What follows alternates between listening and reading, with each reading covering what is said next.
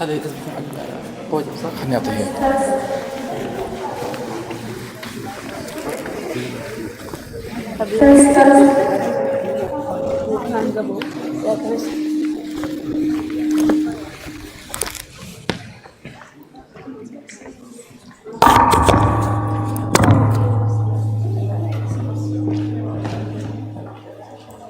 Test, test, 1, 2, 3, test, test. It makes noise.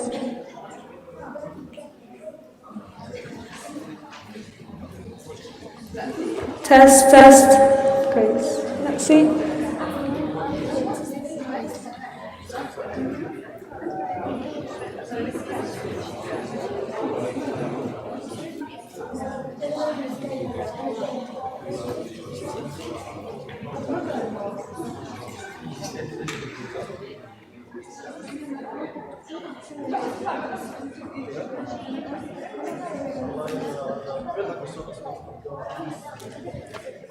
Test, test.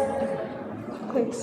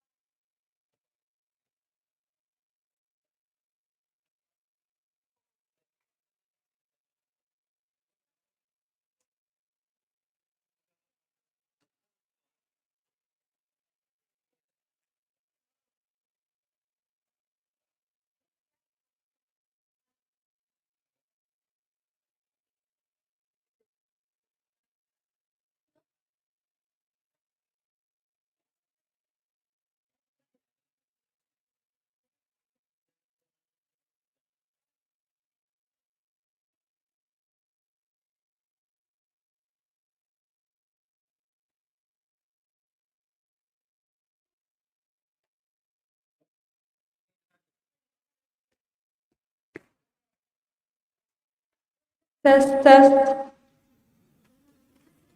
Test, test, 1, 2, 3, test, test.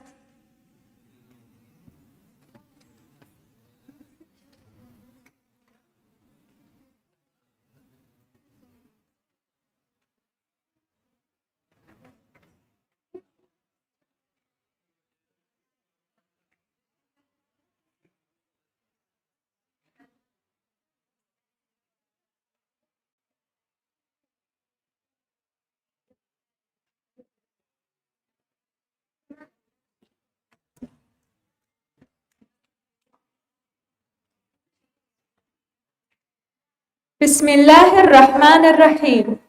السلام عليكم ورحمة الله وبركاته. Good morning. It is a distinct pleasure to welcome you to the third day of the Research Opportunities track here at the 10th HPC. I am Fatima Al-Marhoun, third year nursing student at Kasal. Today is dedicated to the pursuit of knowledge, the refinement of methodology, and the collaborative spirit that drives healthcare forward. We are delighted to have you with us and look forward to a day defined by insightful discourse and the transformative learning. Without further delay, let us begin our program. To start our first session, we are honored to welcome Ms. Winnie Phillip. Ms. Winnie is a lecturer in biostatistics at the College of Applied Medical Sciences here at KCAU. A distinction holder from Mahatma Gandhi University, her work within the Research and Innovation Unit is fundamental to advancing evidence-based healthcare. Today, she will be guiding us through data management, explaining validity and reliability when conducting research using survey in cross-sectional studies. Please join me in welcoming Ms. Winnie Phillip.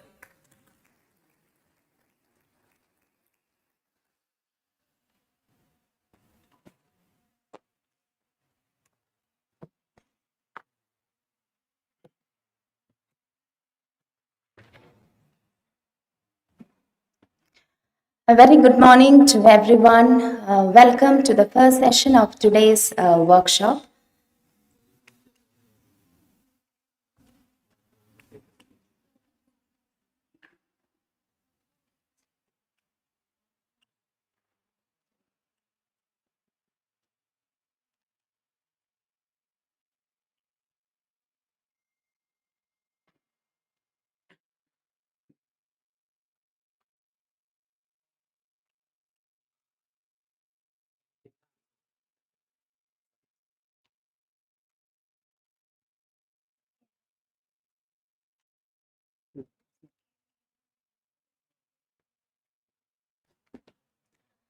Okay, so today I'll be covering data management and validity and reliability of research instrument tool.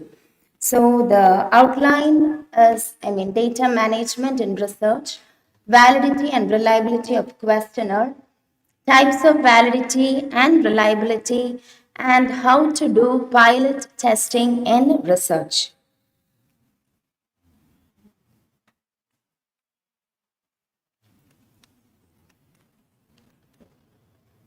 So these are the objectives of my lecture today. So first we'll see how to manage your data in the research. So as we all know, the research cycle, it starts with research idea, how to conduct the literature review, study design, then comes the data management. So data management, it include how to collect the data, data cleaning, data analysis, and lastly, research dissemination. We'll see, everything in brief. So data management in medical research is the process of collecting the data, organizing the data, and storing the data effectively.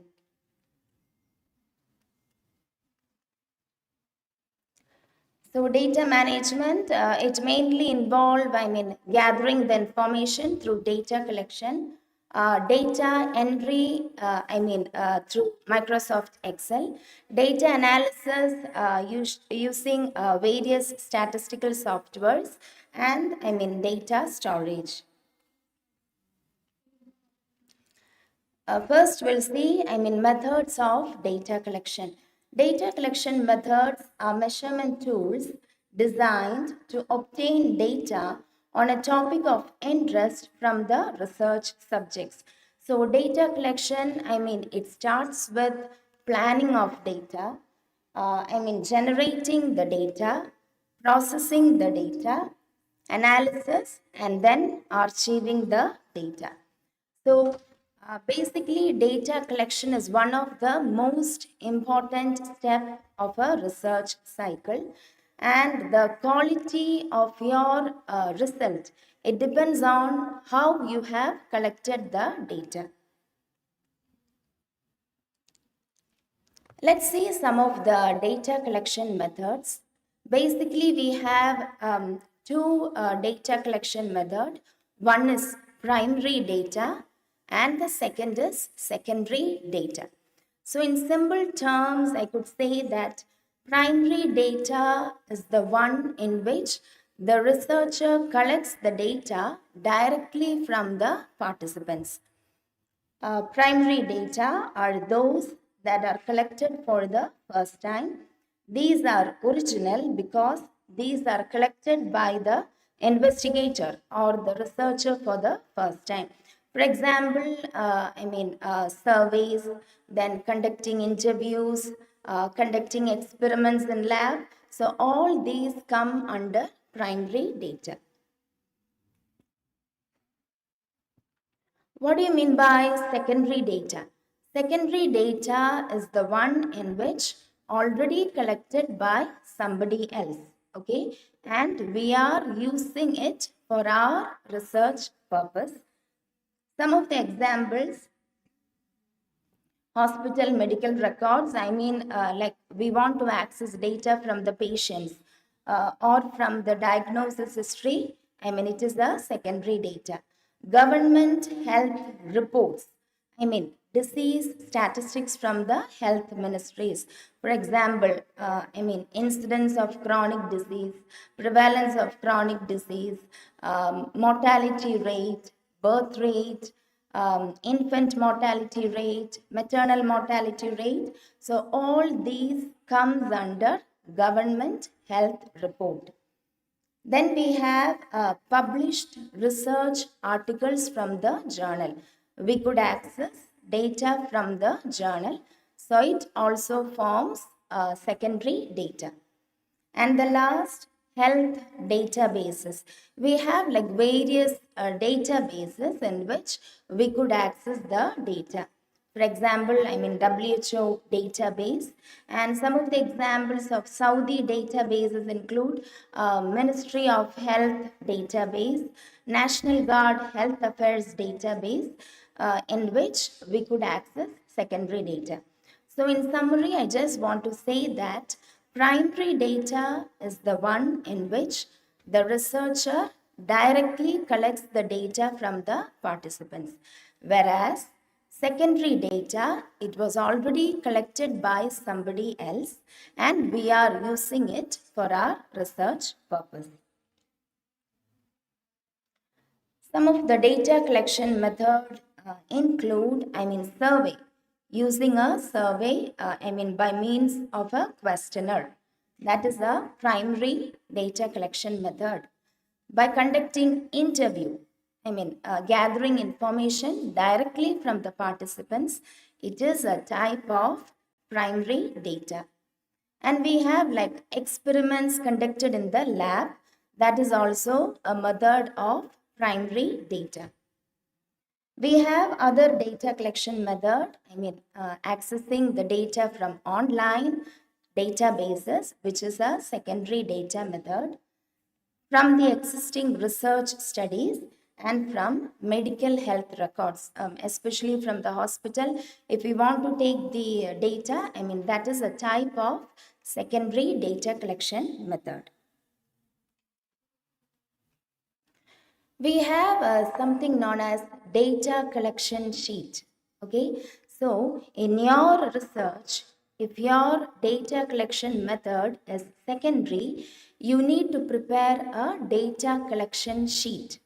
Okay, so data collection sheet should be prepared when using a secondary data collection method. For example, you want to access the data from the hospital records. So before accessing the data, we should prepare a data collection sheet which include all variables you need the information. For example, demographic data like age of the patient, gender of the patient, hospital admission, and for which all variables you need the information, it should be prepared in the data collection sheet. So this is an example for a data collection sheet for secondary data, to obtain a secondary data. The sheet should clearly define all variables, which include standardized categories or coding schemes, specify the data sources with the inclusion and the exclusion criteria. Next, we'll see like what are the challenges, in collecting the data. Use of unstructured or incomplete data. If your data has some missing information, it will affect your findings. Entry of incorrect or inconsistent data. For example, in your data, you have the variable age. Okay, so when entering the data, it should be in the same pattern. For example, you are entering like 25, 34, 33. It should be in the same pattern and not like in words. If you are entering the data, in numbers, all the data should be in numbers for the same variable. Lack of regular data cleaning and validation. Sometimes by mistake, we will record the information of a patient twice. Okay, so it will affect our result. So proper data cleaning should be there in the data management. Inaccurate or unreliable responses. For example, sometimes the participants they may give wrong answers or wrong responses. That is a challenge for the data collection. Lastly, limited involvement of trained or expert data collectors. So, lack of trained data collector, it may affect our findings and conclusion.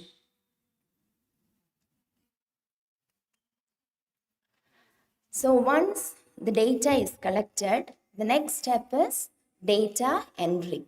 Okay, so entering the data in, usually we'll use Microsoft Excel to enter the data. Once the data is entered, it should be properly cleaned and it should be properly coded. For example, gender, you can give 1 to males and 2 to females. So, proper coding should be done in order to do the analysis very effectively. As I've already mentioned, once we have a cleaned and coded data, we can start doing the data analysis. We have like various statistical softwares, nowadays. Some are like free and some are like paid. We have the most commonly used R software, which is a free statistical software. And then we have, SPSS and Stata, that is the paid software.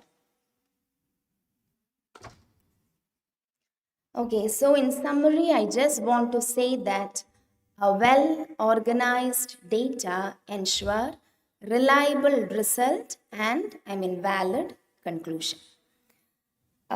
Next, we'll go on to the validity and reliability. So this concept is related to your research instrument tool. Okay, so usually in surveys, we'll use a questionnaire as a research instrument, isn't it? Sometimes, in some research, they could use like other instruments like a BP apparatus, a weighing scale. So before applying it to your, research, we should check the accuracy and the quality of the research instrument. So today I'll talk the validity and the reliability of your questionnaire in surveys.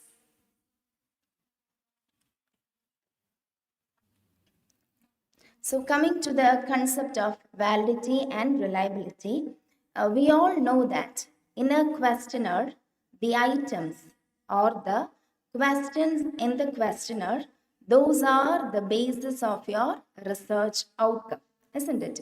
So we should make sure, the quality and the accuracy of the questionnaire.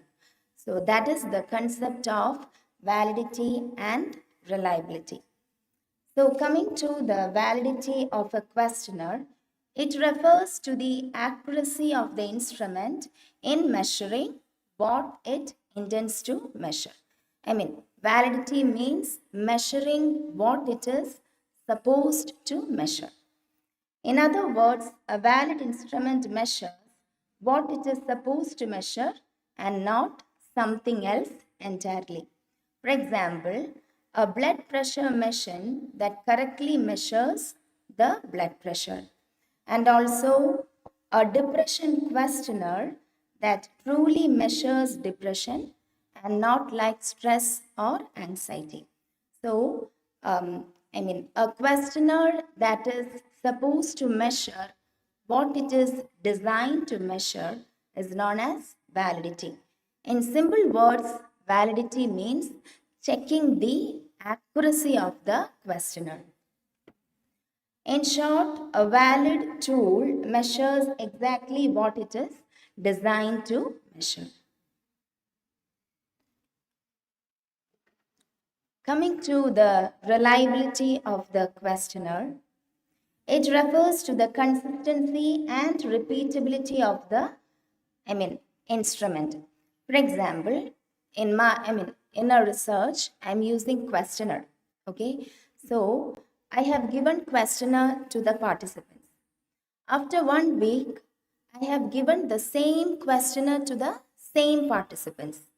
And if I get like consistent result, or if I get the same result, both the times, then we could say that the questionnaire is very reliable to use.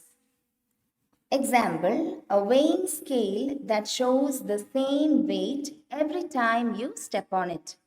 Okay, we could say that the weighing apparatus is reliable to use. A survey questionnaire that gives consistent result when repeated after a short time. In short, reliable tools give consistent result every time they are used. So coming to the practical side, of the validity and reliability. For example, you want to create a new questionnaire. You want to design a questionnaire by, yourself. Okay. So after designing the questionnaire, you should check the validity and the reliability of the questionnaire. So now we'll see, what are the types of validity and reliability, which is very important, in a research process.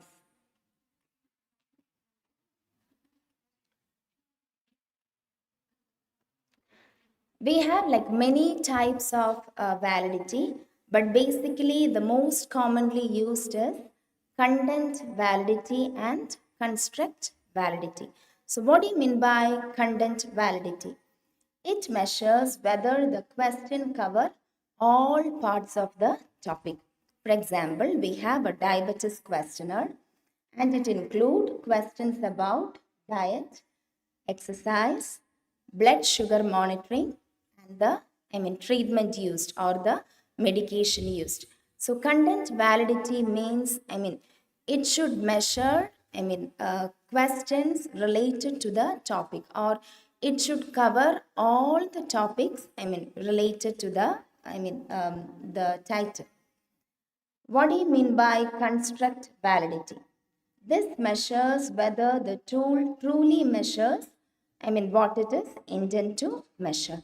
Example, a stress questionnaire include questions about feeling overwhelmed, nervous, and unable to relax.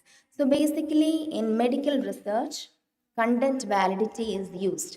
In simple terms, I could say that checking the content or reviewing the content of the questionnaire.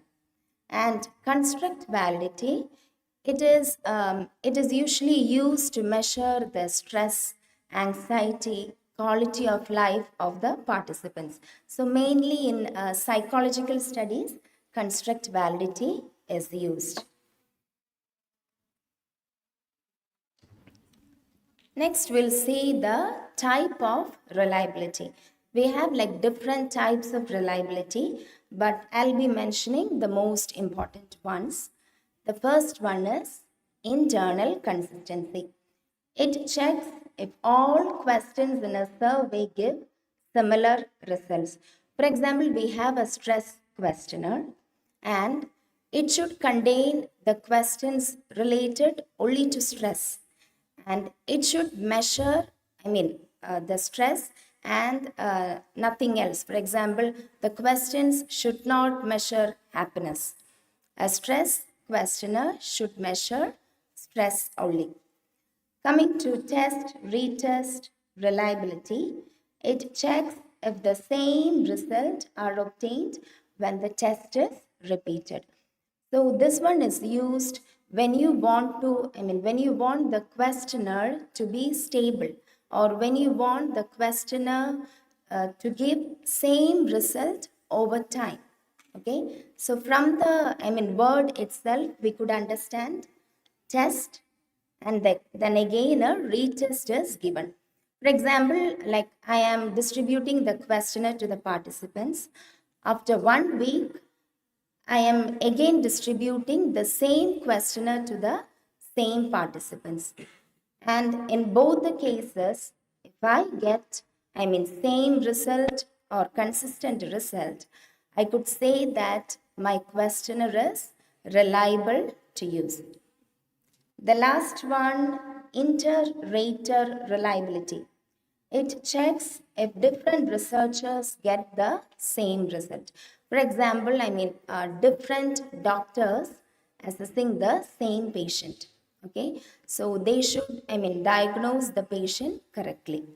So these are the types of reliability of a questionnaire.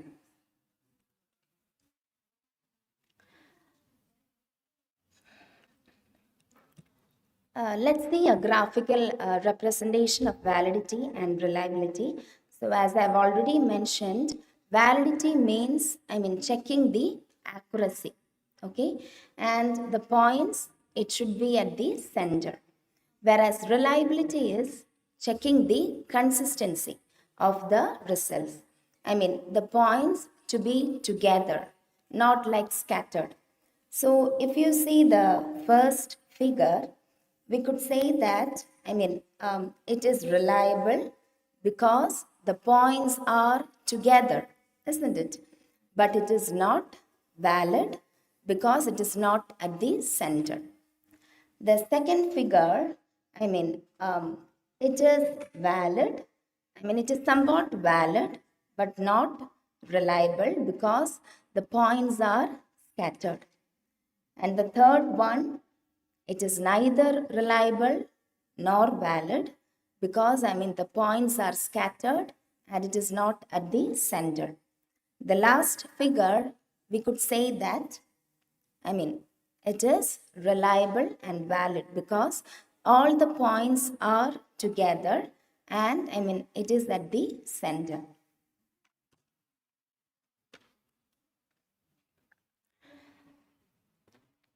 Next, we have, something known as pilot testing and Cronbach's alpha. So what do you mean by pilot testing of a research? Pilot testing of a questionnaire is a small trial run of the questionnaire before the main study, to check if the questions are clear, if the questions are understandable. And pilot testing, it should be done, among 5 to 30 individuals. So once you have designed your questionnaire, before applying the questionnaire to the main study, you should do a pilot study. This is very important, in your research process. So pilot study, it is usually done, among 5 to 30 samples of the same population. For example, in your research, if your participants are diabetes patients, the pilot study should be conducted among the diabetes patient. Okay, and the data we get from the pilot study, it could be used to check the reliability.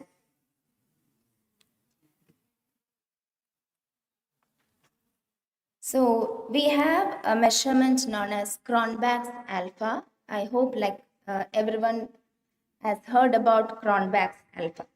So Cronbach's alpha is used to measure the reliability. Okay, so the data you received from the pilot study, it could be used to check the reliability.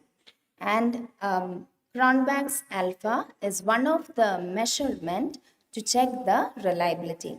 And we have statistical softwares that gives the Cronbach's alpha, and this is the interpretation. Okay, so if your Cronbach's alpha is more than 0.9, your questionnaire is very good or very reliable.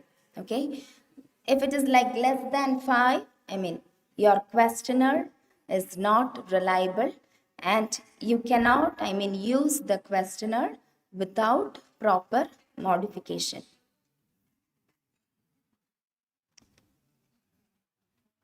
And usually, Cronbach's alpha, it ranges from 0 to 1. Okay, so I just want to say the practical aspect, of validity and reliability. You want to check the validity and the reliability. So there are like two cases. First case is you are creating your own questionnaire. Okay, so before applying the questionnaire to the main study, it should be checked for validity and it should be checked for reliability. That means a pilot study should be conducted. And hopefully, if you have a standard questionnaire from other studies and you want to use it in your study, then also, you should check the validity and the reliability of the questionnaire by conducting a pilot study. And in order to sum up, I want to say that validity, it measures the accuracy. Always remember validity, accuracy of the questionnaire, reliability, consistency of the questionnaire. And data management, if you have properly handled the data, it will give reliable result and valid, conclusion for your study. So that's all for my topic today. Thank you once again for your kind attention and participation. I'm honored to be part of this event. If you have any questions, I'm happy to answer it.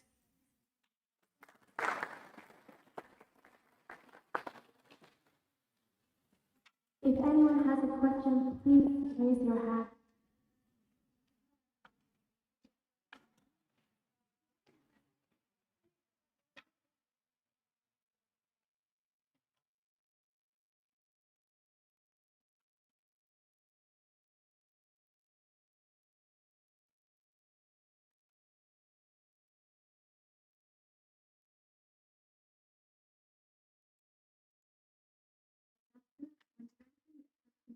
Recommend using an already existing person or and then add a specific study objectives that are study or developing one that Regarding the validity of the questionnaire, if you have a standard questionnaire already, okay, and just review the questions. Maybe some of the questions, we can't use in our culture or we can't use in our study population. So just review the questionnaire and with the author's permission, you can just omit it or include more questions if you want related to the topic. Thank you.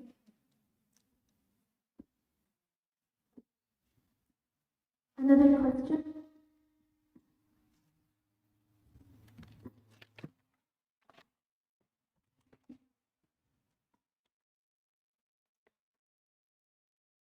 Okay, thank you once again. Thank you.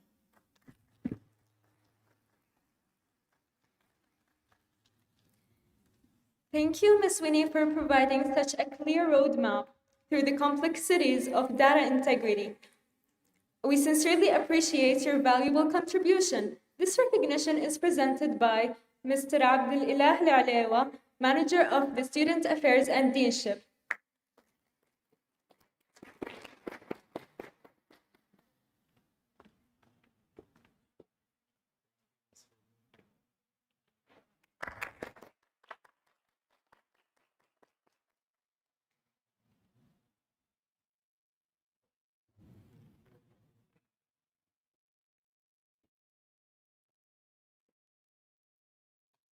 Our next speaker is Dr. Hayaf Al-Dosari, Deputy Head of the Research Unit at the College of Medicine at Kasau. Holding a PhD in cardiopulmonary physiology, his work bridges the gap between neurophysiology and integrative clinical research. He joins us today to discuss the essential structural pillars of research, budgeting, and timeline for research proposals and ethical considerations in research. Please join me in welcoming Dr. Hayaf Al-Dosari.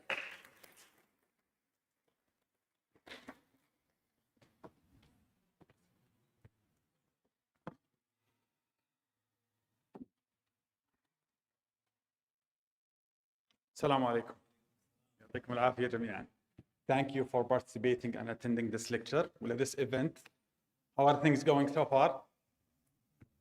Did you enjoy watching the posters yesterday? Great. Right. Can we have the presentation?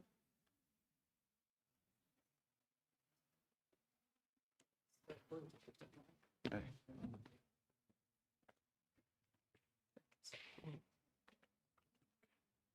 دكتور ده بتستخدم المايك بس عندك انت. أنا عشان أنت مشيت باخذ. طيب. Today, inshallah, we're going to talk about budgeting, timeline, and ethical consideration in research.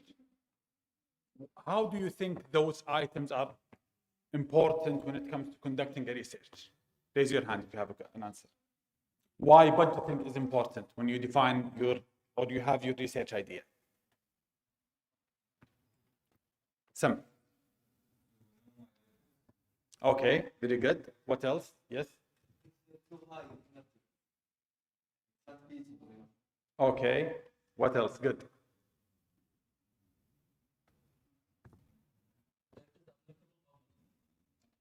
Good. So when you are planning to conduct research that you think it's going to cost money, the first thing you're going to do is to apply for a budget from your IRB committee or from the sponsored one entity for your research. Like, for example, in this university, you need to apply for budget from Kmark. If you don't have the budget that's enough to conduct your research, you won't be able to conduct it. And sometimes not being realistic about those things, that will make your research proposal or research idea fail. What about timeline? احنا احسن ناس نحط في timeline.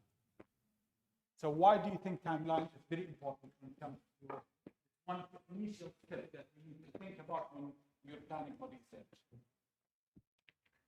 أنا عندي واحد. So why do you think? Yes. So the results don't become outdated. Very good point. I haven't talked about this. Very good. What else? When it comes to timeline, what is that? If you want to just look at the data, or that having to point to data you just maintain health, but you can't after that analysis or that training 1 month. Would that be enough? Right. Nothing important. How would that influence your research? Yes. Give it the right time. Give it the right time to have a clear example. Okay, very good. What else? Yes. Exactly. You cannot do the things that you're supposed to do on this time frame. So you will end up finishing the data cleaning stage while your data is not fully clean. That will affect your analysis. That will affect your publication. That will affect your manuscript writing. So let's go ahead and start with the presentation so we can go on this one by one bit.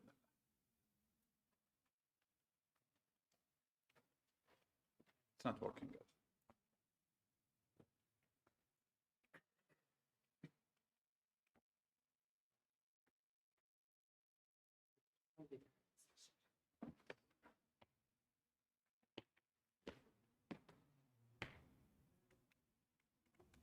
أنا عارف أضغط يعني. Another one.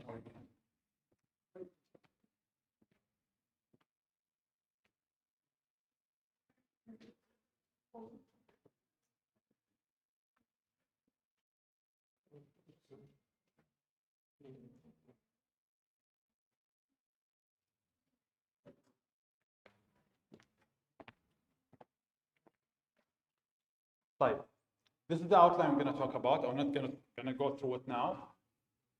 I'll give you a scenario. You have a great research idea, amazing, influence, very helpful to the team. Okay? You have collected your data, but when you plan your research, your budget was not enough. That's the first thing. Second thing, and that's very common, I have the approval to approval. Timeline expired. Your grant funded ended. So what do you think the problem was with the proposal or this idea? Was it idea bad or the planning is bad? Planning is bad. So what will happen to this research? It will fail. You will never be able to end up with having results for this great idea you have. And unfortunately, this is very common. Join a club or join a group of researchers. They're interested in one topic. The topic is amazing. Everything is great. But the management of the data production is not good. What will that lead to? Failure of your research. And either will be expired. The budget, the authority, they will take it. So you end up losing everything. And that's really the best thing. Right. Objective for this lecture is going to be understanding the fundamental principle of research ethics, recognize the key ethical issues in response to participating in IRP, develop a realistic research budget aligned with study objective, and create a physical research timeline using the tools that I'm gonna talk about in a minute. And actually, Miss Winnie have eased my talk today, so she set the floor for me to go ahead. Thank you so much. Right. That's the golden standard or the golden question for my. I end up this presentation with you understanding research ethics. I'll be happy. So what do you think research ethics are? Raise hand. Yes. rules يعني دعم اخلاقيات يعني البرايفسي وهذا الشيء. Very good. Very good start. Yes. What else? Yes. Guidelines to not cause problems to the individuals or people involved. Very good. What else? Yes. Right. Hello. What else? ترى هذه في كتب. I want you to elaborate as much as you can. Yes. Okay. So what do you mean legal issue? Okay. طيب. I'll ask you a very good question. Yeah, going to say set of rules that quantum scientists have gathered to agree upon government research ethics. That should be the illusion we saw. You solve the tender. You have 3 slides. Very good. Well done. I'll ask you a question. And this is some many researchers have defined ethical discipline. If you, as a researcher, think that this is ethical or not ethical, that means it. If you go to the doubts that there is either 1%, you're not 100% sure that it is unethical, stop and make sure. How to make sure? You contact our community and tell them I'm going to do this. One very common scenario, and I think this happens to all people. Today, you have an idea, get it on the paper or get it in the process, you get the data, will you start conducting the study? Why?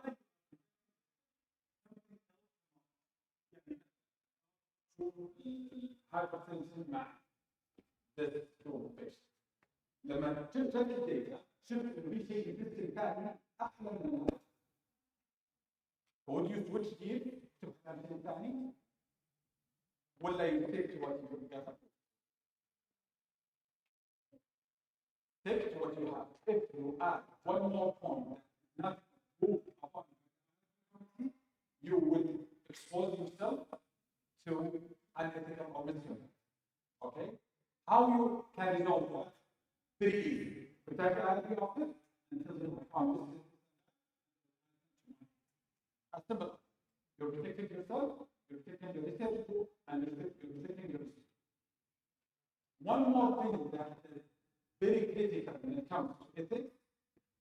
nowadays, the past couple of years, misconduct اللي صارت قبل 10 سنوات was reviewed nowadays.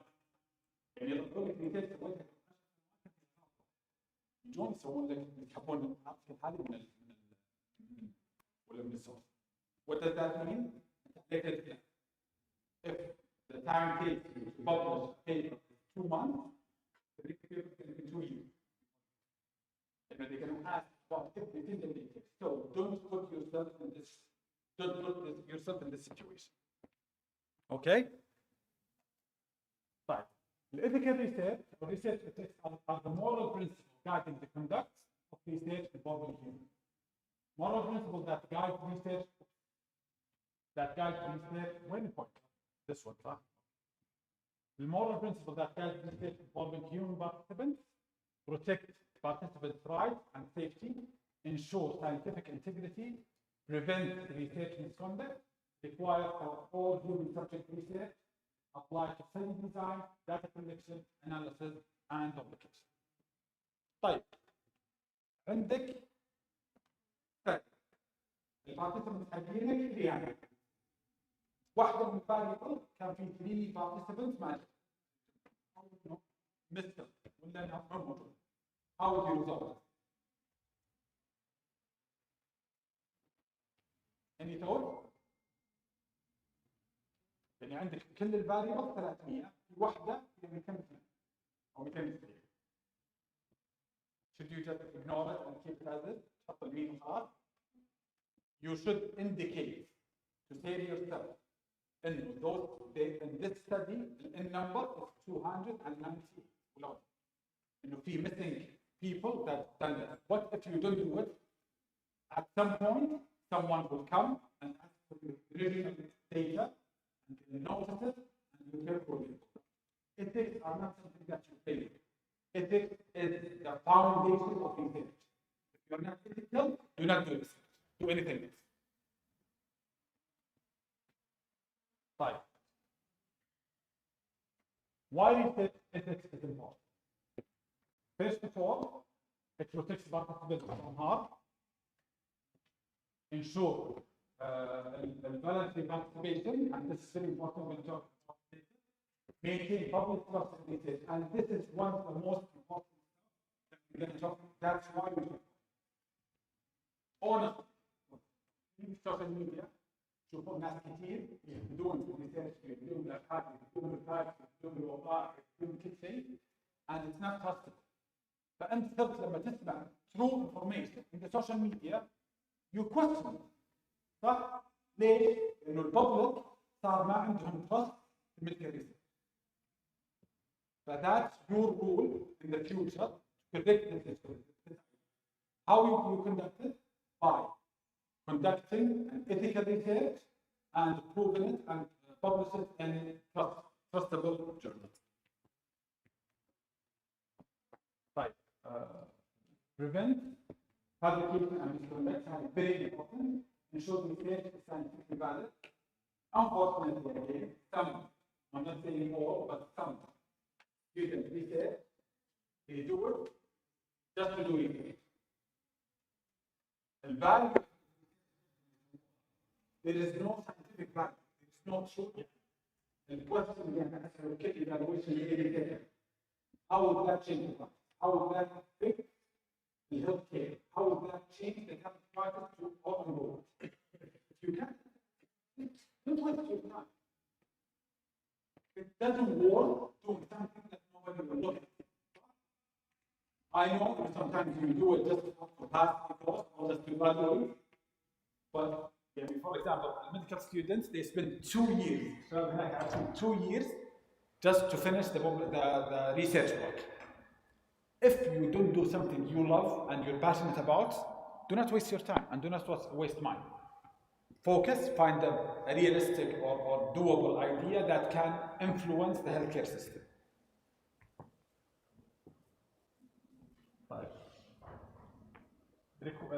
Require for publication as well. Right. Why are we focusing on research? And that's your point we have to defend as well. Right. Why ethics are introduced in research? three scenarios happened in the world that have changed the research conduct, the historical research conduct. ايش صار؟ في World War II كانوا النازيز ياخذون السجناء, they exposed them to very unethical research, زي يحطونهم في مكان بدون اكسجين ويخلونهم for a long time, and they say it's very great idea بس انه it cannot be done with human.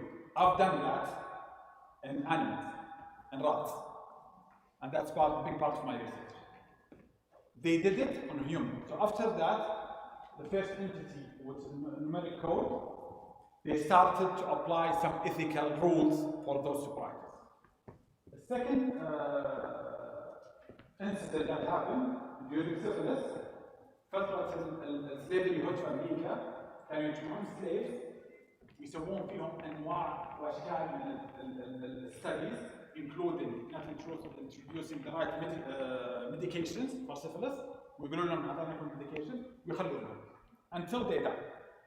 When they die, they say, oh, this drug is not working. And the patients were not aware that the study was being conducted on them. بعد هذا, the Declaration of Helsinki is where the rules of ethics and research was set. So, what are the main points of ethical practice? The first one is respect for person. If you are not respecting the participants, that means you're not conducting an ethical research. What do you mean by respect? Give me a form of respect. Anyone? Yes? Autonomy. Exactly. So if you keep saying that I've done a study for plan, with this result what happened, you're not respecting his privacy. And that's unethical and could have you jailed. Not only that your research idea would be unethical, it can take you to prison. Okay? What else? Is it beneficial to do this research? What's the benefits behind this research? So, if you are doing a human research and you're comparing 3 people who sleep 8 hours versus people who sleep 4 hours, okay? Is it beneficial? Are you going to get an outcome that can help people? Yes or no? What do you think? Submit? Yes or no? Yes, big time. ليش؟ لأن sleep can affect hormones, can affect muscles, can affect cardiovascular system, can affect all of this, and will end up having lower concentration, more anxiety, more stress, blah blah. طيب. Justice. What do you mean by justice? If your research is just or not? Give me an example of justice. The freedom of participation. يعني مثلا أنا أجي أقول إنه خلاص دامكم أنتم موجودين في الغرفة يبقى accessible, خلاص all of you will be participants. What about the one who's passing by the house corridor outside?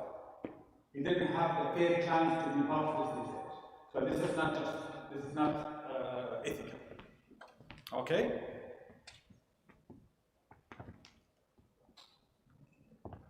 طيب, respect to person.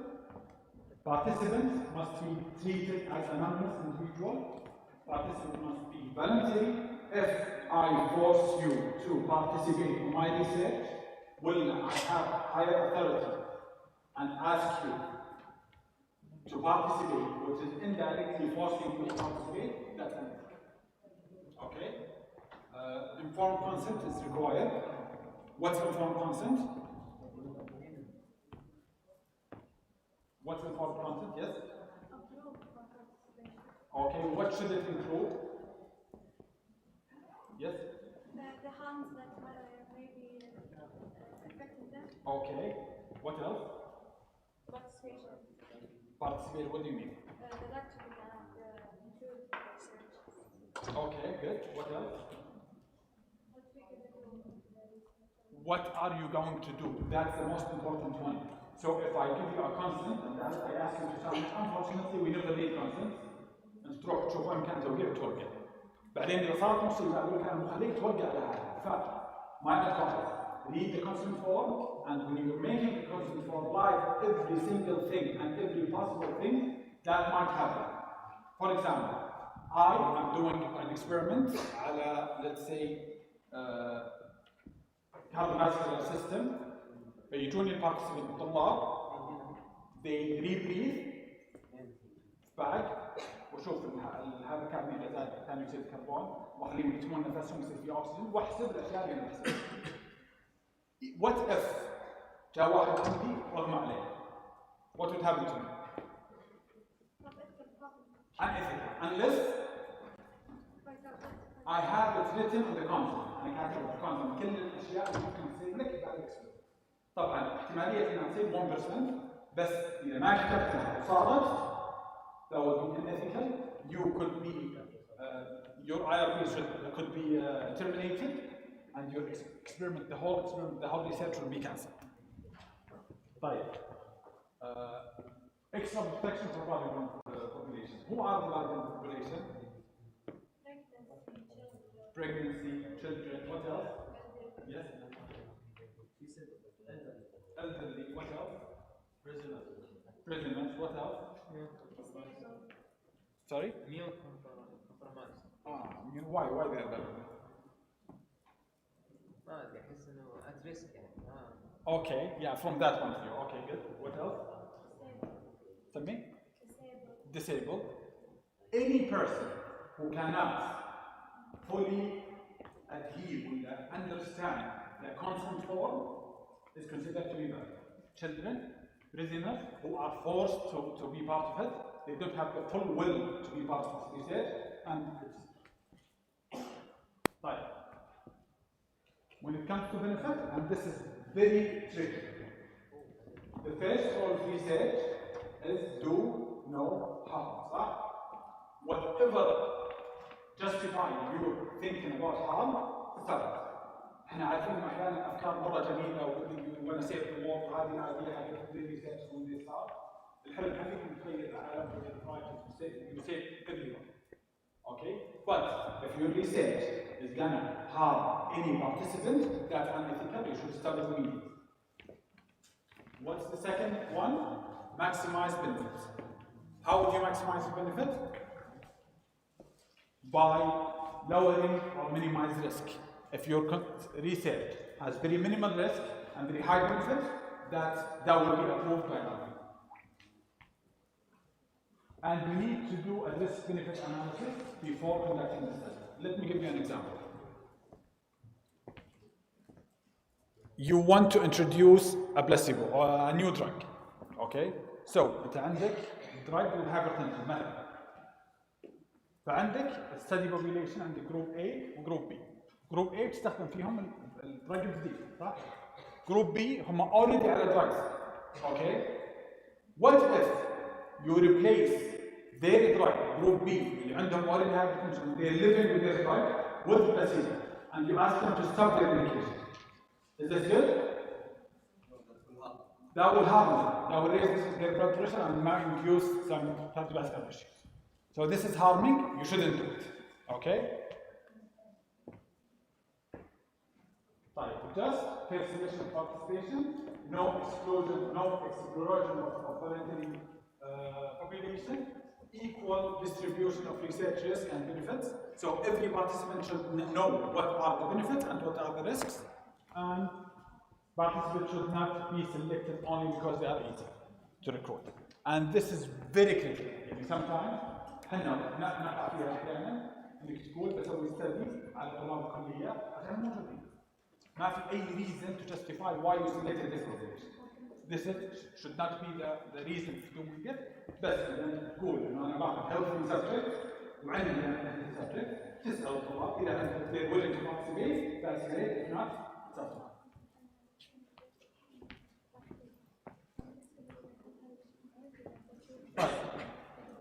The researcher wants to report participants from his own clinic patients and tell them that treatment might be better if they participate in the study. What is the main ethical problem with this? What do you think? Is it confidentiality, voluntary participation, data analysis, or budget issue? Why?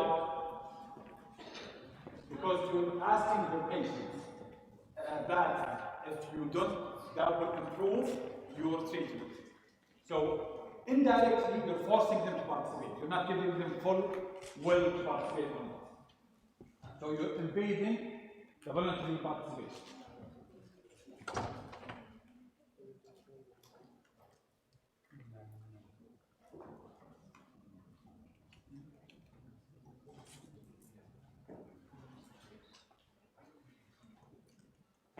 It's okay.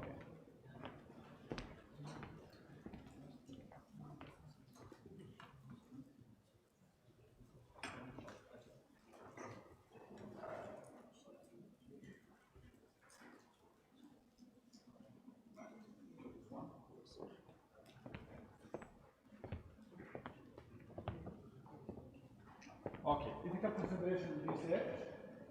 Ethics must be considered during each and every stage of your research conduction, starting from study design, participant recruitment, informed consent, data collection, data storage, data analysis, publication, and funding, and project. Right. How would the proposal include ethics, risk benefit? Before you write your proposal, you need to balance the risk benefit scale. If it is more risk you're applying to the participant, you don't do it. If the benefit is much higher, you consider it. As a point of view of a researcher, this is the first step, but you are not the one who calls the shots. The ones who agrees or disagrees is the IRB committee, and we're going to talk about this later. Recruitment, you need to have a fair selection, and this needs to be indicated في البروبوزل you're writing to the IRB. يعني أنا سويت كذا، رحت في الأول إنه I included the invitation to all participants in the university and I asked them to come and participate to my study. فما يكون very selective and everybody has a fair selection chance. Data collection, informed consent, data storage should be confidential, analysis, honesty, and that comes again to the numbers we said. If you're not honest with your analysis, that means your research is not good. Publication, knowledge, for sure. طيب. A researcher wants to test a new drug in the ICU patients who are unconscious. What do you think? Can this be included in the research? What do you think, guys? Unconscious patients? Yes. Unconscious? They can if they have family approval. Okay, very good. They can if they have family approval. And how would you get family approval? You sit with the family and ask them to sign the contract, explain every single thing that this drug will do. Okay? What if? Who provide consent from the Are they vulnerable population? ICU patients? Yes. Is this drug that you're going to induce have running in the risk justified? Is it risk justified? Which means that is the patient going to be benefit from this drug or not? It depends on the drug itself. Like benefit this population. Okay. You can give the consent and it will provide clear of Very good. Very good. Thank you. So you need first to balance, have a very good literature review about the drug and what will it do. Then you have to sit with the family, convince them and explain to them what your drug or what your technique is going to do. Then you can go ahead. If one of those parts is not there, you're not allowed to use the drug on patients. Okay? But ethical guidelines, هذه تكلمنا عنها قبل، numeric code, declaration of Helsinki, dominant report, and those guidelines, ending up with IRB approval. Okay, we're going to talk about each and every one in a second. Right. Declaration of Helsinki, what does it do? قلنا احنا بعد الموضوع اللي صار في امريكا حق شو اسمه السليفري اللي استخدموه في unethical research. The Declaration of Helsinki was introduced to make sure that researcher must have scientific value, Risk must be minimized. Informed consent is highly required. Privacy and confidentiality must be protected. And vulnerable group should have further consideration. And research must be reviewed by ethics committee. الethics committee اللي هي ايش؟ العاشر. طيب. Informed consent must include هذه اللي قلناها قبل جاوبت عليها.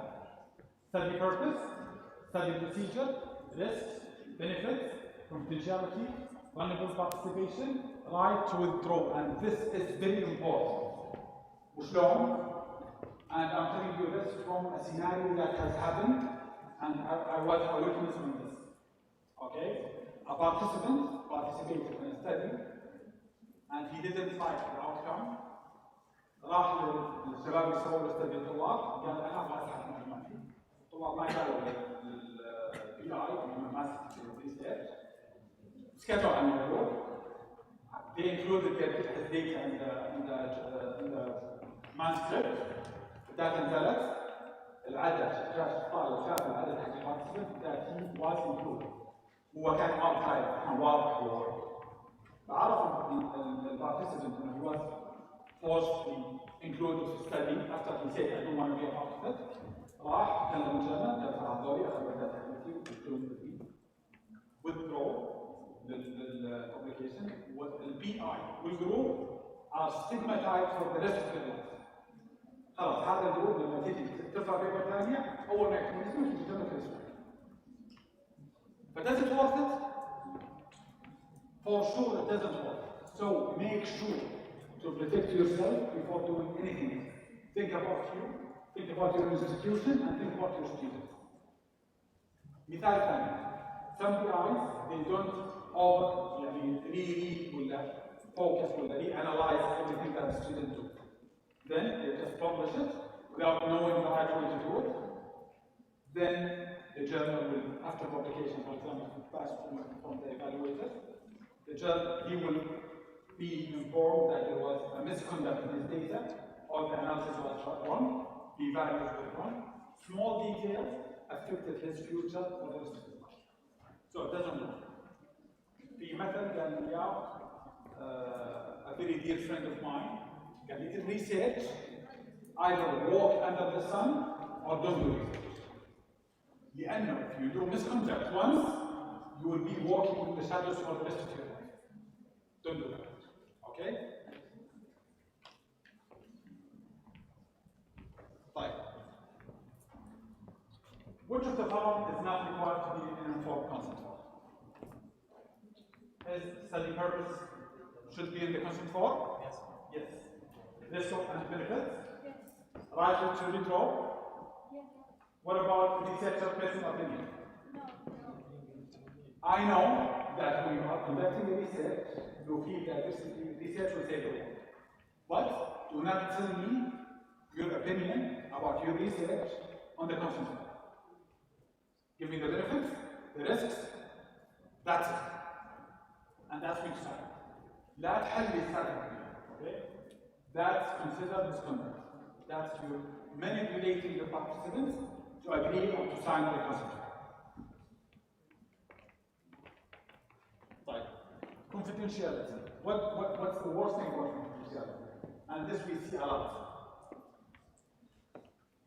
تجي تسوي participation في research أو تسوي أي شيء كويس في حياتك. تجي في مجلس next day والله فلان ما شاء الله عليه سوى كل شيء. This is considered to be in research confidential information. You cannot tell people what I have done. And if you want to refer about your subjects, you refer to them as numbers and subjects, not as human beings. يعني واحدة من الأشياء برضه بس وين يتكلم عليها قبل إنه when you enter your data تاخذ الداتا من اللي هي secondary data تاخذها من whatever المستشفى أو whatever. You need to code or codify your participants. ما في معلم ما في شيء تحط البارتيسيبنت هذا رقم واحد. Then you delete all models so you cannot be fired and you don't know what's going on with the patient. Okay? So it needs to be anonymous and it needs to be confidential. Okay? Use code, I just did that. Store the data in a safe place. What do you mean safe place? Give me an example. Where should you store your data? Anybody? Yes? Say if it's a box or something, a lockbox, something. Lockbox, okay. Let's talk about realistically and the current practice. Yes. Sami? Computer password, okay, yes. Software that have high privacy. Okay. Dave? Okay. Fine. Who can access those data? The PI, primary data. Who else? Some? First author, you will PI. Okay, who else? Yes? Okay. Should statistician get access to the whole information, the whole data? No. Yes? Team member. So only the PI, the primary investigator, and the company. Those are the only one who can get to the file and add on it if they're collecting data, will view it to do analysis. That's it. What if your data was stored in the cloud, let's say, then you get into your cloud, everything was erased. What should you do? What's the first thing you do? Something? Report it to who? An IRB. تروح للناس اللي اعطوك الداتا وقالوا لك تشتغل عليها تقول لهم يا جماعه انا دخلت بيهم على الكمبيوتر ما ادري. Just to protect yourself. Okay? Not share identity information. Use the password protected file. هذا حتى في الجروب ممبرز حقينك اللي تعطيهم اكسس على اللاب كمبيوتر يصير في شير باسورد ما يعرفها الا انت. اوكي؟ طيب. Vulnerable people قلنا مين؟ Children, prisoners. ليش prisoners؟ هم adults ما عندهم mental illness ما عندهم اي شيء. ليش يكون vulnerable؟ Yes? Because they are not free. They are not? They are inclusive. Okay. So they have like another way unlike in the command. Exactly. So it's not truly volunteering. So يجيك الجارد حق هذا يقول you have to take هذا يقول له ترى ليه ما راح ترجع. But this is not totally voluntary. Okay? Employees, and that's a very strange one. But think about it. إذا كان أمريكي قالوا في هذا تقييم لجنة تقييم لجنة الموظفين لتقييم الكوست. You have to do it, but sometimes you just force yourself to do it, and you don't do it in a passionate way. Job serious, but this is not the right way to conduct research. Okay. Last step, unfortunately, is very common. Leader countries في الورد يروحون sometimes in disadvantaged area ولا countries يروحون هناك they show off انهم قاعدين يسوون they're helping them بس يروحون هناك to collect data. Are those people normal people? No. Are they vulnerable people? Yes, they are. What they require super attention, super protection from the data collection, and you need to treat them accordingly. Okay?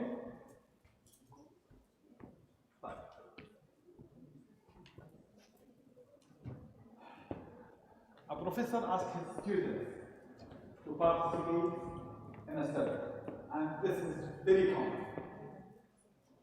What do you think? Do you think that's ethical? Do you think that's ethical? Do you think that's ethical? Why? Yes, why? Why it's not ethical? Sami? Okay, what else? Yes? He has a higher authority. He has power. So, مكان طالب عشان ما يسألون علينا. Some professors can يقول لك if you do it you'll have 1 credit. يكون مثلا الاكسبيرمنت ساعة أو whatever. فكنت تروح بس علشان تاخذ درجه you didn't think about it and you didn't consider it and that's unethical. طيب how can this study be conducted ethically؟ الحين عندك بروفيسور ولا موظف لو تفضل عنده تحت الاوثوريتي حقته في ناس how would you make that ethical؟ Yes. I want to ask, sometimes the participation is not voluntary. They give us some incentives. Yeah, okay. Is that okay or? Incentive is okay, but it needs to come voluntarily from you. I can't tell you if you want to pass, you have to take this step. Well, if you want to be upgraded in job, you have to fill those steps. شفت الفولنتري السيرفيز اللي في الواتساب اللي يجيك واحد يقول هذا احد الشباب انه هذا this voluntary. Did you do it? 90% you won't. صح؟ This is 100% voluntary.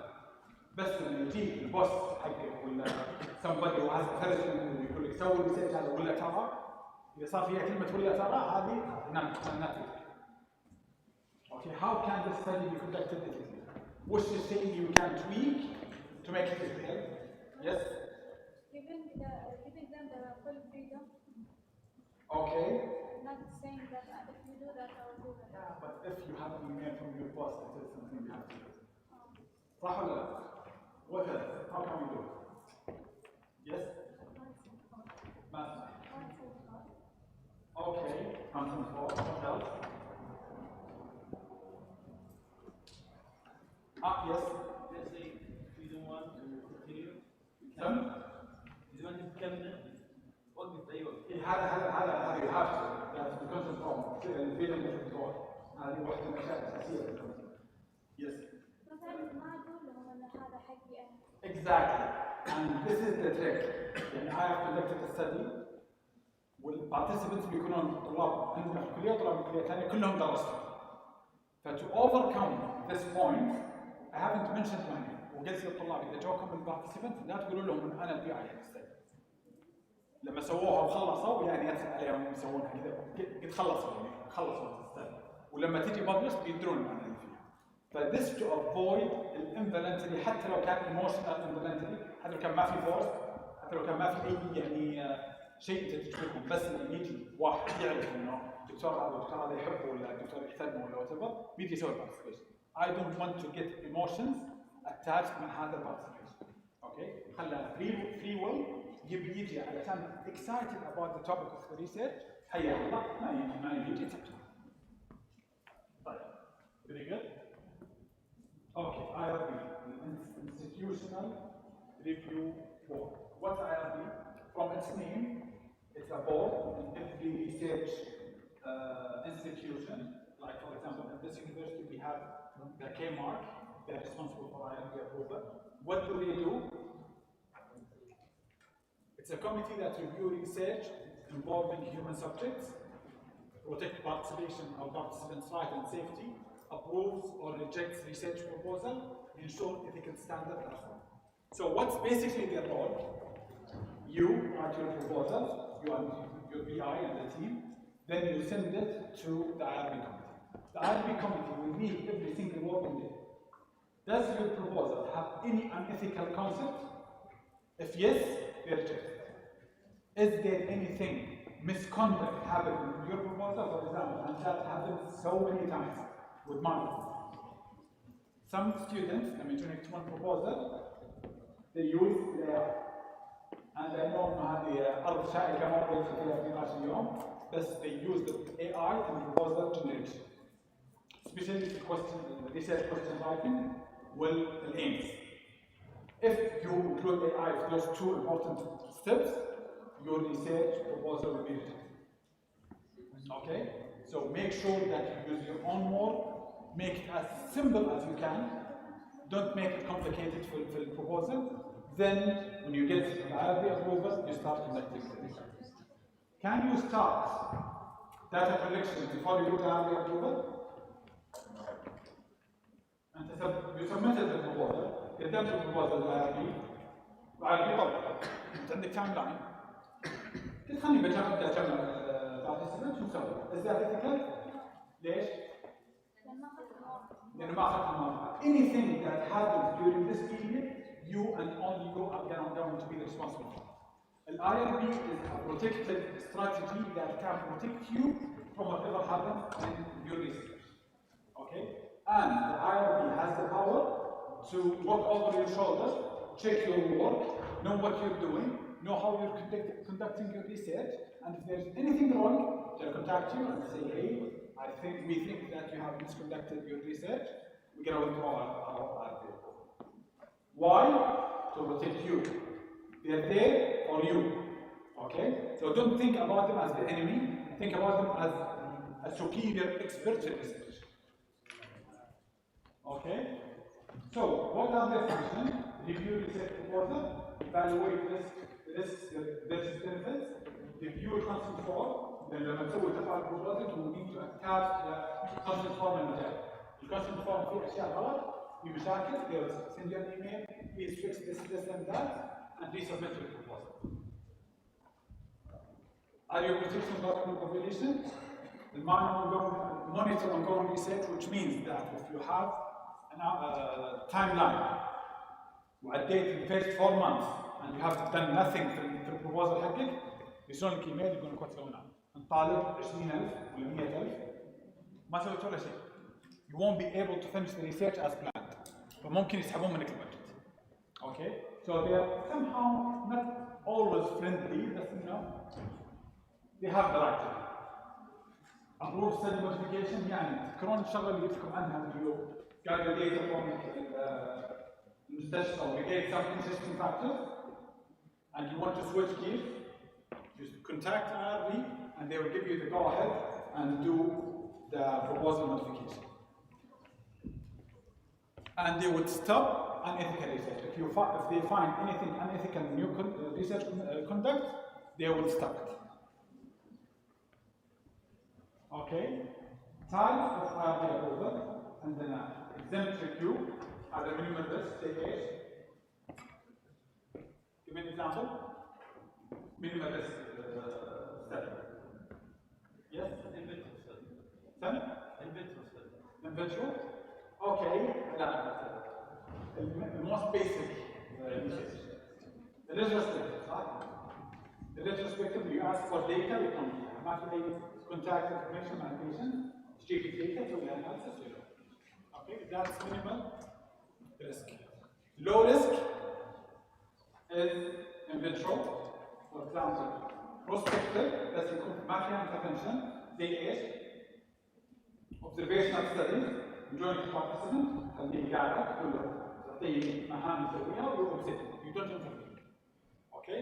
What about a full board review? High risk, مثلا بيكون نفس الاكسبيرمنت اللي قلت عنها بيكون البيشنت خليه يسوي بريفيدنج خليه يحط البريث هذا انترفنشن ممكن البيشنت يصير عليه اي فكره.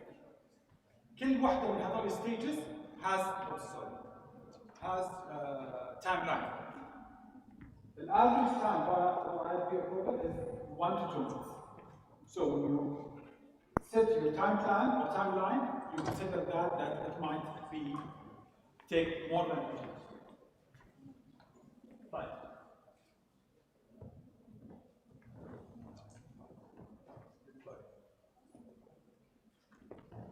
Research budget.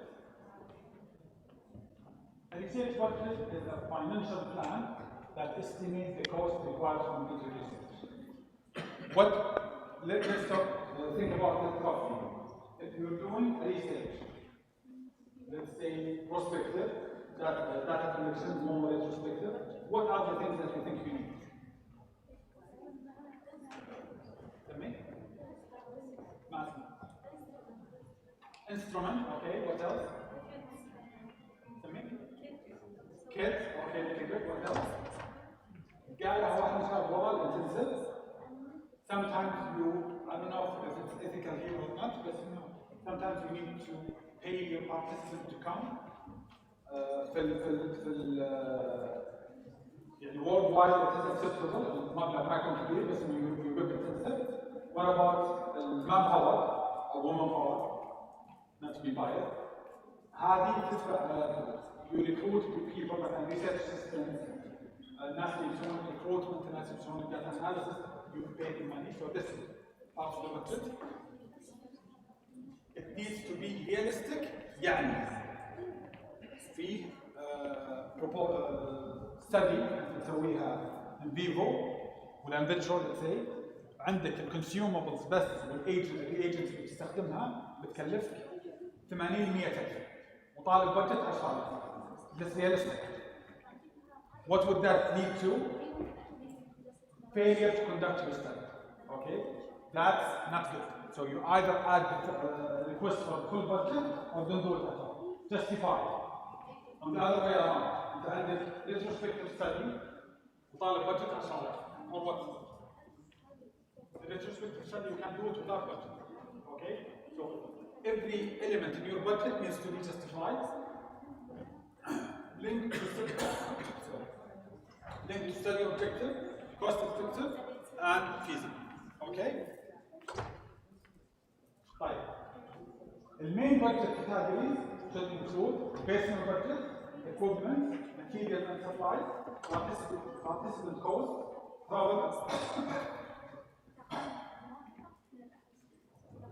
travel if there's any travel cost, data analysis, publication and dissemination, and indirect cost.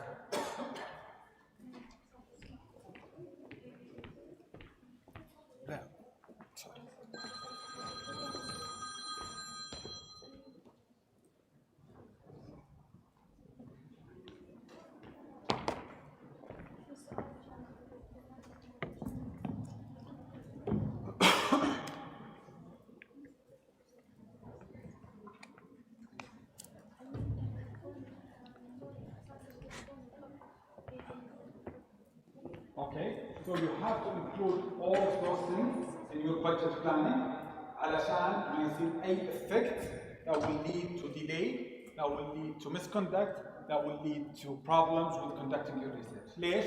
لأنه if you haven't planned your budget right, you won't be able to follow your timeline right, and you won't be able to conduct your data on time, or you conduct your study on time.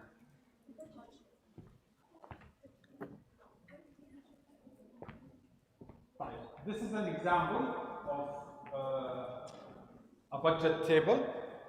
First, you include the personal budget, the research assistant, equipment, the blood pressure monitor, materials, the questionnaire, participant incentive, statistics, data analysis, and publication and journal fee. But I wish in the journal fee is 2,000 riyal, but no, it's okay. Right. Budget justification. Each and every point in your budget plan needs to be justified. أنا أقول من هذا الشيء هذا إيش؟ يعني for example, research assistant salary required for collecting data for 6 months.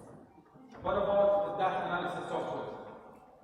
تكلمت عنها مش قبل إنه في free وفي paid. فأنت إذا تبغى تجيب group of students that do a research, you at least need this data analysis software and 2 laptops, and each one will cost money. نتكلم تقريبا 1500 إلى 2000 ريال في السنة.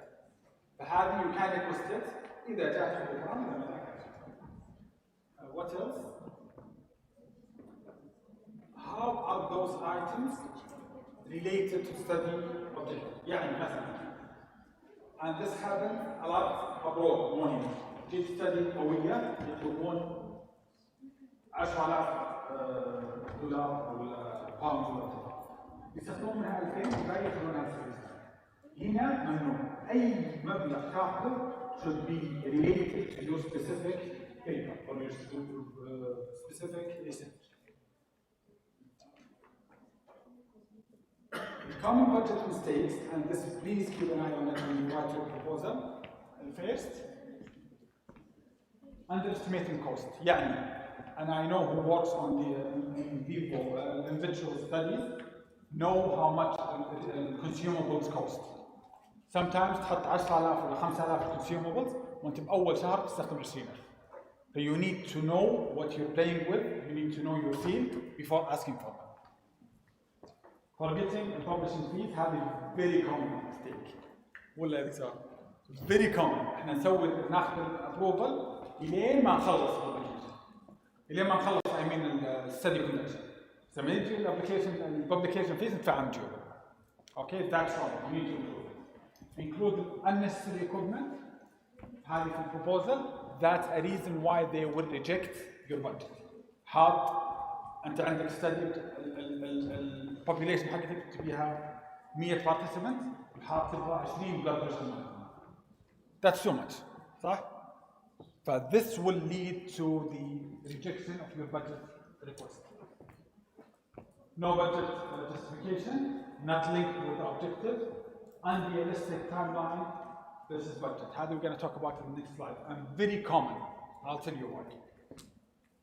Not including the contingency fund. This, and if you want my personal advice, this and the publication are the most important 2 points. What happens if you do research? 99% nothing goes as planned. The research connection. 99%. If you are lucky, you would have some problems. الIRB will get delayed. الداتا ما تجيك وقتها. الداتا تجيك عدد مرة كبير من 200,000. How would you have the time and effort to clean all those data? Have a contingency plan. Always have plan B. Okay? طيب. Timeline. The timeline that's your saving في research connection. ليش؟ لأنه أنت لما تحط لنفسك بلان في البداية أنت تعرف إن الوقت هذا بكتب البروبوزل، الوقت هذا بحط IRB، الوقت هذا بس بدي أسوي داتا أناليسيس، داتا كليننج، داتا أناليسيس، بعدين داتا أناليسيس، بعدين. If you set yourself a reasonable timing, you will save yourself and you will know when you miss it. Okay? So تحط أول شهر IRB approval. عدد 3 شهور ما جاك IRB approval. تعرف أنت مشكلة. It's either you go to the KMR, for example, contact someone, you deal with it, you find a little bit, شوف لك جاك الداتا أناليسيس الداتا أكواير اللي هو تطلب داتا من KMR. بدال الأسبوع عندنا 3 شهور. You know أنت you are at risk لأن إذا خلص التايم لاين حقك الKMR ولا الIRB committee can call you and pull out your budget. You're really confident. Okay? Align budget with timeline, identify delay early, ensure the project completion, monitor progress, and organize research activity. Type. Typical research timeline would have proposal writing, IRB approval, data collection, data analysis, manuscript, and publication. Here is an example, and this is the most common example for my students if we want to conduct research. First 2 months, proposal writing. Third month is IRB approval. Month 4 and month 7 is data collection. Month 8 and 9 for data analysis. 10, 11 for writing manuscript. And the last month is for publication. What if month 7 have passed? Month 7 have passed and you haven't got the IRB approval. You know that you're not in the right place. You either contact the higher authority, the research unit for example, or raise this issue because this is not right. Okay? Right, هذا هو الGANT chart. This is a very easy way to highlight where we want everything goes. علشان يصير very accessible. تشوفها دايم وعارف where you are. If you go to one part, you can just it out, and it helps you track dealings. Okay? طيب. الهايلايت اللي أنا بقوله بعد mentioning the 3 aspects of research إنه they are interchangeable, which means if you miss one out, nothing will happen. You need to make sure that all aspects of your research, your budget, your timeline, and your ethical aspects are online with each other. If one is wrong, everything will be wrong. Okay? كيف التايم يا شباب? What's the time? 10? Oh. 9:55. So it's that. Okay. Challenges and research projects. Funding delay, IRB approval delay, participants recruitment problem, and this is very common. انت حاط عندك study population مثلا 1000 خلص 6 شهور ما تاكل 10. And this is very common اصلا human study. But make sure you put a number, you make sure that you know how to control those people. Okay? Data loss, staff signature, publication rejection, and time management. What is the most likely to cause research rejection, project fail? Which one of those? Is it for ethical idea, for research idea? Yes. For ethical approval? Yes. For budget planning? Yes. For timeline planning? So each and every one of those could lead to the failure of your research. Summary. Ethics is the foundation of research. Research must be ethical before being scientific. So think about the ethics of your research before thinking about the idea of how it could help patients. Budget must be realistic and justified. Timeline ensure project completion. Budget plus timeline plus ethics equals feasible research. Poor planning leads to failure or unethical research. This is my differences.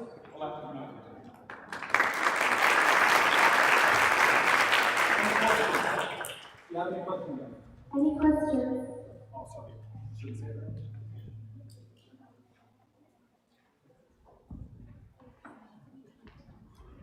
السلام عليكم، معك محمد الشايب من جامعة الدمام. عندي سؤال ألا وهو كيف أتعامل مع التحيز المالي والفكري الطبيعي الناتج عن الحالة الاقتصادية والسياسية للمنظمة، كذلك كيف أحصل. That's a big one. Don't pass by it like this. I don't understand it. التحيز المالي الفكري للمؤسسة against you against إيه. Okay. وكيف أحصل على التمويل العادل 100% بغض النظر عن الظروف.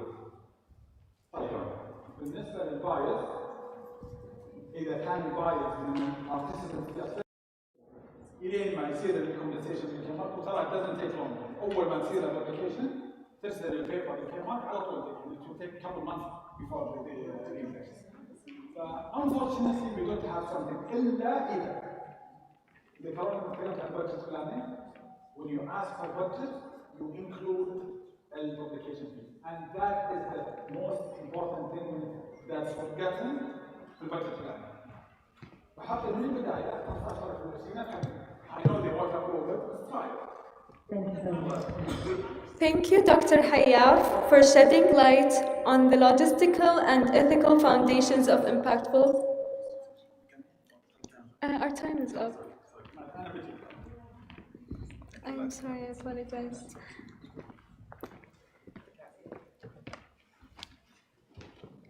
Thank you, Dr. Hayaf, for shedding light on the logistical and ethical foundations of impactful research.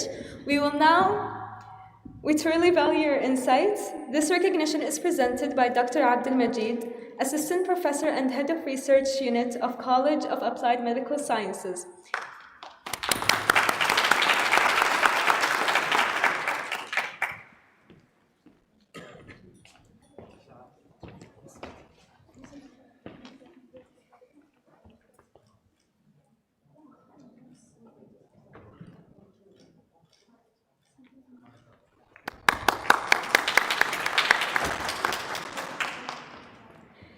As we pivot toward the future of community care, it is my pleasure to introduce Dr. Najla Barnawi, an Assistant Professor of Community Health Nursing at College of Nursing at KSAU HS. Dr. Najla is at the forefront of digital health innovation. She will be presenting her insights on designing research on digital health prevention. Please join me in welcoming Dr. Najla Barnawi.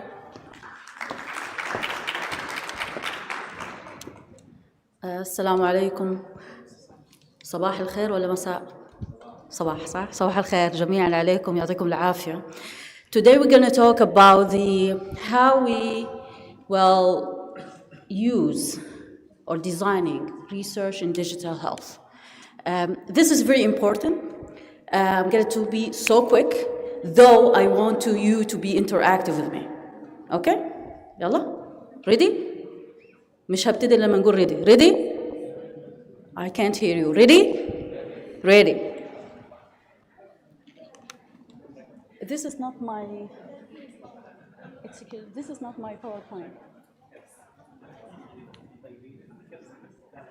This is not my PowerPoint. There you go.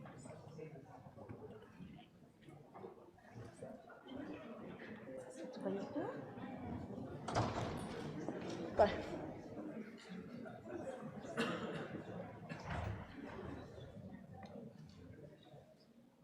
All right, so,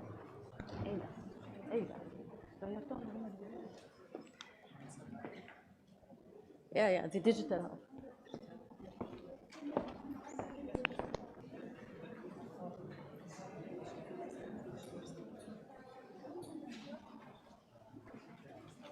Health. Anybody? Anybody? Digital health. Go ahead. Okay. What do we know about digital health? I think my voice is not clear. Yeah. Go ahead. Great. How are we going to use such application in public health? What do we mean by public health?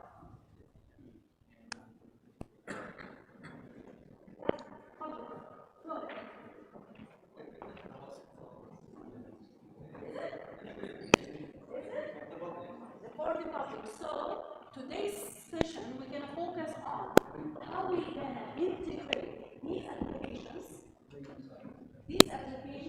in designing. In this session, we need to understand how we're going to use these applications, the digital health, like Sahati, whatever, in order to understand the meaning of the public health and provide an appropriate high competence level of public health. So there are three things, the objectives today, we are focusing on three things. First of all, how are we going to transform challenges in the public health as a research problem? We're going to find what is the digital solution in the public health. This is very important. Most of us, we know Tawakalna and Sahhat and all this kind of stuff. Maybe to focus on just providing the service. But now, we need to ask ourselves how we use this application in order to develop research budget. Second thing, which is how we're going to formulate the appropriate methodological sounds in a questionable way in research. Finally, select appropriate study design. Let's go ahead with this one. What do we know about digital health in public health? Digital health in public aims to prevent the use of use digital technology and data system to understand what is the disease risk, identify early health conditions, and promote overall well-being. The levels of prevention, so we're going to use these kind of applications to maintain 3 levels of prevention. Anybody know the level of prevention here? 3 levels. Primary, secondary, and tertiary. Primary in digital health, we're going to maintain it in which way? Using these applications to change the behaviors by using the apps. Secondary, we are using this digital technology to do screening for the public group of population. And third, we're going to have remote monitoring. Anybody knows an example of remote monitoring? Anybody? We're going to figure it out today. Go ahead. Blood pressure monitoring online. Online, good. That's in the hospital though. Yes? Good. Bigger in a population site. This is all in the hospitals. How are we going to use these applications in remote monitoring of surveillance, for example? We're going to talk more about it right now. Okay.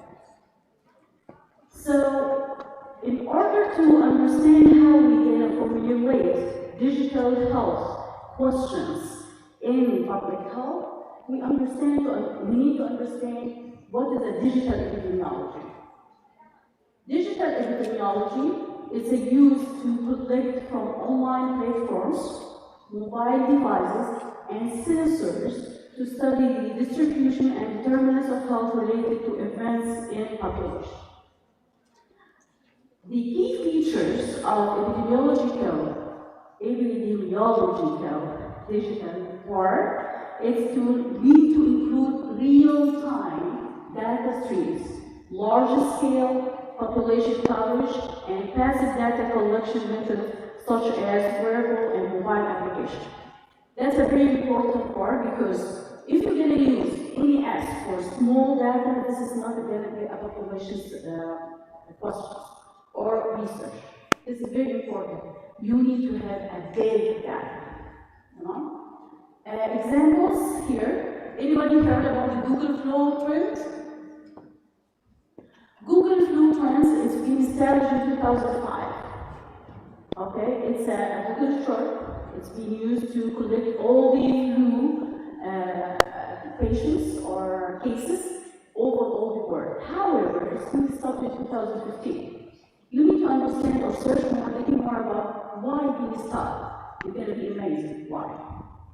Second, everybody knows about COVID tracking, right? COVID-19 tracking is being developed by the WHO in order to understand the new cases that can happen during this pandemic time.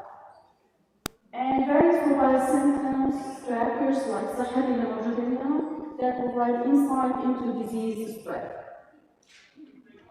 So, in summary, the digital health is very important and it fits in line with the Vision 2030.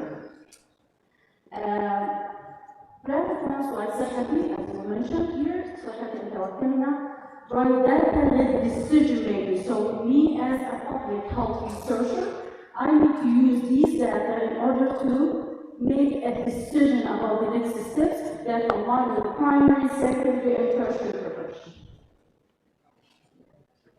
So, in order to align the digital health applications, we need to understand the transforming topics in the digital research, which is you need to identify, that's very important, identify public health issues such as you say, hypertension prevalence. That's a public, not a hospital base, all right?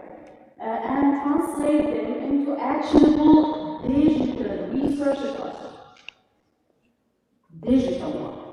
Not only a research, any kind of a research. You need to use these apps as an intervention to understand how that's going to impact and improving the quality of population within a nation. Second, you need to utilize the digital tools effectively by leveraging digital technology like mobile apps and AI-focused platforms to enhance patients' engagement and adherence. Most of us, we use the digital health or any apps just to provide services, right? That's from our side, and this is a big mistake. It's not for you to facilitate only your services or your care. You need to understand how the care receiver uses effectively in order to have an appropriate public health digital research focus. Third, addressing engagement challenge, we need to focus on improving user engagement and adherence in digital health intervention. So most of the research that we need to provide in order to having an appropriate one in public health, we need to integrate digital health intervention, whatever it is, like Sahadi apps, new technology, new AI device. This is one of the most important things. However, the challenge there is how can me as a researcher, how can I be sure those people can adhere and use it in an appropriate way? That's a big challenge for us.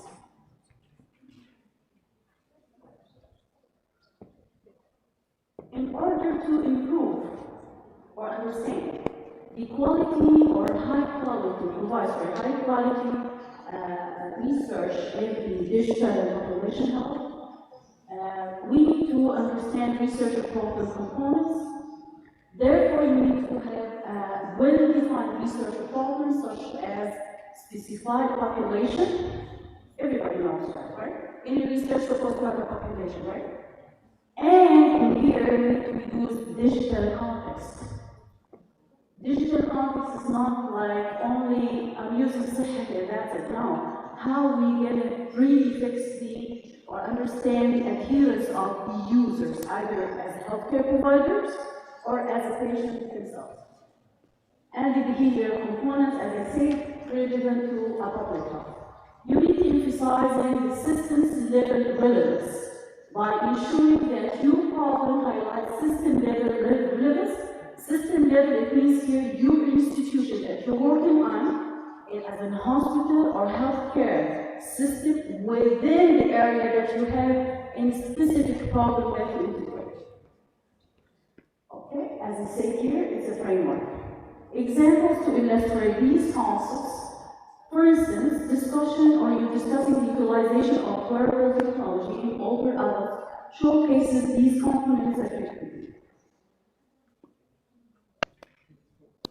Now we need to identify what are the research gaps that we have in terms of the digital health. Identifying research gaps in digital health involves analyzing sources such as system users reports and Ministry of Health database. This can let you understand how these breakdowns in adoptions, usability, adherence, and outcomes facilitate the development of effective digital intervention. What is the ecosystem? Me as a researcher in public health using technology, I need to understand the ecosystem of the digital health, or the component of it. First of all, what are the type of the data that I need to focus on in the digital health? Digital health encompasses various data types, including structured data like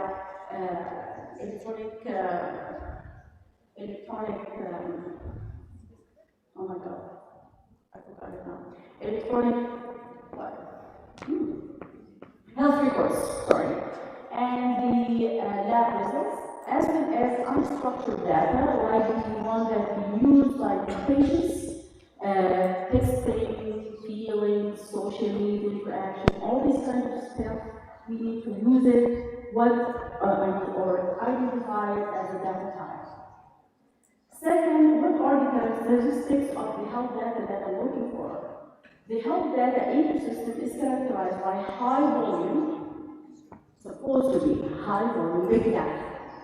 Not just a small 500, 1,000, no, it's going to be a huge number. That's very important. Second, it should be a real-time updates, which is high velocity and high variability, which influence how data is received and used for health information.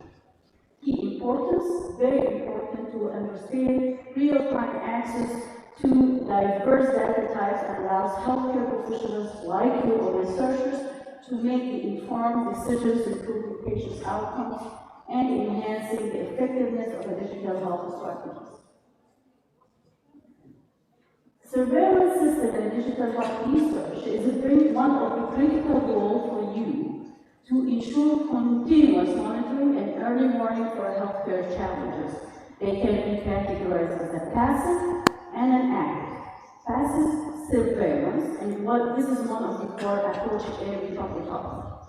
Passive surveillance is used routine data collection, like questionnaire, national survey being distributed through QRs on different websites like WHO, Ministry of Health, whatever. However, the active surveillance, which focuses on the targeted data collection, means here that what are the major platforms that you need to focus on to use the active surveillance, current one.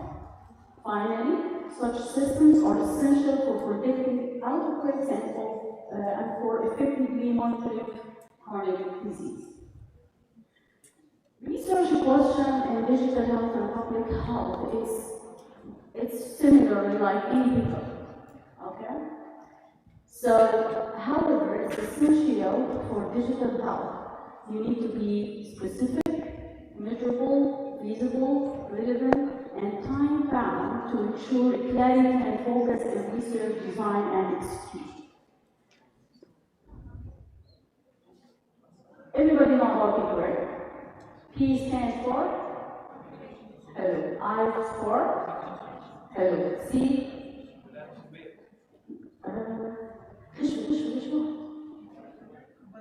comparison, okay, and O for outcome, صح؟ بالنسبة for the intervention part, let's see in the technology part, we need to focus on the applications of the technology. Like what kind of the impact of using virtual reality, okay, on utilization of mobile applications among elderly population. That's a very good example. By the way, that's one of the my research that I applied for right now. Adopting PICO for technology and adopting the PICO framework for digital health is crucial to include technology usability and engagement outcomes, as these factors significantly affect the digital intervention.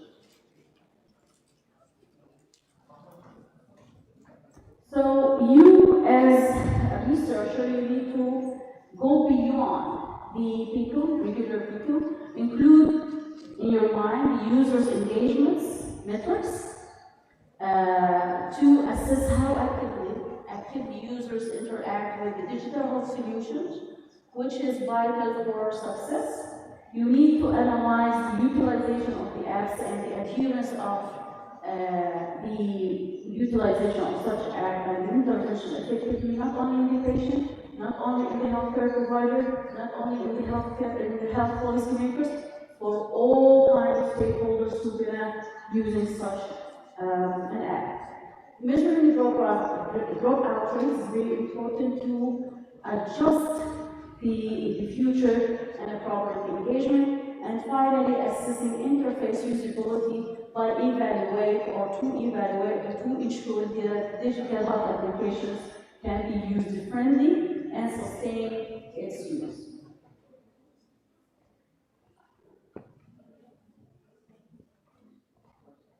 Okay. I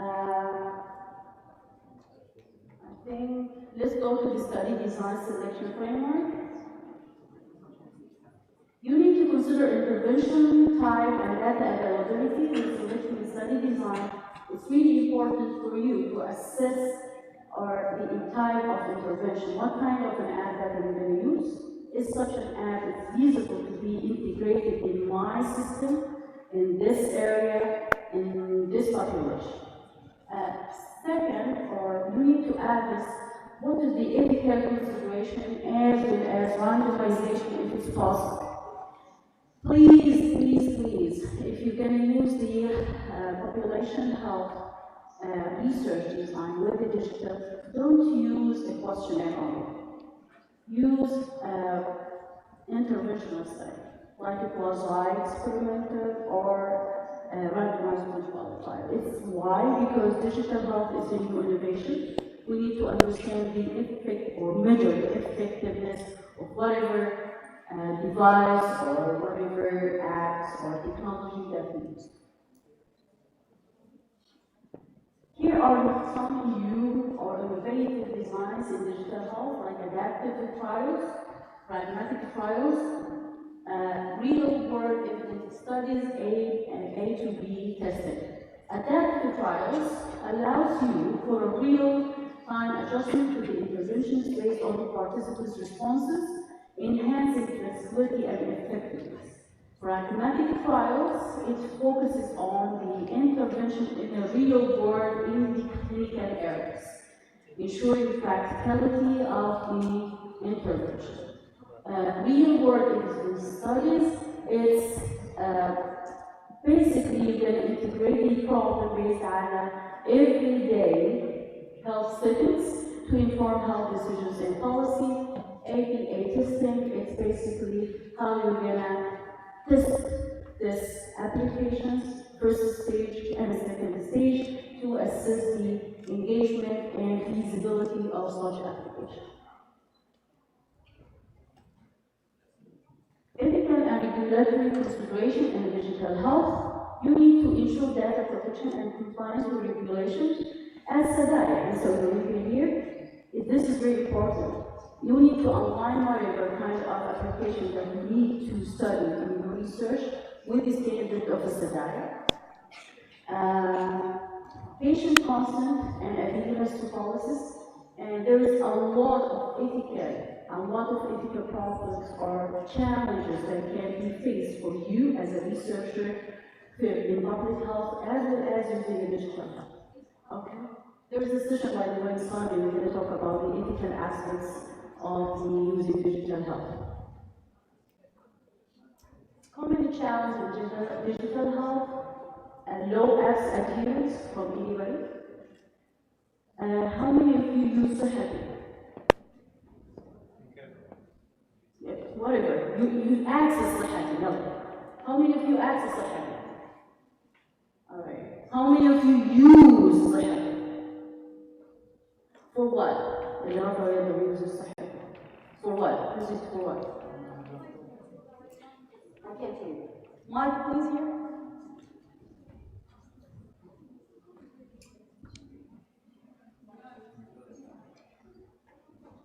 إذا بحط لي موعد سجل لي موعد استخدمه. Okay, good. Others? Oh, you're gonna provide vaccine to it? Okay, غيره؟ تفضل. I use it to measure my health status regarding my steps, calories, as well as sleep for. All right. Others? تفضل. Patient what? Description for medication. All right, great. What else? المايك معلش هنا.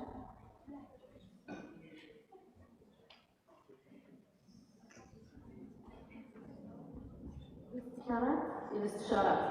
You're providing consultation in? Great. So, my question, that's a very lovely job. Though, is it standardized to everyone? For a healthcare provider, is there standardized guidelines? Standardized guidelines. So you and me, if we are in the same specialty, there is a standardized guideline to use. Are you sure about that? Okay.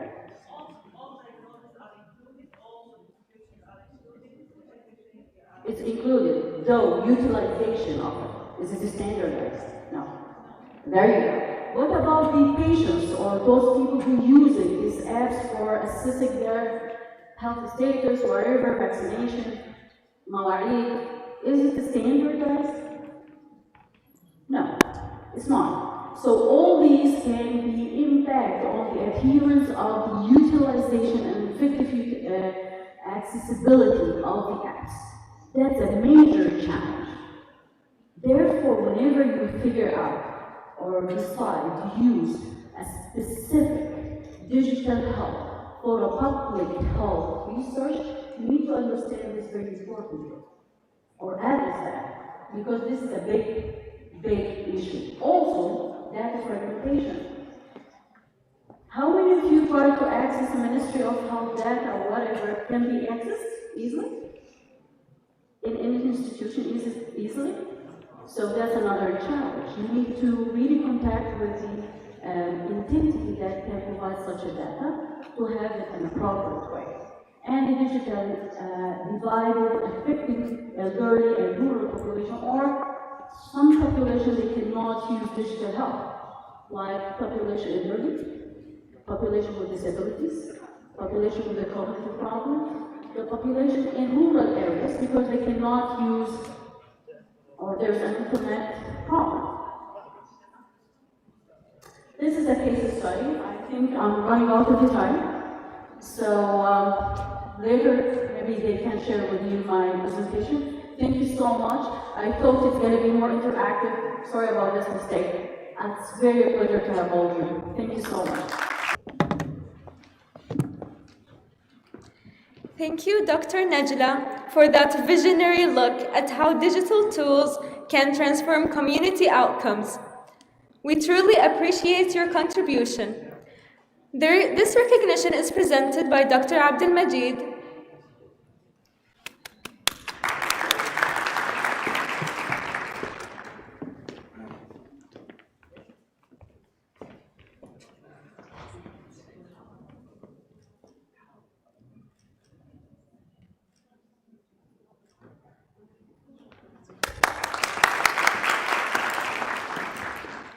Everyone, we will now take a 15-minute break. Please be back in your seats shortly as we continue with our next session. Thank you.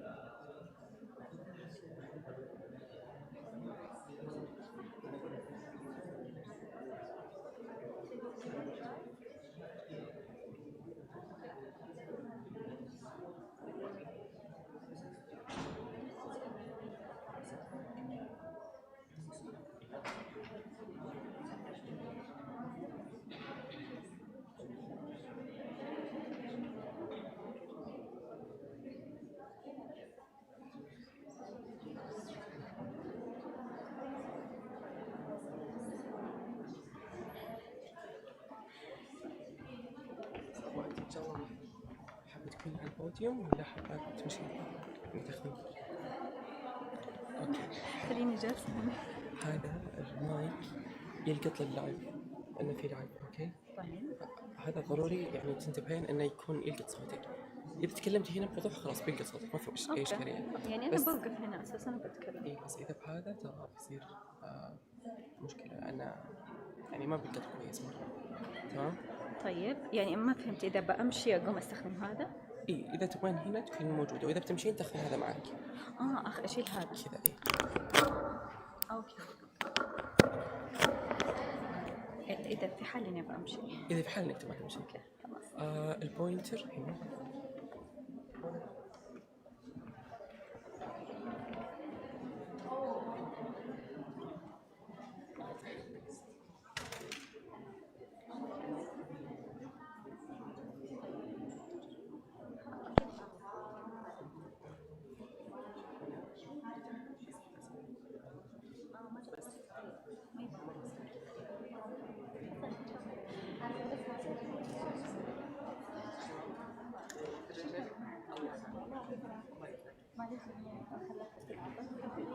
لا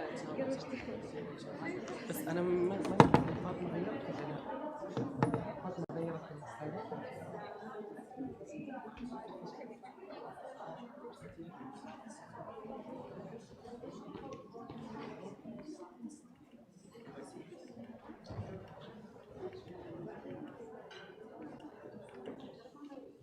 لا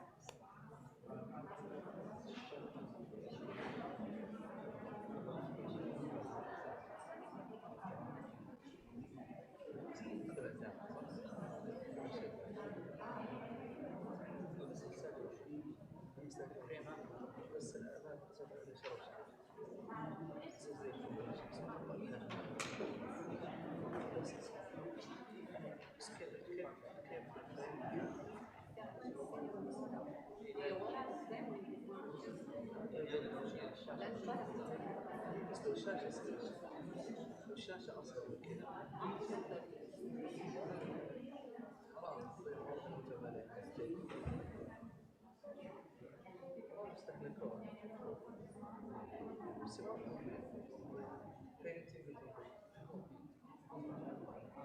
بس هذه الشاشات أخذ بها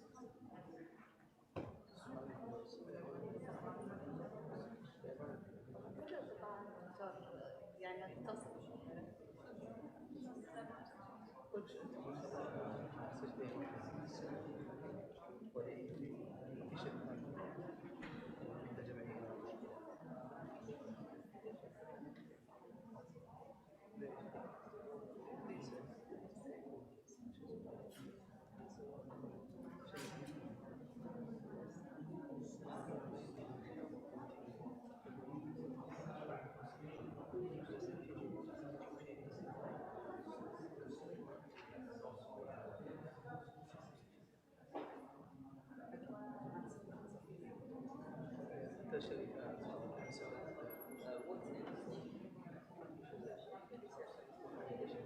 والله تلقى ناس تفتح ناس ما تفتح واللي يبحث غالبا ترى له بروفايل مو زي يعني يروح شركه كبيره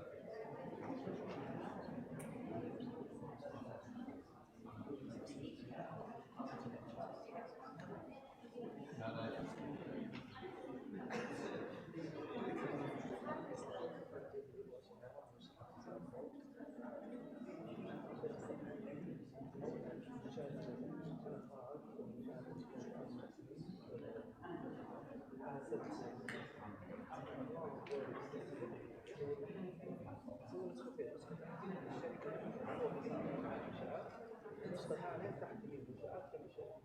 انا برسل منشات اذا المنشاه الثالثه منشاه مطلوب بس انا اشوف ما بقدر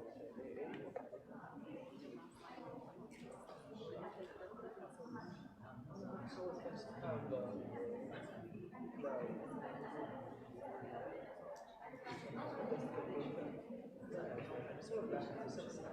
لما يصير هنا احد فايز يبغى نفس اليوم يقول ما ترجع الدكتوراه.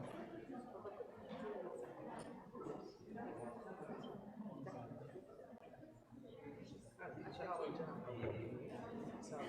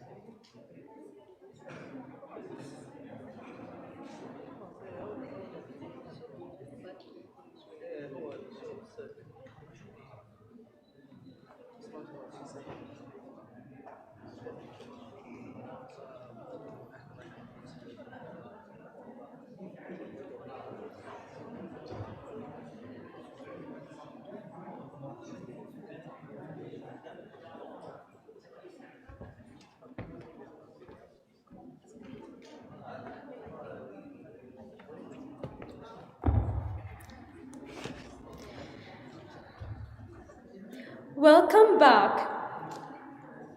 Continuing our exploration of the digital frontier, we welcome Ms. Arwa Abdul Muhsin Aynousa.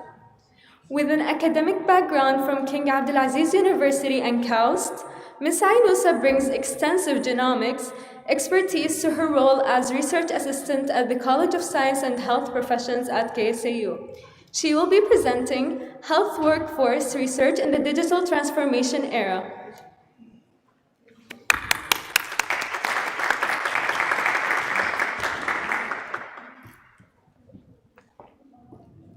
Assalamu alaikum.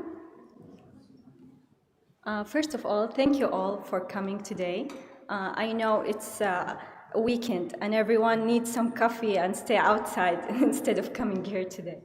So today I will talk my talk will be about health workforce research in the digital transformation era. So as an introduction or as a beginning, we all are using technologies these days, and these technologies is rapidly changing everything. One of the things that is changing is the healthcare. So healthcare is changing due to these digital technologies and digital transformation, and such as AI, artificial intelligence, telemedicine, and data system, which are widely used these days. All these changes will improve the healthcare delivery, but also introduce a new challenges. So our presentation today, now we will have a key questions. Maybe many of us is asking these questions in themselves. In the future of healthcare, will AI and digital technologies will replace human roles or will redefine them? In this presentation, I will walk you through, sorry, it's هذا القديم.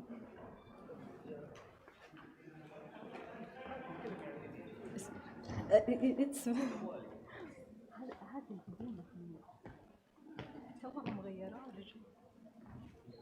sorry about that.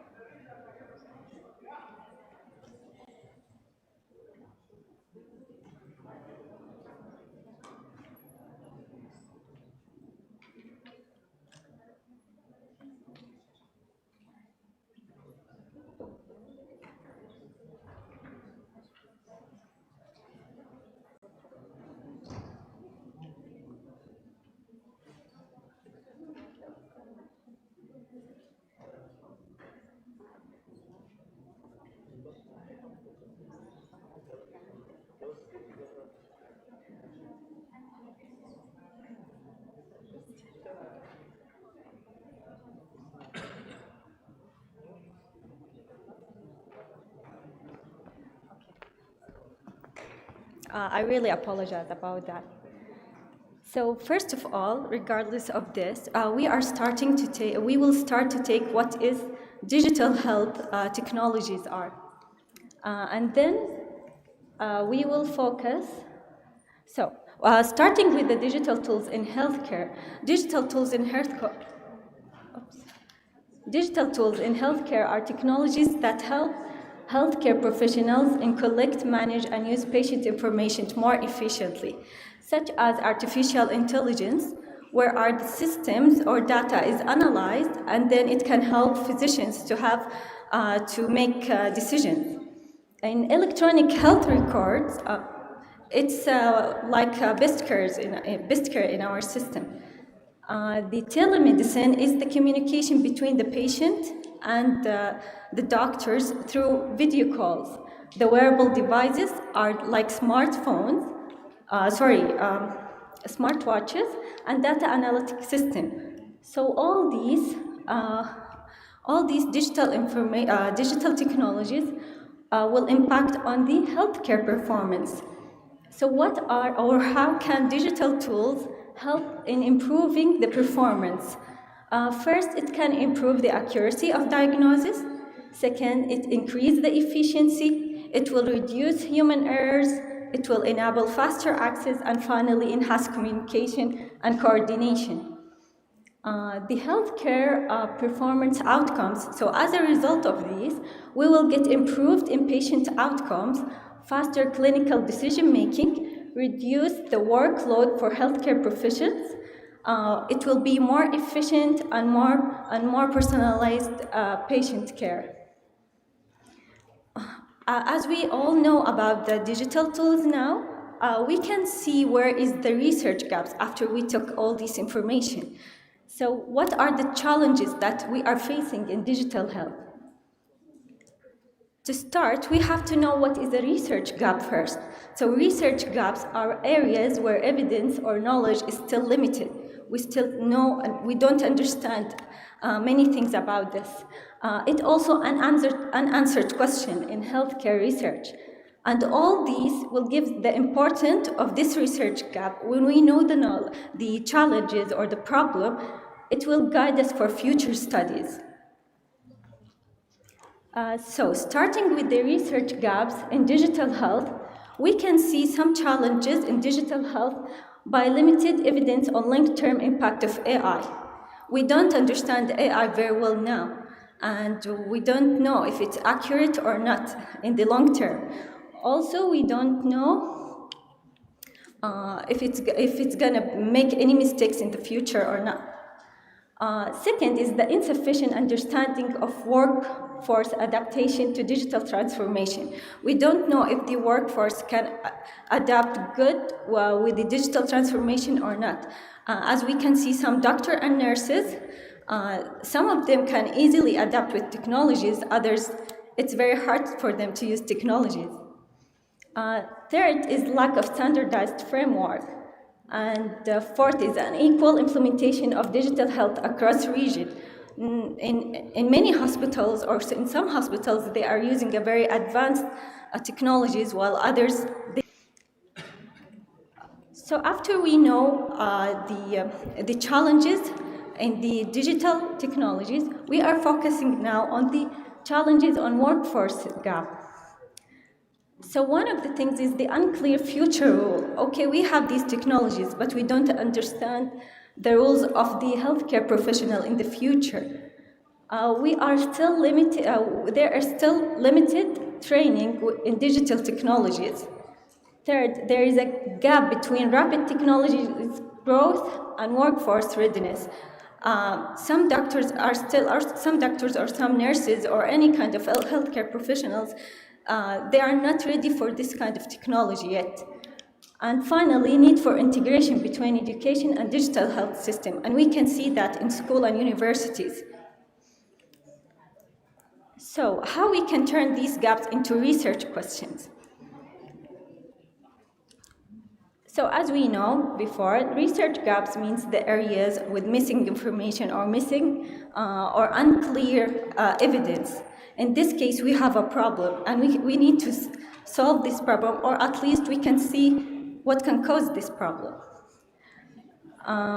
So once we know the gap, it will help us identify what needs further investigate. They are the starting point for any research question. So once you understand the problem, it's the beginning or it's the starting point for a research question.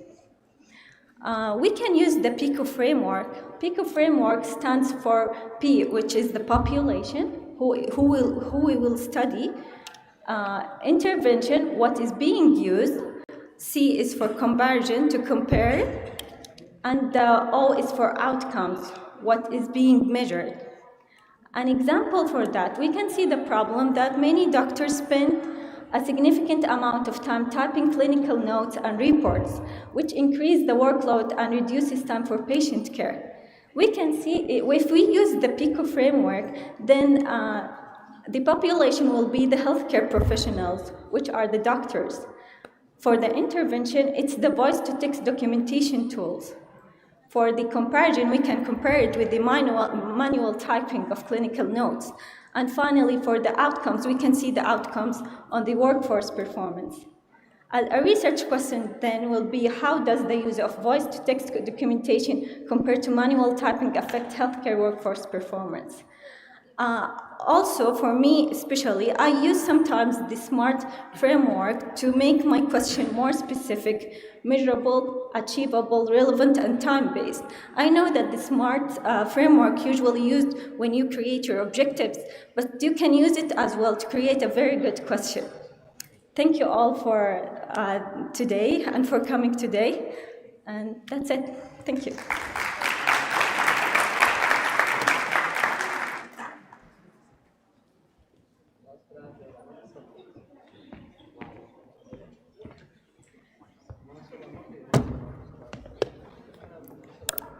Thank you, Ms. Arwa, for highlighting the evolving landscape of our workforce. We appreciate your valuable contribution. This recognition is presented by Dr. Abdul Majid Al-Attabi. Thank you.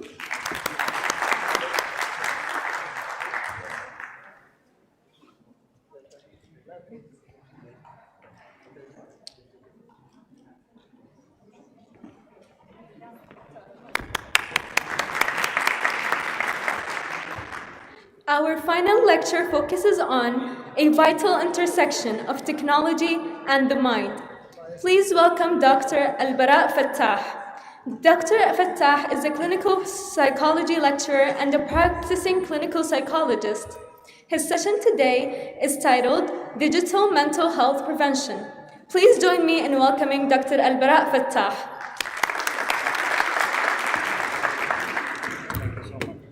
This is the pointer, and if you need a mic, it's right here. But it won't show because it's a screen. Okay, great, thanks. Assalamu alaikum wa rahmatullah. Thank you, Ms. Fatima. My name is Al-Bara Al-Fattah. I know it's tricky in English. So, if you hear this, what comes to your mind? Waking up? What about this one?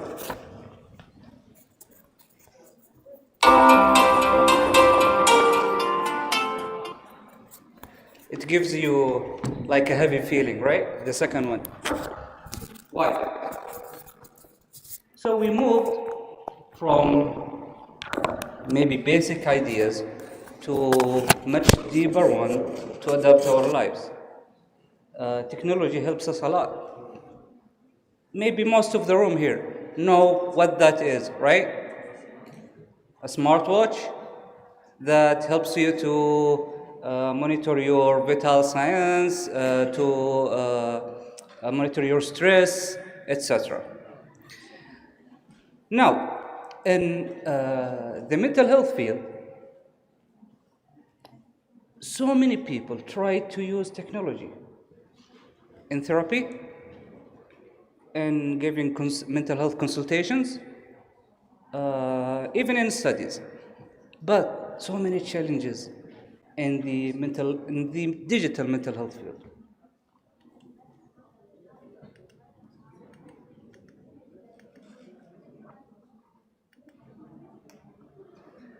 So we're gonna talk about these outlines. Maybe I want to go deeper in some points with you guys.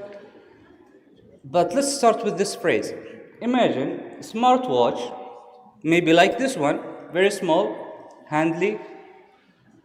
Imagine a smartwatch that can tell you how your mood will change in the next hour or even tomorrow. That would be very great. I can decide if I can go to do an interview or not, right? I can manage my mental health more or much deeper.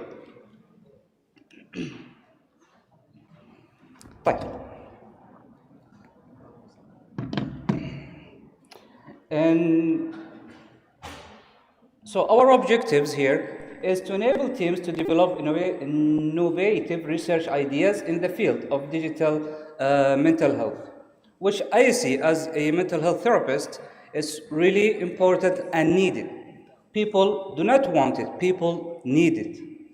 Explain how design research studies that evaluate the effectiveness of digital mental health solutions and support participants in aligning their research proposals with national health priorities and digital transformation.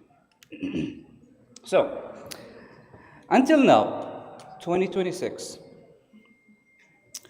the field, from my point of view, transformed from finding the technology to questioning the technology. Is it really effective?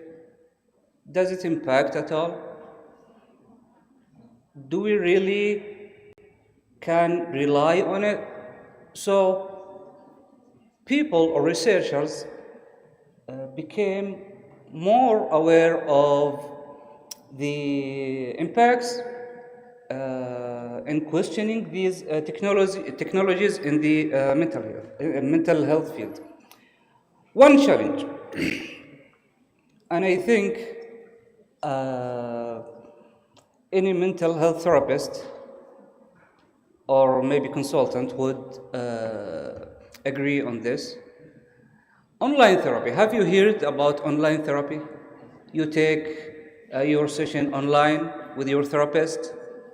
You spend that 45 or 1 hour with your therapist on an online platform. It's an interesting idea. Very good.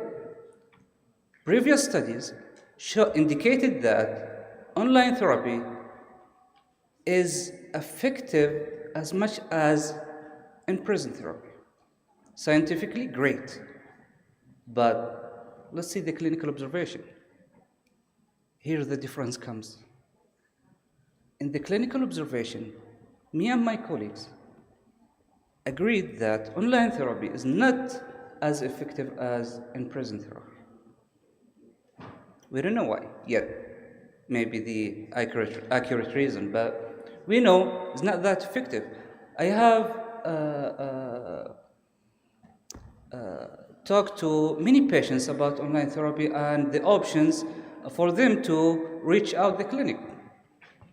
Yes, we still need online therapy. Yes, it helps so many people that do not have access to mental health field. Yes, we need it, but it's not as much or as effective as the in-person therapy, and even though it has impact. So, the goal. We want to help researchers to create their proposals to be scientifically effective and practically as well.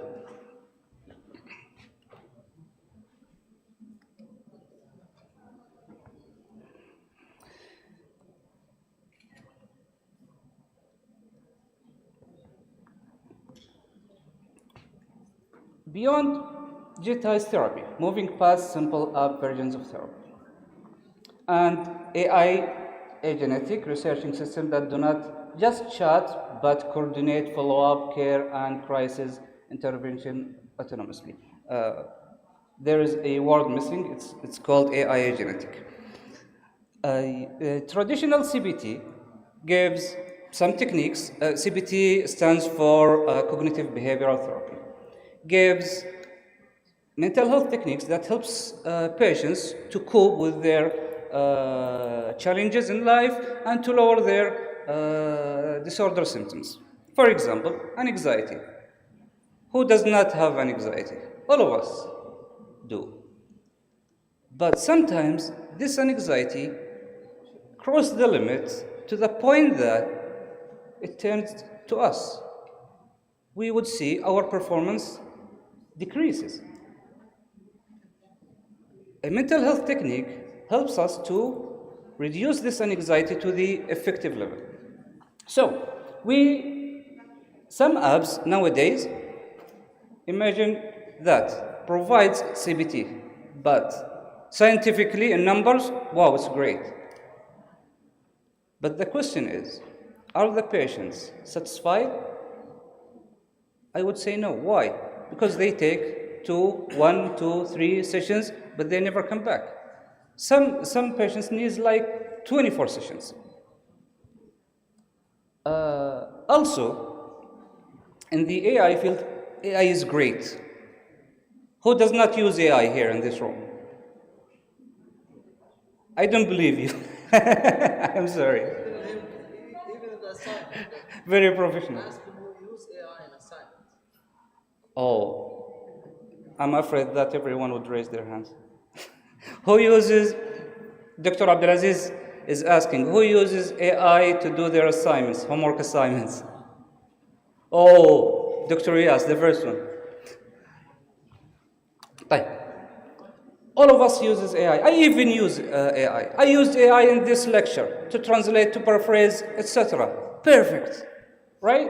But in therapy or in mental health field, I don't need a chatbot AI. I need a genetic AI that tells me when I'm not feeling okay. For example, this watch. I have used it like for 3 months maybe to achieve some mental health goals. Guess what? Do you think this smartwatch monitor anxiety levels? Who says yes? Who says no? ما حد يشارك. طيب. It does not. It measures maybe stress levels, but it does not measure an anxiety level. So when you're anxious, or some people with generalized anxiety disorder, this wouldn't be the best option for that. I'm afraid the difference is not clear to them. Maybe, yeah. There is a huge difference between stress and anxiety. But we can use in your proposals and the title, we can use passive sensing. Yes, it gives science, it gives like lots of information, helpful information. So we want to think how we can use these information to help patients in the mental health field. I think it would be really, really helpful. One of my students asked me once, can I measure serotonin levels in tears to indicate that patient has depression or not? Oops, what's such deep question? Imagine what I couldn't answer. It's a really good idea. Just go for it. Also, biomarkers, interdisciplinary ideation. I did the research on the VR, like performing therapy using VR, virtual reality. The participants had a social phobia, especially the performance and anxiety, like talking in front of a huge audience. I did a mistake in that research. I was the researcher, which means the therapist, obviously in the field, and I was the engineer, which is I'm not, and I had my patient. If I want to do this again, I would have an engineer with me, because many challenges came up and delayed my research. Many challenges, even a small one. Like in the field, you cannot act as a health practitioner and an engineer. You can't do that, okay? Even a small challenge that you would overcome in another settings, you would see it as a huge, for some reasons. So we need interdisciplinary team that could support us in the research.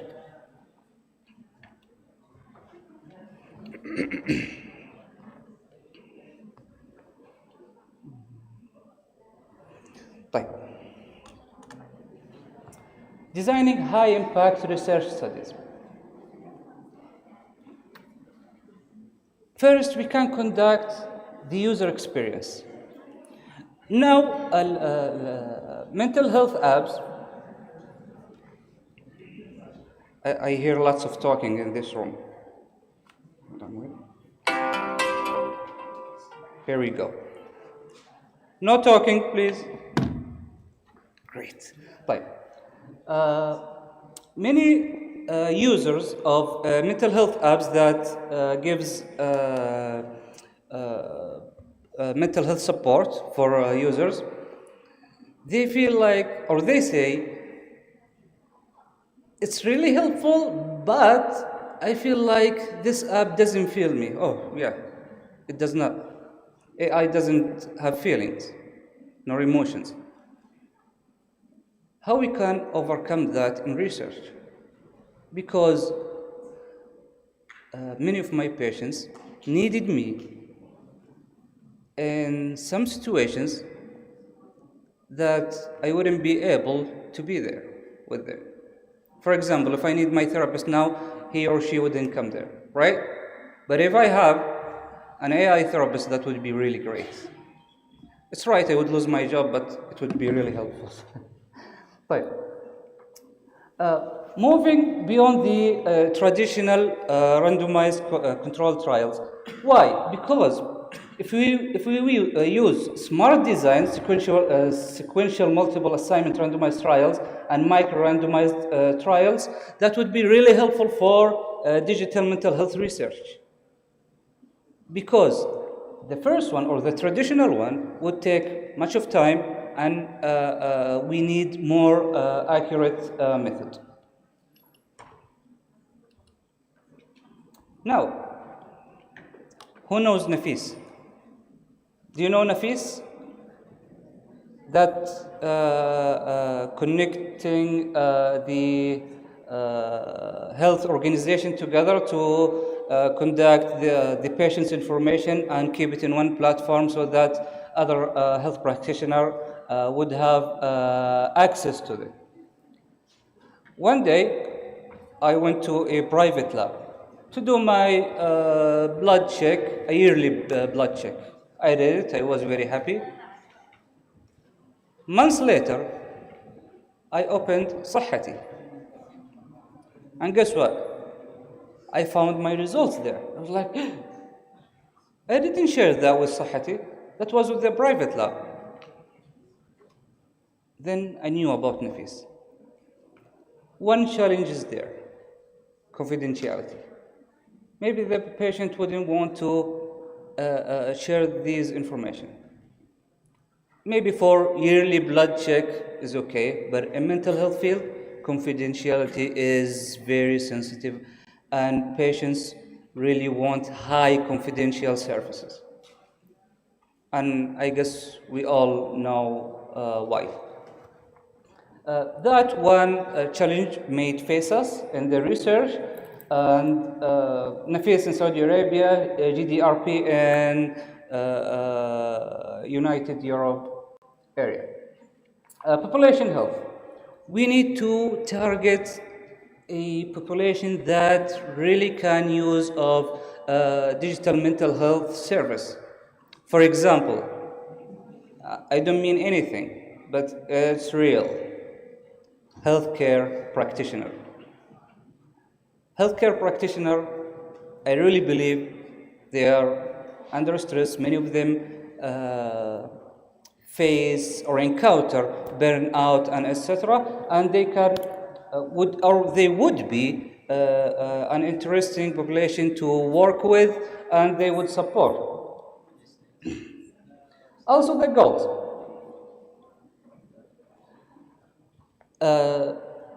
We don't want, as I said in the beginning, we don't want just to do scientific numbers. We need practical numbers. We want that user to use that platform once, twice, 3 times, etc. Not once, 2, then they disappear because they didn't find what they wanted or they needed. The perfect proposal checklist from my point of view. Is there a goal? Is there a clinical need for it? This answer should be, this question should be answered in a specific scientific way, and a technical feasibility as well, regularity, readiness, and economic impact, not only with the user, even with the organization that you're working with, or maybe the whole country. To conclude that, I think the best digital mental health research does not just prove that a tool works, it proves that a tool works for everyone and everywhere. These are references that I have read. They try to research digital technologies in the mental health field. They have interesting outcomes, especially the first one. If you want to go for it and read it, it would be really helpful. Thank you so much for hearing, and we'll see you there.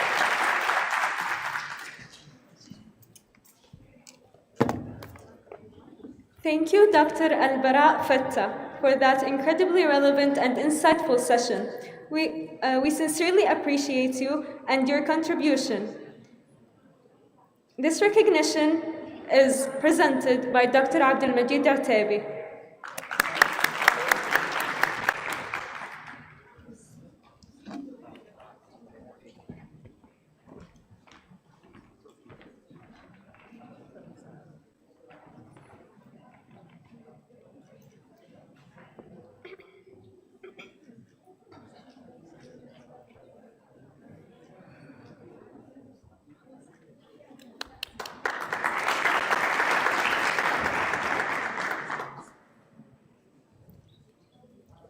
We now transition to an Ask Me Anything session featuring Dr. Abdelmajid Al-Shahri, Assistant Professor at Pharmacy Practice.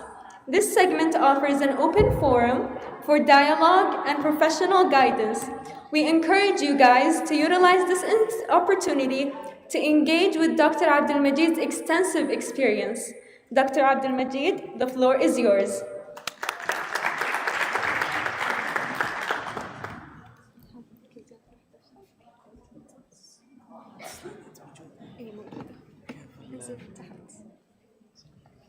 يعطيكم العافية جميعا.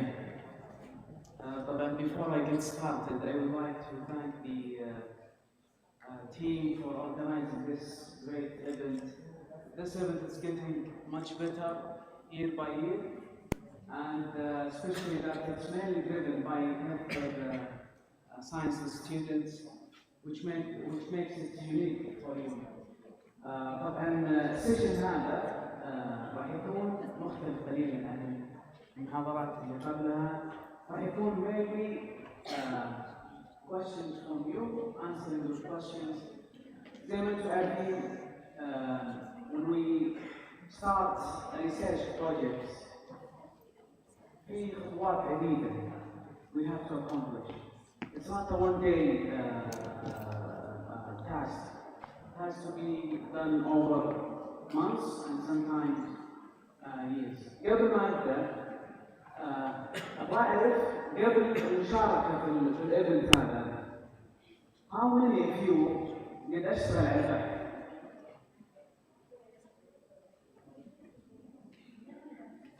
Good number, I see a bunch of hands. طيب كم عدد الطلاب اللي اشتغلوا على البحث ونشروا بحث؟ ممتاز، أشوف أيدي بس إنه أقل من اللي اشتغلوا. طبعا زي ما أنتم عارفين بإذن الله هذه يعني مشاركتكم في الهيلث اوبورتيونيتي أو ريسيرش اوبورتيونيتي بارك يعتبر يعني خطوة جدية بإذن الله نحو projects that is publishable that is يعني important.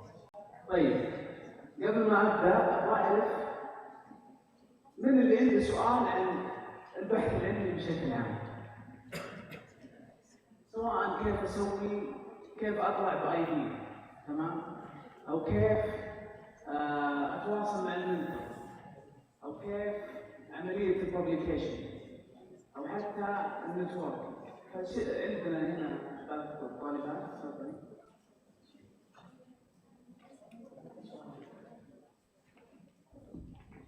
السلام عليكم دكتور. عندي سؤال إنه most of the students struggle with the gap. يعني بعض الأحيان we can identify a gap but it doesn't have clinical significance. So how to identify a real gap that would have clinical impact? سؤال جميل. Good question. طبعا عادة the gap comes from real practice.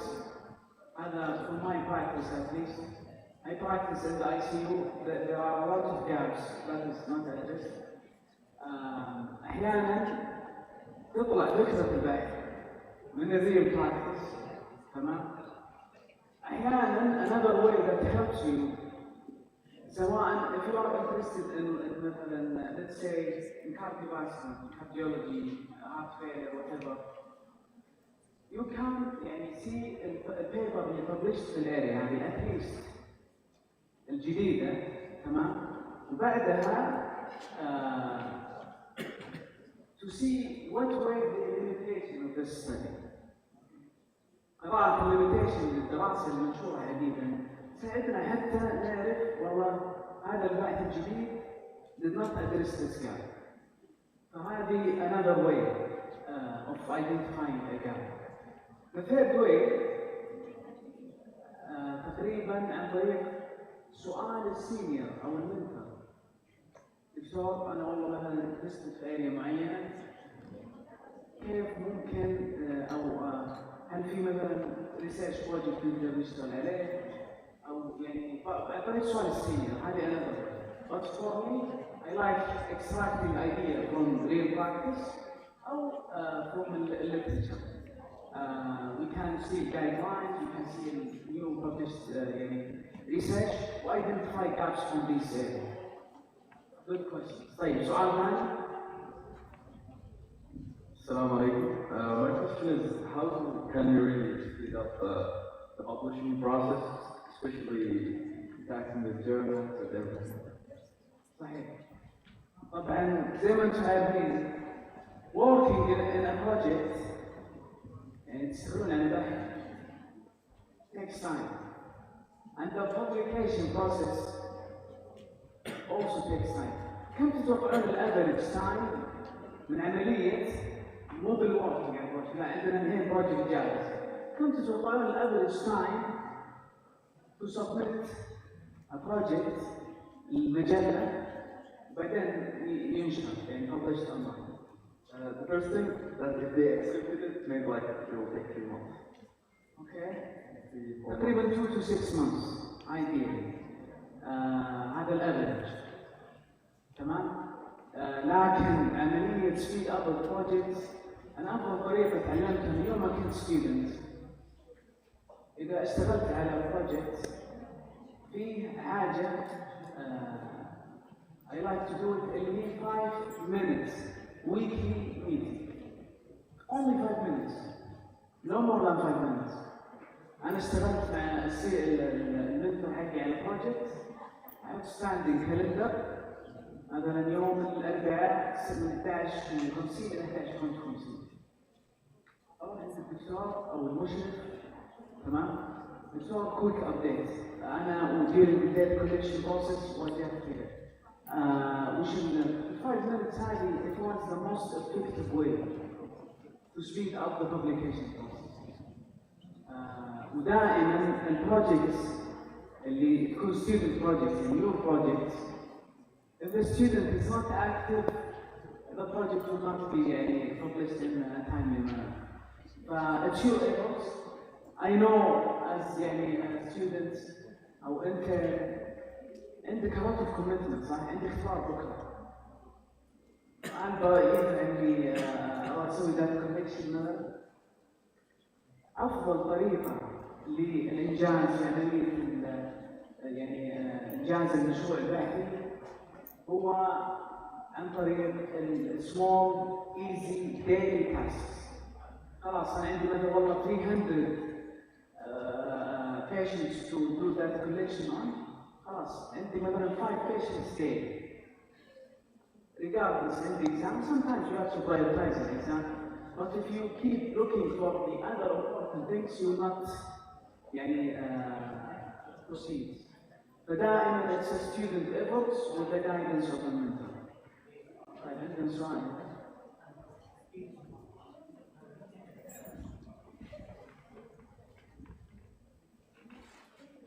السلام عليكم. دكتور أنا بسألك لو عندي strong idea بس إنها الكوست حقها مرة عالي، هل أول شيء هل مثلا أقنعهم أكثر أو أسوي بحوث ثانية بسيطة تخليني more trustable عندهم؟ فأنت إيش رأيك؟ أقناع زيادة ولا تقول أخر؟ طيب طبعا my advice to you دائما as a student level start with small projects. Your first paper shouldn't be clinical trial, for example. This is too advanced. طبعا مو underestimation of your skills، لا بالعكس، وإنما to mainly familiarize yourself مع عملية العمل البحثي stepwise approach. I would recommend starting مثلا على chart review, retrospective study, survey based study, case reports. بعدها هذا كان gain الاسينشال سكيلز. تمام؟ وبعد ما يعني gain السكيلز هذه كان do it as a stepwise approach. يعني gradually improve in your يعني expectations. طيب once إن I started this والله بعدين أنا فكرت إني I advance I request مثلا project that is funded. راح قصدي هذه it's a different story. عندنا a lot of يعني funding bodies يعطون grants. تمام؟ مثلا كيما عدة يعني جهات they offer. لكن هنا it has to be advanced proposal مع team from multiple يعني specialties. لكن it is applicable. لكن as your first project I wouldn't recommend يعني starting with funded projects. تمام يعطيك العافية. الله يعافيك. دكتور في سؤال من القاعة الأخرى. Yes. السؤال عن الجزئية budget and study expected timeline. هل تشمل الميزانية تكلفة نشر البحث؟ وفي حال كان النشر مطلوب هل في عدد محدد من الأبحاث اللي يجب ننشرها؟ وهل أنتم من هيئة التمويل أو جامعتنا؟ اللي هو الفيما. طيب طبعا بالنسبة للبادجيتنج والجرانت زي ما أنا ذكرت قبل شوي في جهات سواء مثلا في الحرس الوطني عندنا الكيمار، عندنا الار بي اي ايضا it's another funding agency. احيانا they fund very يعني high amount of money. yes there is يعني سواء الكيمار you can apply every year يحطون deadline للجرانت يعني applications. وايضا في جهات يعني وطنيه خارج الحرس الوطني زي الار دي اي هذه انا funding projects. طبعا البروسيس تبدا ان الابليكانت سبميت بروبوزل. تمام؟ بعد البروبوزل يكون في انيشال سكريننج يشوفون الاليجيبيليتي او نشوف الابليكابيلتي اوف ذا بروجكتس. وبعدها يروح للفاينل فيس اللي هو عن طريق يعني يكون في جادجنج كوميتي. وانس انه ابروفد يصير في يعني سبونسر للبروجكت نفسه. طيب ناخذ اسئله اضافيه. تفضلي. السلام عليكم دكتور. أنا عندي كانت فكرة بحثية، فكرتي البحثية كانت تحتاج عمل أبحاث أو تجربة على أشخاص. فما يمكن أطبقها حاليا لأن يعني ما في أحد يعني يدري عنها. هل تنصحني إني أسوي سيستمك ريفيو لما يكون عندي الفرصة إني أطبقها كأوريجينال أطبقها؟ سؤال ممتاز. طبعا بالنسبة للأدفانسد ريسيرش اللي يحتاج ريسورس أو ريسورسز هذه again it depends على كل جامعة. وأحيانا إذا الفكرة أبليكابل في جهات حكومية تدعم المشاريع هذه. طبعا اللابس عندنا الكيمار هنا. فمثلا في عندنا سمر في ريسيرش سمر سكول هذه كل يعني طلاب من كل الجامعات they can apply. واحيانا they يعني give you these resources they came up. لكن my advice to you as your first project start with small projects. تمام؟ case reports أو حتى retrospective chart review that's applicable. بالنسبة للسيستماتيك ريفيو it's good. لكن it's good انك تستمرين على السيستماتيك ريفيو بعد ما تستمرين على الاوريجينال ريسيرش. ليش؟ لان السيستماتيك ريفيو it's a different يعني procedure او let's say steps than الاوريجينال ريسيرش. والاشياء اللي تتعلمينها بالاوريجينال ريسيرش اكثر من السيستماتيك ريفيو. تتعلمين how to يعني write proposal. تمام؟ how to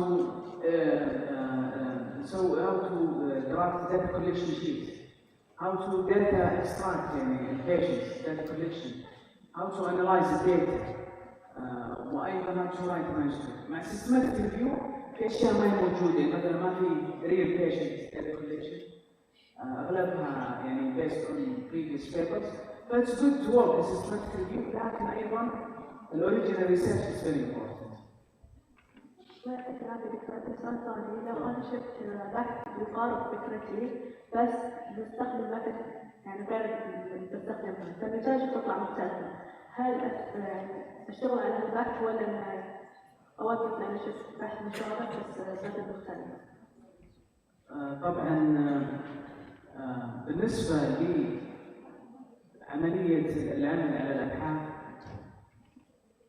دائما before يعني advice for all of you before you start the project وش المفروض نسوي؟ خلونا نقول عندنا الحين فكرة، وش المفروض أنا طلعت في بالي فكرة، وش أول شيء أسويه قبل حتى ما أتواصل مع المشرف للبحث؟ literature search هذه أهم خطوة عشان ما نوصل مرحلة إنه أول research will not add anything to what's existing in the literature. فهذا هو الخطوة. Let's say إنه إحنا اشتغلنا على البحث بعدين ما حكيت لي أنا فجأة أدرس a paper published similar to my idea. وش رأيكم؟ وش ممكن نسوي؟ تفضل. أوكي. زي ما تفضلتي، إما إني أشوف something different وما it wasn't addressed في الريسيرش هذا وأحاول إني highlight my research عليه، أو إذا الفايندينجز ما هي similar this is good، يعني معناته إنه conflicting findings but we add something للليترشر. I would recommend you can يعني proceed but try to identify a new area your research will offer that does not exist في other research. طيب ناخذ أسئلة إضافية. في سؤال هنا.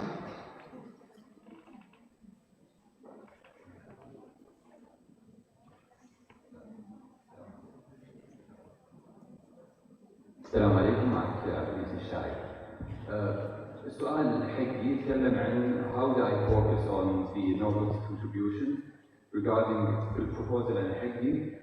I have included mobile equipment conflicts regarding ORs, operating rooms في الhospital. مرات يكون عندنا limited resources, I need to coordinate between the equipment, but it is something that is not being taken into consideration when it comes to administration and the OR manager or leader. Should I focus on it or should I manage it? طبعا part of logistics في كل research is very important. يعني since that you already started, I would recommend يعني لازم your team يكون شوي أكبر، تمام؟ ليش؟ لأنه you cannot do the work by yourself only. You have to be يعني صح إنك تتابع وتسوي follow up، لكن it's good إن أيضا if you know إنه at some area I need somebody to coordinate with, it's good to recruit يعني مثلا يكون التيم حقك أكبر بحيث إنه someone يتابع على الجزء اللوجيستيك، البروكروتمنت، البيرتشيسنج، الديفايسز هذه. طبعا the best resource for this للسؤال أو أفضل أحد ممكن يساعد فيه صار يعني قبل تشوف اليوم mentor إلى how to proceed with this. وأكيد إنه يعني يعطيك إجابة كاملة إن شاء الله. أيضا بخصوص البروبوزل حقنا، احنا عندنا algorithm معينة عبارة عن strategic decision support tool. في البروبوزل that we will submit للكوميتي هنا، should I focus on the mathematical optimization side أو أركز أكثر على الاكسبيرينس نفسها كبيست methods للهوسبيتال مانجمنت؟ طبعا سؤالك very specific للبروجكت حقي و I'm not familiar صراحة. I have to read your project to answer this. I think إنه ممكن أفضل one يعني expert في الاريا هذه. I think إنه the most useful person to answer this question would be your advisor. تمام. Thank you. الله يعافيك. تفضل.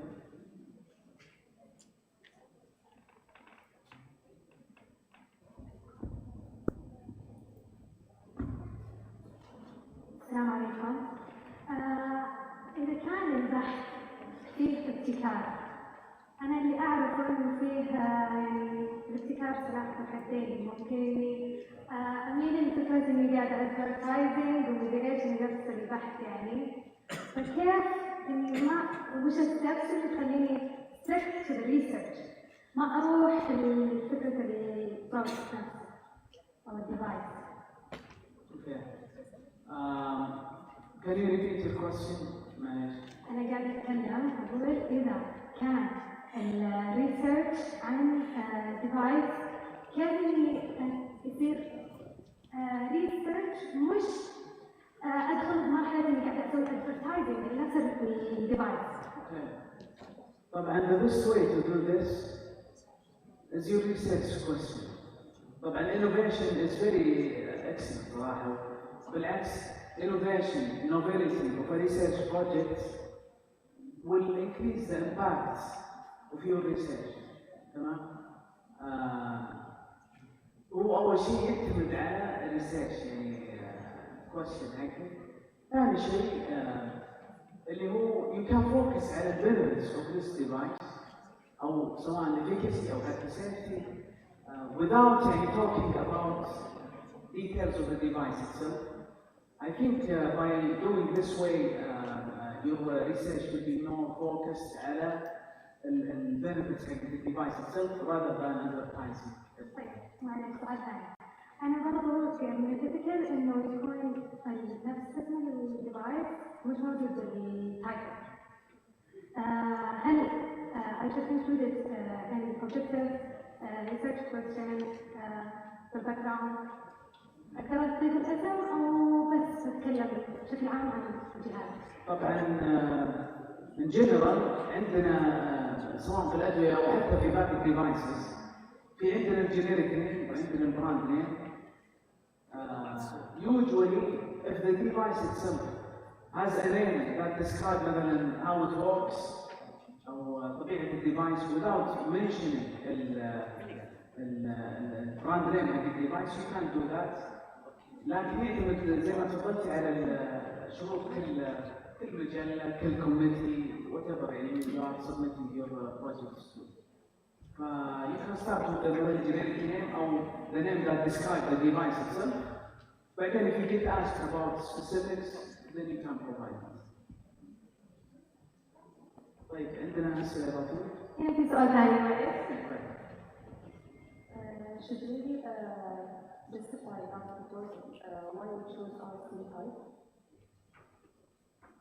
Why did you choose your Study type. Yes, definitely. طبعا this should be in the limit of each proposal. common questions زي ليش تستخدمون النوع هذا؟ أحيانا مثلا أعطيك example retrospective مثلا.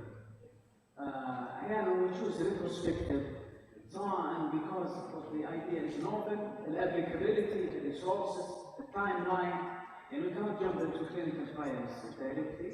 But definitely you have to justify why did you choose this study type and your methods. Yes, Rafi?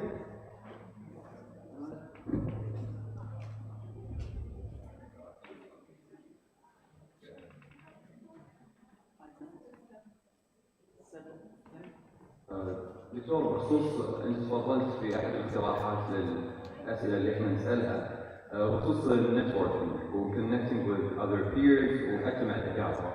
احنا من جامعات مختلفه من مناطق مختلفه، كيف ممكن احنا نتعاون مع بعض؟ برضو ان احنا نعرف ايش المهارات المناسبه اللي ممكن احنا نسوي نيو تيمز حتى او نيو اوبورتونيتيز.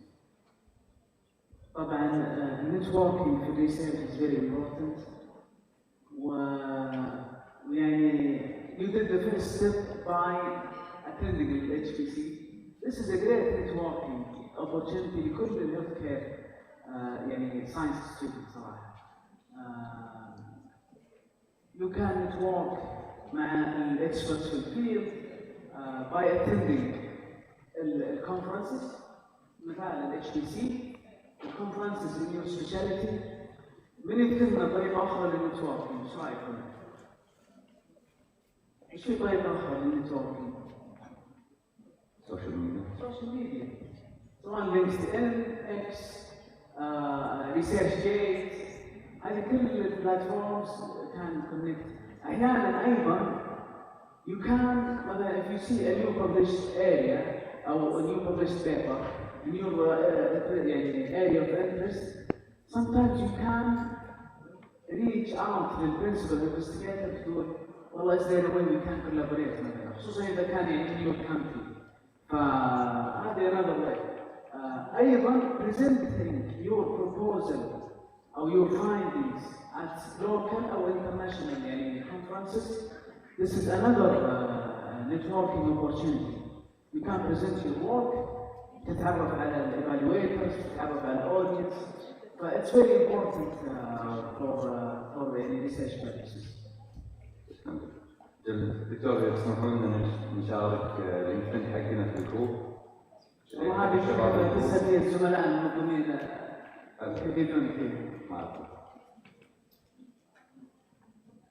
طيب في عندنا سؤال. السلام عليكم. عندي سؤال في نقطة البروبوزل. في بارت اللي هو الإيثيكال كونسيدريشن، فأنا حابة أسأل إيش ممكن نكتب في هذا البارت اللي أعرفه أنا إن نكتب من وين ناخذ الآي بي أبروف مكانه وإيش الرأي تبعه. فأنا إيش ممكن أكتب في البروبوزل تبعي لأني أنا لسه بعرف الآي بي وآخذ بعدها الآي بي. طبعا الإيثيكال كونسيدريشن in research is very important. The first step زي ما تفضلتي ال IRB صح؟ So you have to mention ال IRB in ال IRB approval number or date with approving agency. In this situation will be mainly came up. أيضا how did you do يعني data collection process طيب؟ How did you secure ان الداتا اذا كانت patient data انه ما لها access الا by the team. مثلا يكون ان secure data collection sheet هذه تذكرونها. فالethical consideration is very important وتكون طبعا according to the guidelines of declaration of Helsinki. هذه ايضا يعني common principles and rules that we have to follow. في أسئلة موجودة؟ طبعا بسأل عندي سؤال؟ أوكي.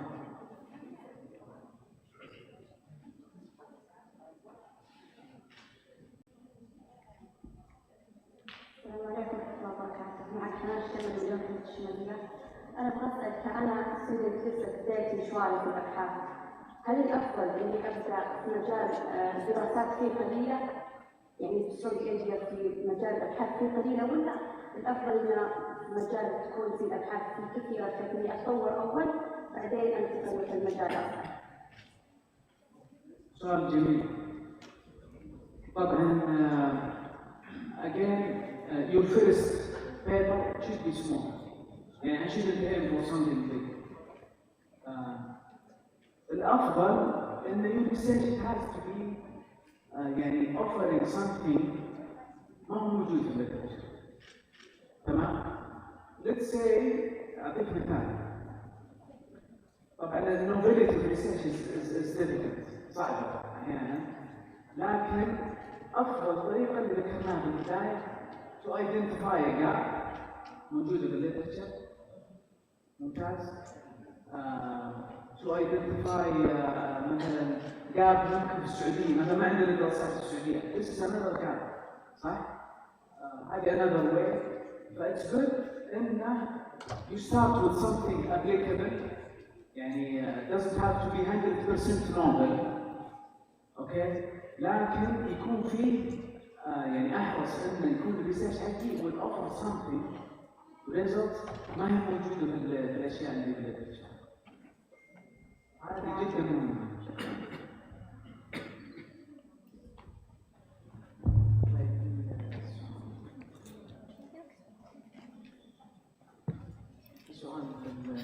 خالد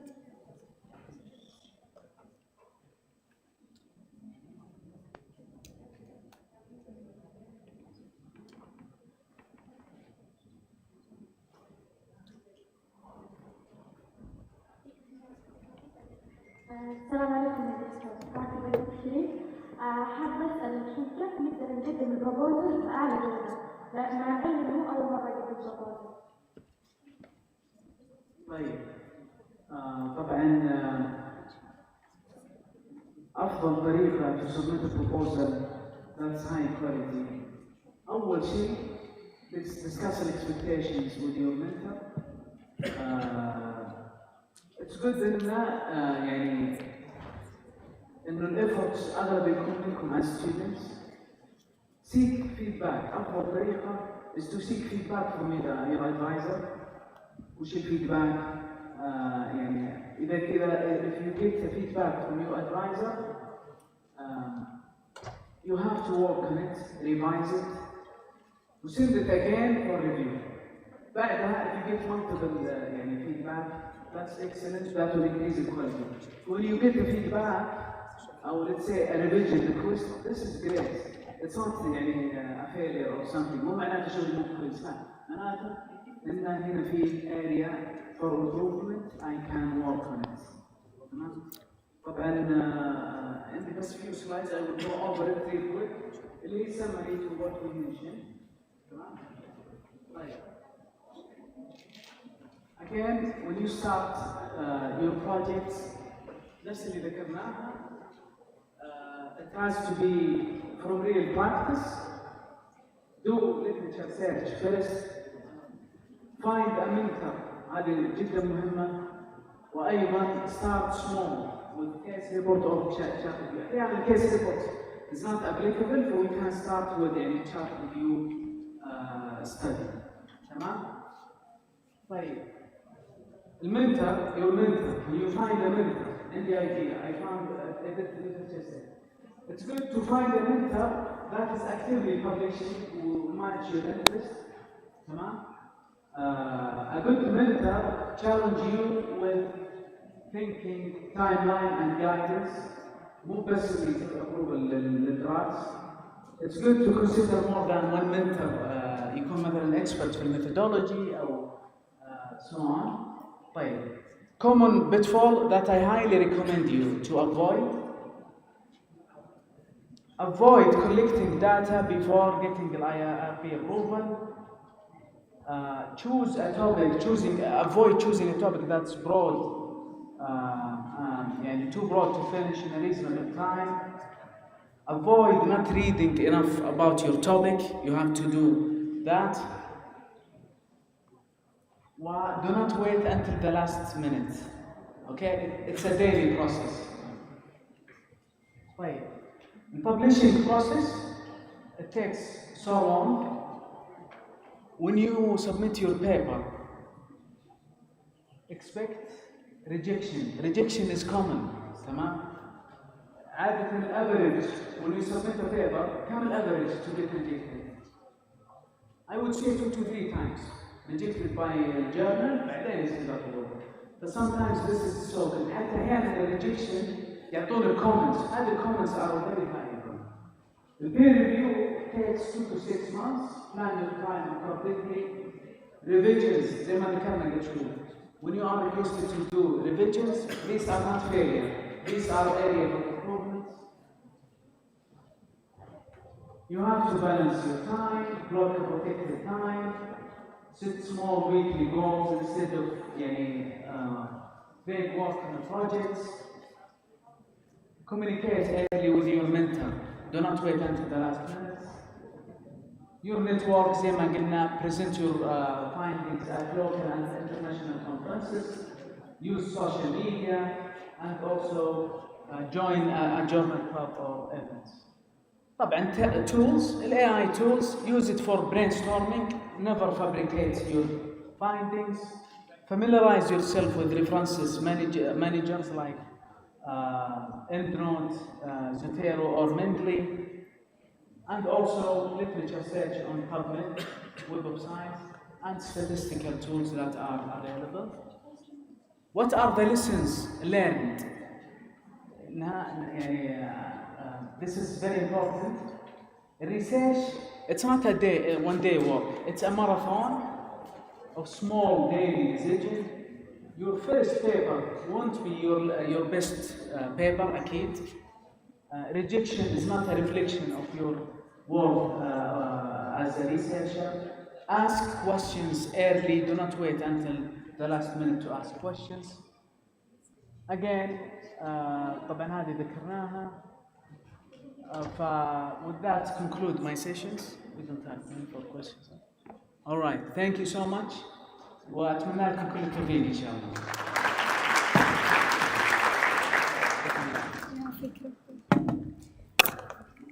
Thank you, Dr. Abdul Majid, for this informative and interactive session. We sincerely appreciate your contribution. This recognition is presented by Dr. Abdul Majid. Thank you.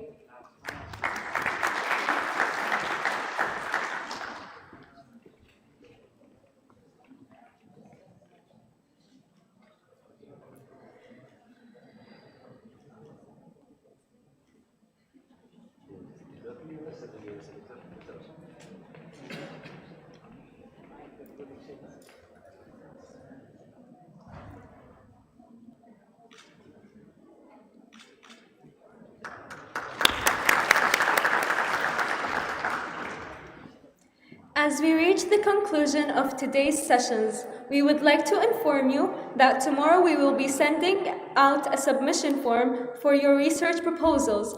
Kindly ensure that all submissions are completed before the deadline, which is 12 p.m. noon, as late submissions will not be accepted. Additionally, the advisory committee will be available from 12 p.m. to 1:30 p.m. Attendance is optional, but they will be providing valuable feedback for those who wish to benefit. A debate session will also take place at 2 p.m., and you are most welcome to attend. Also, the hall will remain open until 8 p.m. for you to utilize as needed. Lastly, I would like to extend our formal gratitude to our distinguished speakers for sharing their profound expertise and academic rigor. To our attendees, your presence and active engagement have been the cornerstone of this program's success. We are confident that the knowledge exchanged today will serve as a foundation for your future contribution to the healthcare sector. وخير ما نختم به لقاءنا هذا هو قوله سبحانه وتعالى: أعوذ بالله من الشيطان الرجيم، يرفع الله الذين آمنوا منكم والذين أوتوا العلم درجات، صدق الله العظيم. تأتي هذه الآية الكريمة لتؤكد لنا أن سعيكم في طلب العلم والبحث ليس مجرد مسار مهني، بل هو رفعة في الدنيا والآخرة، ومكانة سامية يجازى بها كل من سخر علمه لنفع الناس وتطوير البشرية. We hope you leave today with renewed inspiration and the technical tools to advance your research journeys. Thank you for being part of this experience, and we wish you a beautiful and fulfilling rest of your day. Thank you.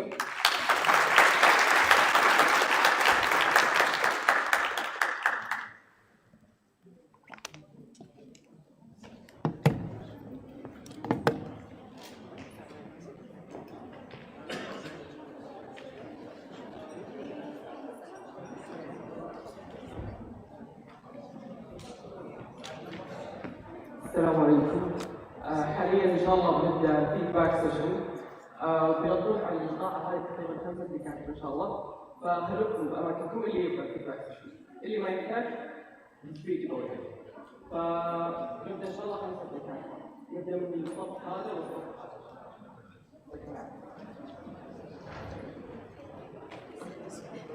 وان شاء الله راح يكون في ساينتفك ديبيت الساعه 2 من الساعه 2 للساعه 4، اللي يبغى يحضر مع ستيج. ترى متاحف ان شاء الله القاعه مفتوحه لكم لحد الساعه 4 باذن الله. حياكم الله.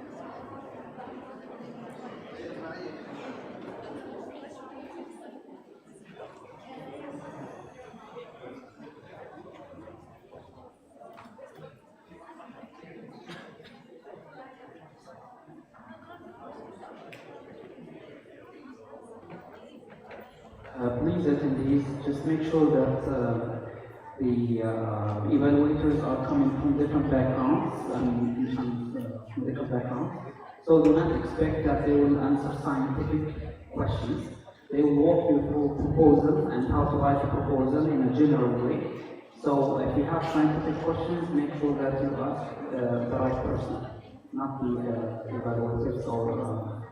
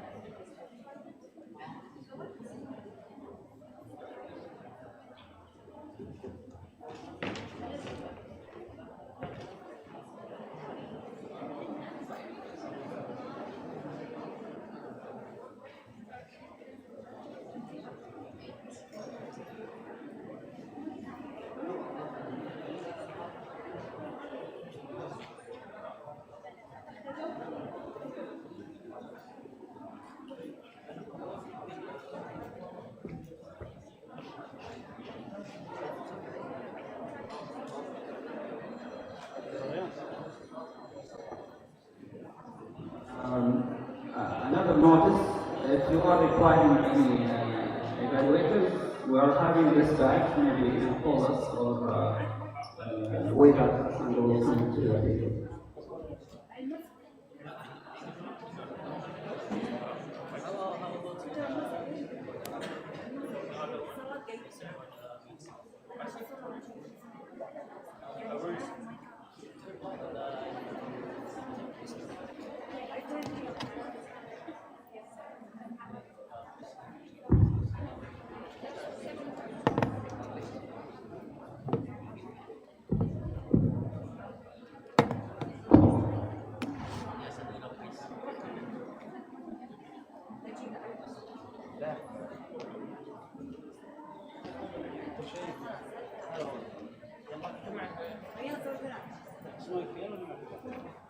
كلها في البطن. تحتاجون عادي خلص، بس إذا بتحتاجون في المكان هذا الكبس هذا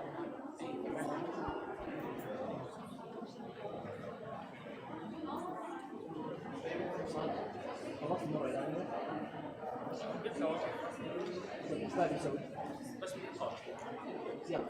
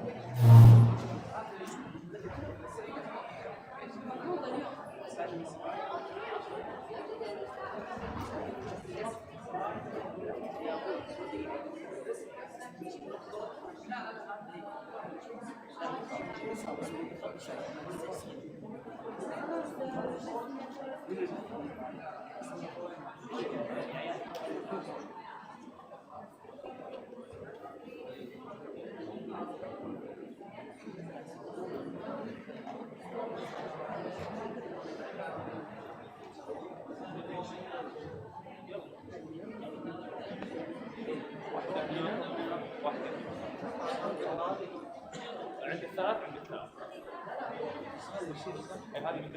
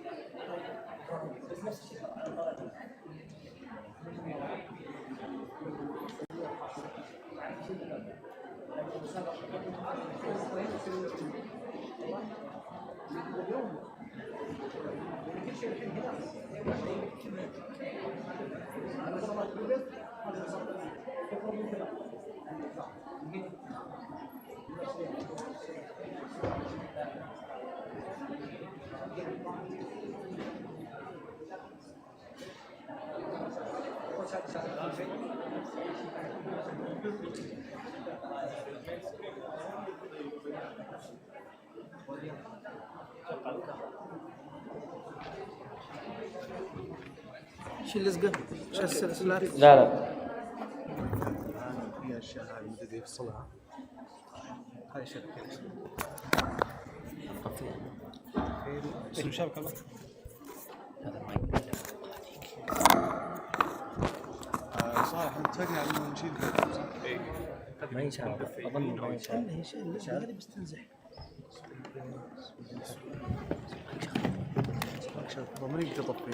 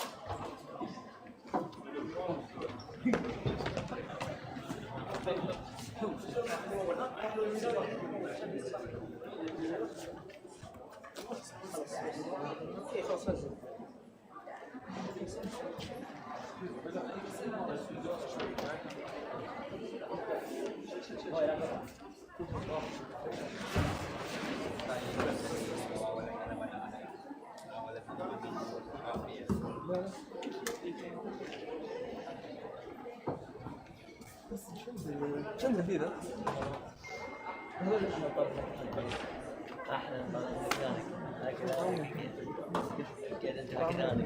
وين الغامدي؟ خش من الرياض. هو موافق صح؟ هو موافق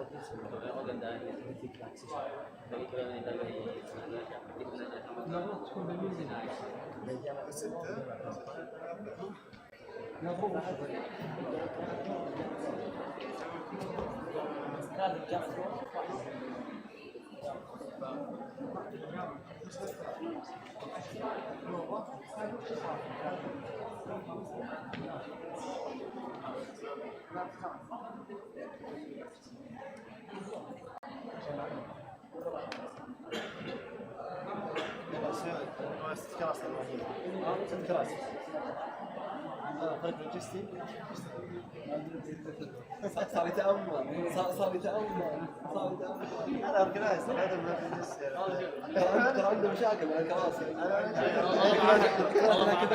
انا كرسي ماشي في دف تجيب لي كذا ترى المشكله دف المشكله هي التشكره لا والله اسفل الحين يجيك 10 يلا كم جيب زياده وياه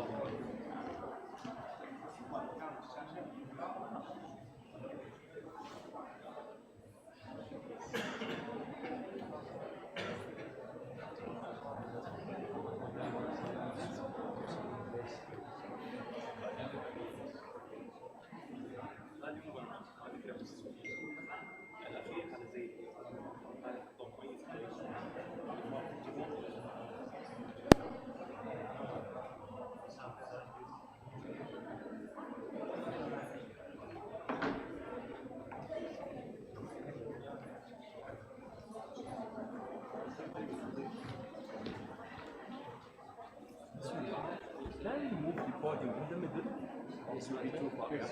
Can you move it? Does it go there? Want it in the middle. So we will take it. You just hold the wire. اتوقع ما يوصل.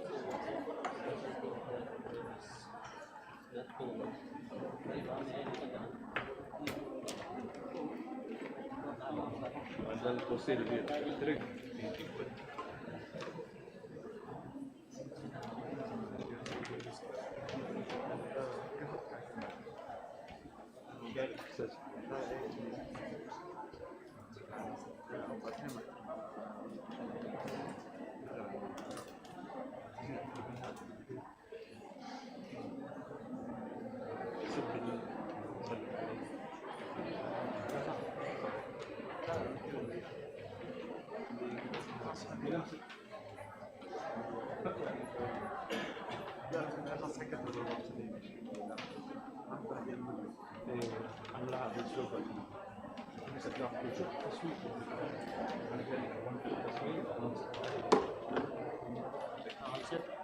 يلا وكان بسم الله.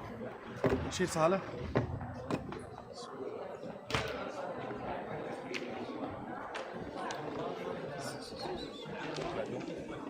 نص ارجع شوي. بس ايوه خلك نرجع شوي. كذا ممتاز ممتاز. بيطلع ستيك. بغطي عليه هذا تشوف. هذا الومني. وش الشعر مغطي على البوديوم. خلينا نشوف يتك البوديوم.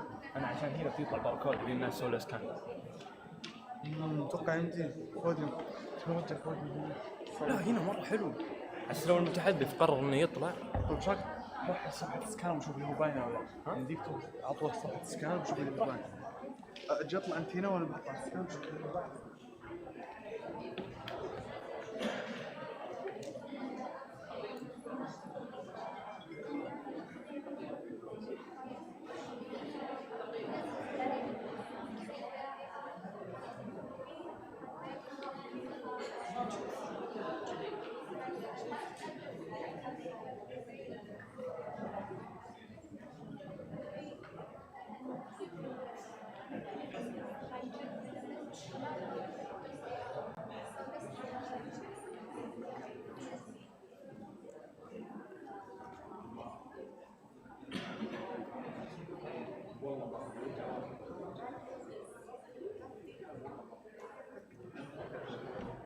لا ما قطع الشعور.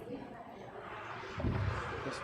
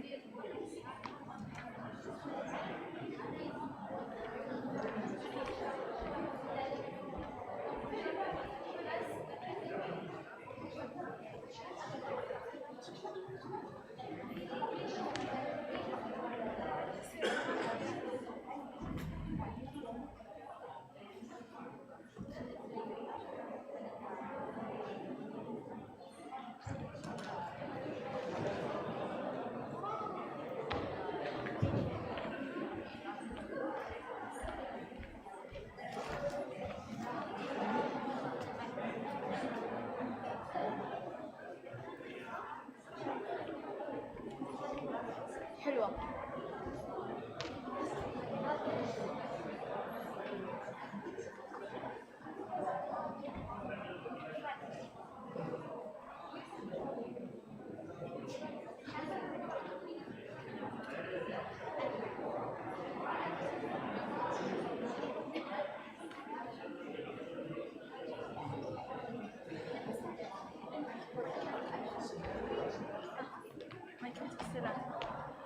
تمام. وهو هذا يمسكها صح.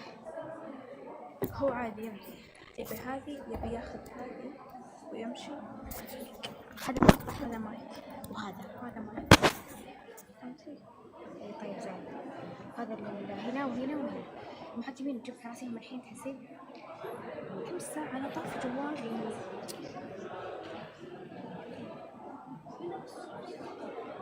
بدري بس خلنا نطلع. اي عادي بس لا لا لا.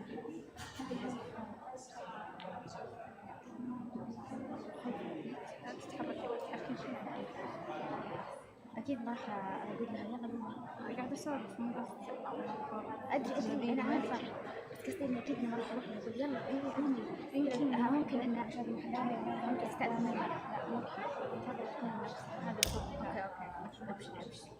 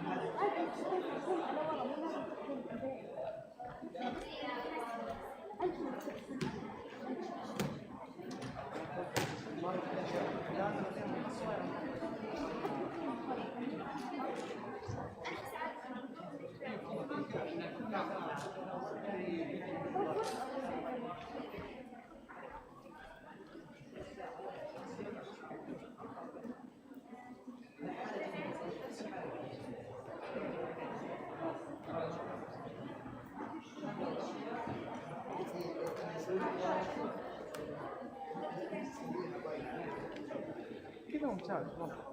لا مرة ممتاز، لأن في مساحة الطاولة كله اللي بيطلع أو بس بخصوص الطاولة كمان قلنا نشوف كل واحد. لا ما تفضي الطاولة. ما قلت بس كنت لازم اشتريك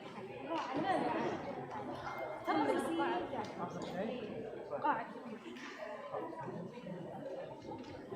نسيت انها طاولة طويلة. راسلتها من زمان. لا سنين. بعدين يوم دخلت شلون اللي جاب؟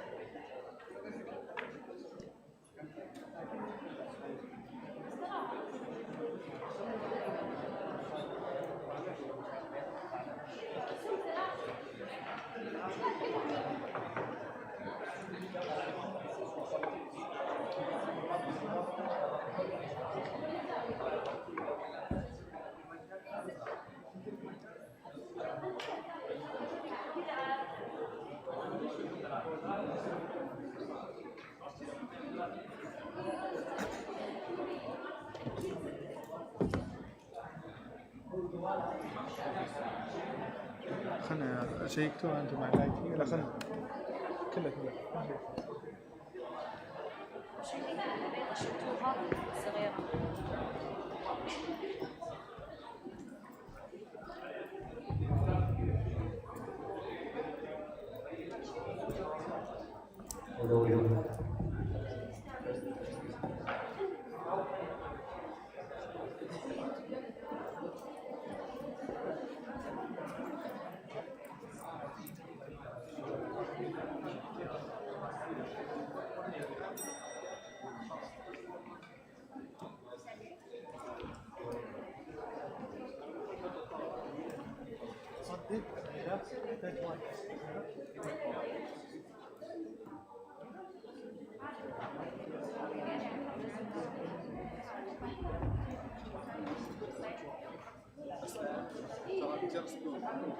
العزيز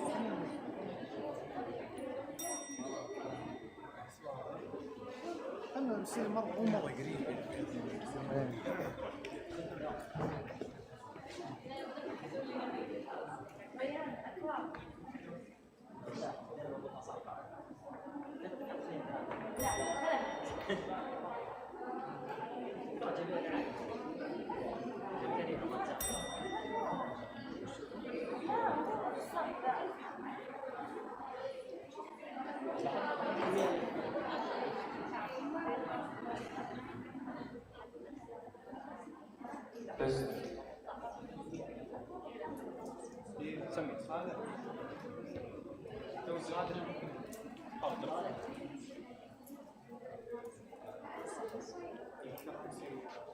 هم كليتون بس احسن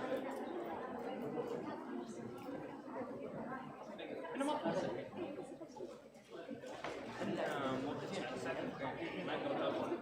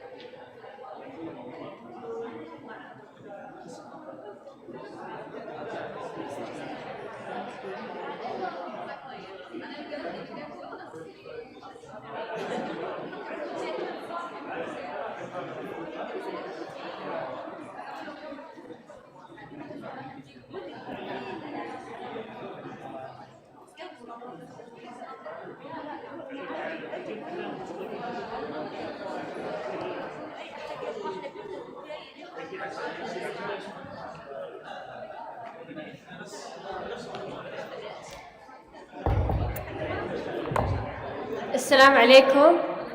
معليش بس أي أحد من مسار الفرص البحثية بنبدأ المناظرات الساعة 2. إذا حابين تحضرون بيكون متوفر لكم المكان.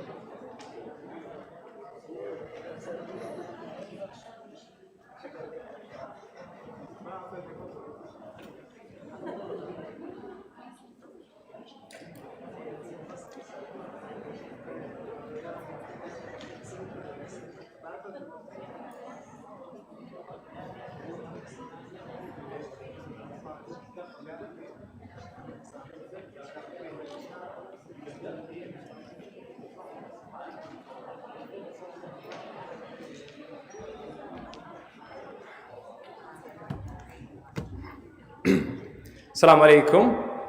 معكم صالح الحريبي قائد مسار المناظرات العلمية. اليوم عندنا فريقين يتناظرون حول نص مجلس. يرى المجلس أن الاستثمار في برامج الوقاية من الإرهاق المهني هي المعيار الأهم لتقليل الأخطاء الطبية. كما تشاهدون لدينا فريقين، فريقا مؤيدا وفريقا معارضا. كلا منهما لديه 3 متحدثون. المتحدث الأول سيكون لديه 5 دقائق كما المتحدث الثاني والثالث. من ثم سنأتي بخطاب الرد، وهو خطاب لا يوجد به أي حجج لم تذكر في المناظرة ولا أي تفنيدات جديدة. سيكون هنالك صوت جرس بعد الدقيقة الأولى في خطاب المتحدث الرئيسي تعلن بدء وقت المداخلات. من ثم في الدقيقة قبل الأخيرة سيكون هنالك صوت جرس أيضا، بمعنى أن هذه الدقيقة محمية ولا يجوز بها المداخلات. أتمنى أن تكون مناظرة مثرية ومليئة بالاحترام، وبسم الله الرحمن الرحيم نبدأ مع المتحدث الأول من فريق الموالاة. بسم الله الرحمن الرحيم. السادة الحكام المحترمون، أعضاء فريق التأييد وأعضاء فريق المعارضة والحضور الكريم، السلام عليكم ورحمة الله وبركاته. أنا سارة السباعي أمثل فريق الموالاة لتقديم مقدمة الفريق. ونحن نؤيد هذا المجلس القائم. يرى المجلس أن الاستثمار في برنامج الوقاية من الإرهاق المهني هي المعيار الأهم لتقليل الأخطاء الطبية. القضية هنا ليست هل الأخطاء الطبية خطيرة، بل ما هو العامل الأكثر تأثيراً الذي يحد منها فعلياً داخل الواقع الصحي في مقابل الاستثمارات الأخرى في تحسين سلامة المرأة. ونحن أمام سؤال واضح، وهو ما الاستثمار الأكثر تأثيراً وشمولاً في تقليل الأخطاء الطبية وتحسين سلامة المرأة؟ ونحن نؤكد أن الإجابة هي الاستثمار في برنامج الوقاية من الإرهاق المهني. ويعرف الإرهاق المهني بأنه حالة من الاستنزاف الجسدي والعقلي والنفسي الناتجة عن ضغط العمل المستمر، والذي تؤثر بشكل مباشر على التركيز وعلى الانتباه ودقة اتخاذ القرار السريري. أما الخطأ الطبي فيقصد به أي تصرف غير مقصود يحدث أثناء تقديم الرعاية الصحية، وقد يؤدي إلى ضرر للمريض سواء في التشخيص أو في العلاج أو الإجراءات الطبية أو صرف الأدوية أو في القرار السريري. ويقصد ببرنامج الوقاية من الإرهاق المهني أنه نظام وقائي متكامل يهدف إلى تقليل الإرهاق قبل أن يتحول إلى خطأ سريري، من خلال تنظيم عبء العمل وتحسين المناوبات وتحسين بيئة العمل، وأيضا توفير الدعم المهني والدعم النفسي للموظفين والرصد المبكر للتدخل عند الحاجة. وهنا نؤكد أن برنامج الوقاية من الإرهاق المهني يعرف في الأدبيات العلمية كبرنامج متعدد المستويات بطبيعته، يشمل تدخلات تنظيمية وتدخلات أيضا مهنية وفردية، تعمل كمنظومة واحدة متكاملة. وهنا وهنا يتضح معيارنا في هذه المناظرة، وهو المعيار الأهم: الاستثمار الذي يحقق أثراً شاملاً ومستمراً في خفض الأخطاء الطبية، لأنه يستهدف عاملاً مؤثراً ومتكرراً على جودة الأداء داخل النظام الصحي. وتشير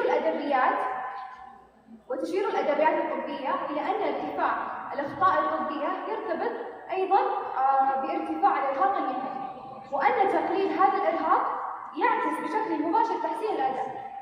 في هذا الإطار ستتولى زميلتي دانا عرض الأدلة العلمية بشكل واضح، وتليها زميلتي أسيل في تفنيد والرد على حجج فريق المعارضة، وأنا سأختتم بخطاب الرد الختامي وتلخيص مجريات هذه المناظرة لصالح فريق التأييد.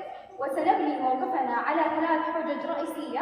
أولاً، الإرهاق المهني يقلل التركيز والانتباه ويضعف جودة اتخاذ القرار، مما يزيد احتمالية وقوع الأخطاء الطبية.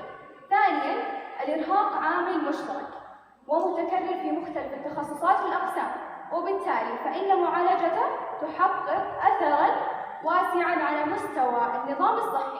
ثالثاً، الاستثمار في برنامج الوقاية من الإرهاق المهني هو حل واقعي ومستدام، لأنه يعالج عاملاً يومياً يؤثر مباشرة على أداء الممارس الصحي. وبناء على ذلك نحن نؤكد أن الاستثمار في الوقاية من الإرهاق المهني هو معيار مهم لتقليل الأخطاء الطبية، لأنه يستهدف عاملاً مؤثراً بشكل مباشر في جودة القرار السريري وسلامة المرضى داخل النظام الصحي. والسلام عليكم ورحمة الله وبركاته.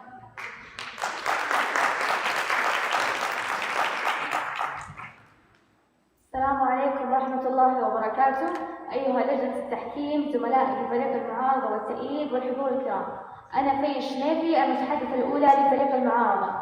نحن في فريق المعارضة نرفض اعتبار الاستثمار في برامج الوقاية من الإرهاق المهني هو المعيار الأهم لتقليل الأخطاء الطبية، ونرى أن هذا الطرح يقلل ويبسط قضية معقدة للغاية. بصفتي المتحدثة الأولى سأقوم بعرض موقف الفريق وتوضيح المفاهيم الأساسية ووضع الإطار العام للحجج. بعدها المتحدثة الثانية دانا ستقوم بعرض الحجج التفصيلية، ثم بعدها المتحدثة الثالثة داليا ستقوم بتفنيد حجج الفريق المؤيد. قبل البدء في مناقشة القضية أود أن أؤكد على أهمية الاتفاق على تعريف المصطلحات بشكل علمي دقيق، لأن وضوح المفاهيم هو الأساس الذي يبنى عليه صحة هذا النقاش. مع كل ما طرحه الفريق المؤيد من تعريفات، إلا أن هذه التعريفات تفتقر إلى بعض الجوانب المهمة التي قد تؤثر على فهم القضية بشكل كامل. أولاً، نعرف الإرهاق المهني وفقاً للمعهد الوطني الأمريكي للسلامة والصحة المهنية بأنه حالة انخفاض في الأداء البدني أو الذهني نتيجة عوامل مرتبطة بالعمل، مثل ساعات العمل الطويلة، قلة النوم، اضطراب الإيقاع اليومي. أما الأخطاء الطبية عرفتها منظمة الصحة العالمية بأنها أي فعل أو امتناع عن فعل أثناء الرعاية الصحية يؤدي إلى نتيجة غير مرغوب فيها وتنتج عن فشل في النظام أو خطأ بشري. أما برامج الوقاية من الإرهاق فهي مبادرات تتبناها المؤسسات أو الأفراد تهدف إلى تحديد وتقليل العوامل المسببة للضغط الجسدي والنفسي المستمر في بيئة العمل.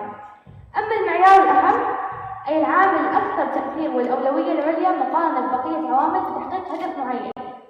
وفي سياق نص المناظرة يقصد بالمعيار الأهم هو المعيار الذي يمتلك أكبر تأثير في تقليل الأخطاء الطبية، وهو ما يدعيه الفريق المؤيد بأنه برامج الوقاية من الإرهاق المهني. نحن اليوم هنا لنناقش الأولويات.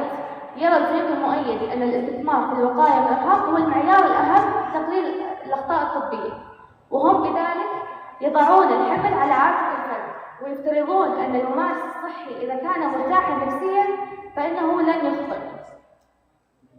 تتركز حججنا في هذه المناظرة على أن الأخطاء الطبية مسؤولية النظام وليس الفرد، وأن السلامة الطبية تبنى على التدريب، وأن الأنظمة الرقابية الصارمة هي التي تمنع الأخطاء، وأن الأخطاء الطبية تحدث حتى في غياب الإرهاق. نحن في فريق المعارضة نؤمن بأن سلامة المريض هي مسؤولية النظام لا الفرد. الأخطاء الطبية لا يمكن تفسيرها أو علاجها من خلال عامل واحد فقط، بل هي مشكلة نظامية معقدة.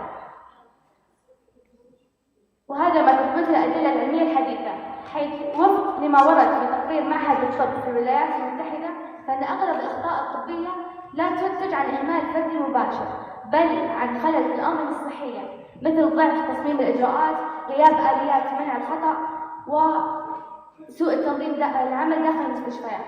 أيضا تدعم ذلك دراسة منشورة في مجلة الطب الباطني العام حللت عدد كبير من الأخطاء الطبية ووجدت أن نسبة كبيرة منها تعود إلى سوء التواصل بين أفراد الفريق الطبي وأخطاء في الإدارية والنظامية في المستشفى. أيضا تؤكد منظمة الصحة العالمية في برامج سلامة المرضى أن الأخطاء الطبية غالبا ما تحدث نتيجة ضعف الإجراءات الموحدة، غياب البروتوكولات الواضحة، وعدم وجود أنظمة تمنع تكرار الخطأ. كما تشير الوكالة الأمريكية لإبحاث وجودة الرعاية الصحية إلى أن معظم الأخطاء الطبية يمكن منعها من خلال تحسين الأنظمة الصحية وليس من خلال التركيز على أداء الفرد وحده، مما يؤكد أن السبب الجذري في هذه الأخطاء هو النظام.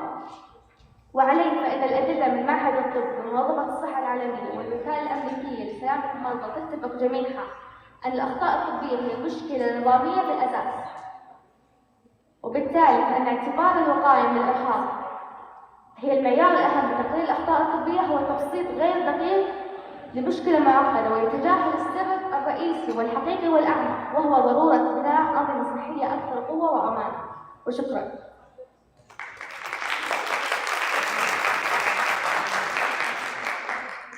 السلام عليكم ورحمة الله وبركاته.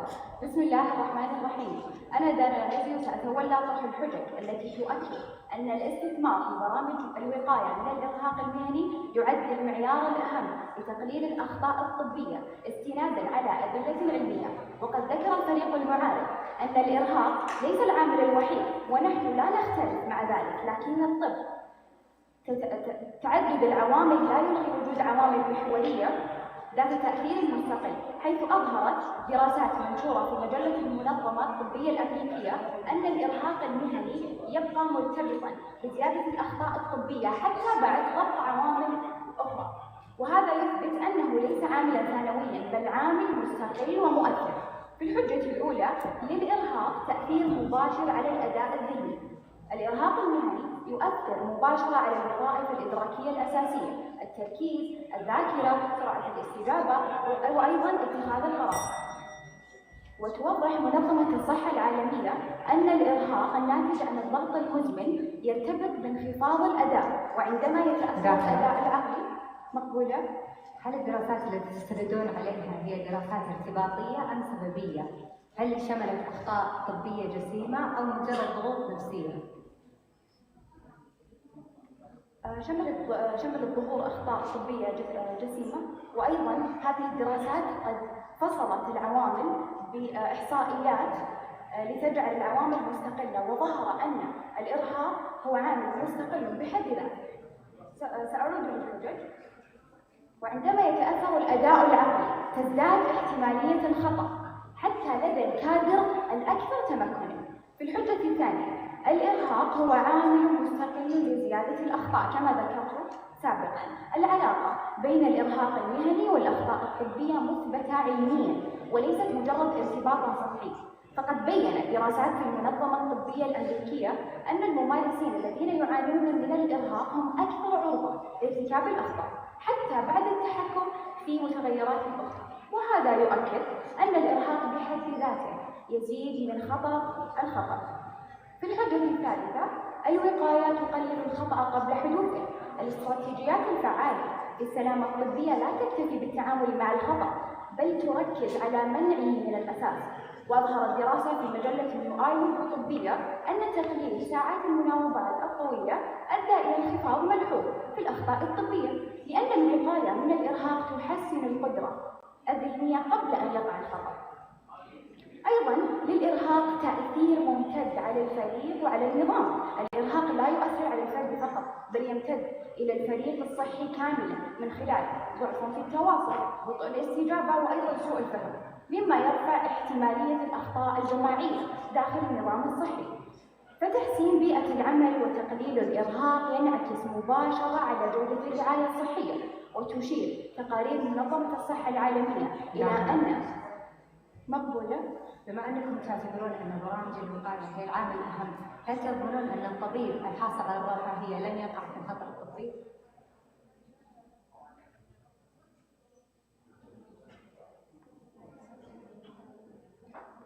نعم، هذا الطرح نظري أكثر من كونه واقعي. قد تحدث أخطاء في نظام ضعيف، لكن السؤال هل تزيد هذه الأخطاء أو تقل؟ الدليل العلمي واضح أن الإرهاق يزيد احتمالية الخطأ ويضاعف تأثير أي خلل بسيط في النظام، أي أن الإرهاق يعمل كمضخم للأخطاء داخل النظام وليس مجرد عامل ثانوي. وبالعودة إلى الحجج وبناء على ما سبق، وتشير تقارير منظمة الصحة العالمية إلى أن تقليل الإرهاق يرتبط بتحسن الأداء وتقليل الأخطاء، وبالتالي الاستثمار في الوقاية هو استثمار في سلامة المرضى، لأننا هنا نتحدث عن حياة. وبناء على ما سبق يتضح أن الإرهاق المهني ليس مجرد عامل مساعد، بل عامل مستقل ومؤثر في حدوث الأخطاء الطبية. فقد أثبتت دراسات متعددة المتغيرات أن الإرهاق يبقى مرتبطا بزيادة الأخطاء حتى بعد استبعاد العوامل. فقد استخدموا تحليل إحصائي يفصل العوامل، وأثبت أن الإرهاق عاملا مستقلا كما ذكرت سابقا. كما أكدت المراجعات المنهجية واسعة النطاق التي شملت عشرات الدراسات ومئات آلاف من العاملين الصحيين ثبات هذه العلاقة بشكل متكرر حتى في بيئات مختلفة. وعليه فإن تقليل الأخطاء الطبية لا يبدأ من النظام فقط، بل من الإنسان الذي يطبقه. وإذا كان هذا الإنسان مرهقا فإن أي نظام مهما مهما كان متقنا هذا النظام لن يمنع الخطأ بشكل كامل، لأن المحرك الأساسي هو الإنسان. وشكرا لك.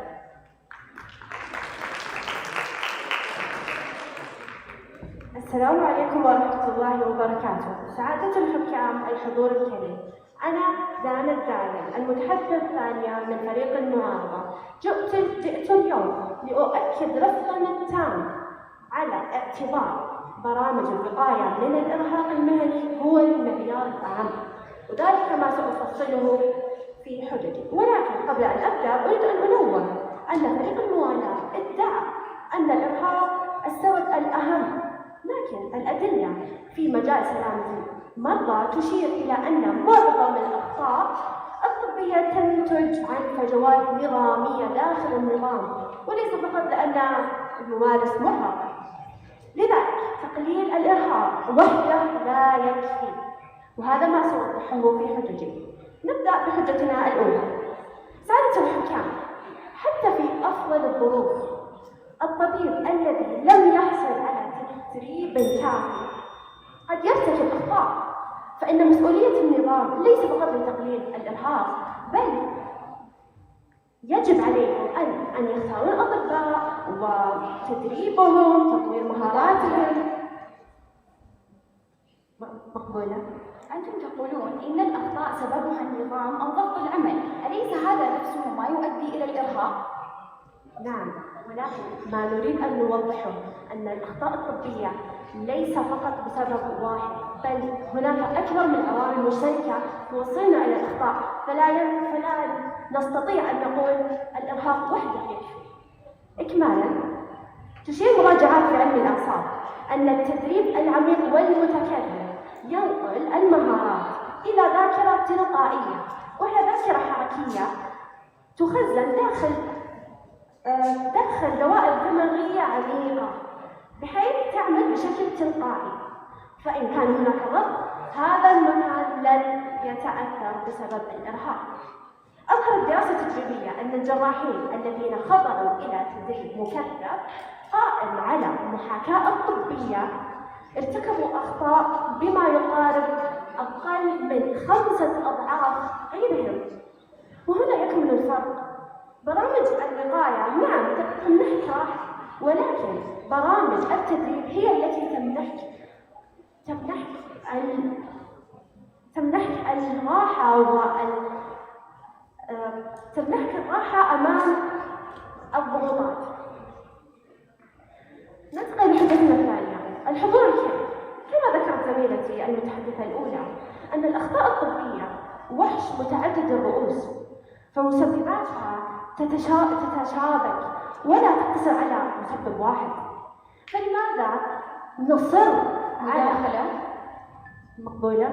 إذا كنتم تنكرون كون الإرهاق أساسيا، فكيف تفسرون أن تقليل ساعات المناوبات في الدراسات أدى إلى انخفاض الأخطاء الطبية؟ سوف أجيب عليكم عبر حججي أنا. فمثل ما قلت أن لا يجب علينا أن نضيع حقة اهتمامنا على مسبب واحد، فالمسببات جذرية ولا يجب علينا أن نغفل عنها.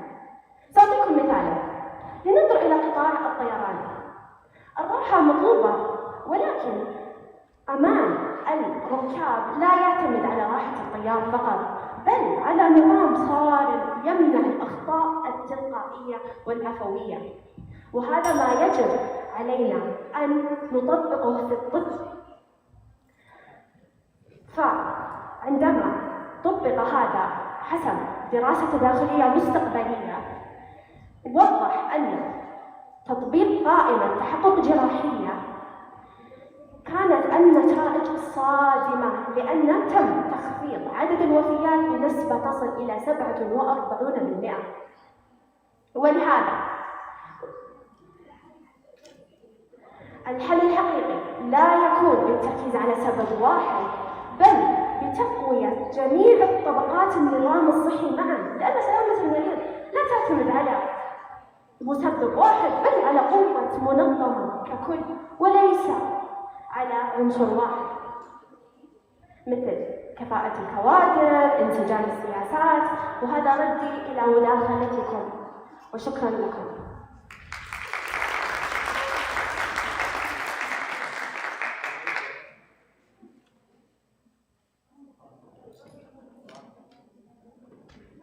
بسم الله الرحمن الرحيم. أصحاب سعادة لجنة التحكيم الكرام، زميلاتي من فريقي المعارضة والموالاة والحضور الكريم، السلام عليكم ورحمة الله وبركاته. بداية جئت لأؤكد موقف فريق الموالاة الذي يقوم على تأييد نص المجلس تأييدا تاما، لما انطوى عليه من طرح يعيد النظر في السبب الأكثر تأثيرا في وجود الأخطاء الطبية. فالقضية اليوم لا تدور حول وجود الإرهاق المهني من عدمه، بل بكونه العامل الأساسي المؤثر نحو وقوع الأخطاء الطبية. وهنا يأتي دوري اليوم بتفنيد حجج فريق المعارضة وبيان مواضع الخلل في استدلالاتهم. فنبدأ بحجتهم حينما قالوا أن الأخطاء الطبية لا تقع على مسؤولية النظام وليس الفرد بشكل أكبر. نعم، نحن نؤكد على أهمية النظام، لكن نريد أن نؤكد أن أي نظام مهما كان فعالا فإنه لن يكون ذات كفاءة عالية في وجود فرد مرهق. فالإرهاق يؤثر بشكل أساسي على اتخاذ القرار والتواصل مع الفريق الطبي، بالتالي مرفوضة، بالتالي يؤثر على الأخطاء الطبية.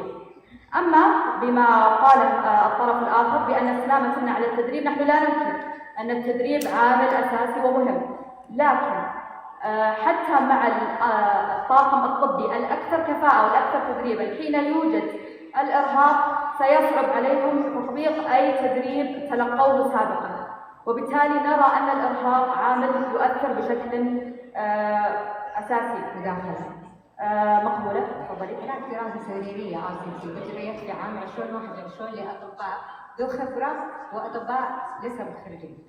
أثبتت الدراسة أنه لا يوجد فرق في نتائج المرضى، لا من ناحية المضاعفات أو الأخطاء، وحتى وإن كانت هناك ساعات مرنة أو ساعات عمل صارمة. نعم صحيح، ونحن نؤكد أن التدريب عامل مهم استنادا على ما قالت دراساتكم، لكن أن حتى الأطباء الذين هم أكثر كفاءة لكن يتعرضون لإرهاق عالي، سوف نرى أن استنادا للدراسات التي ذكرت لها زميلتي أنهم لا يستطيعون أن يطبقوا هذا التدريب بكفاءة عالية. أما بالحجة التي قدموها أن الأخطاء قد تحدث حتى في غياب الإرهاق، نعم هذا صحيح، الأخطاء واردة في غياب الإرهاق، في وجود افضل بروتوكولات، في وجود افضل انظمه وما الى ذلك، لكن نحن نتكلم عن كيف نقلل النسبه وليس كيف ان تكون معدومه تماما، فالخطا وارد من الانسان.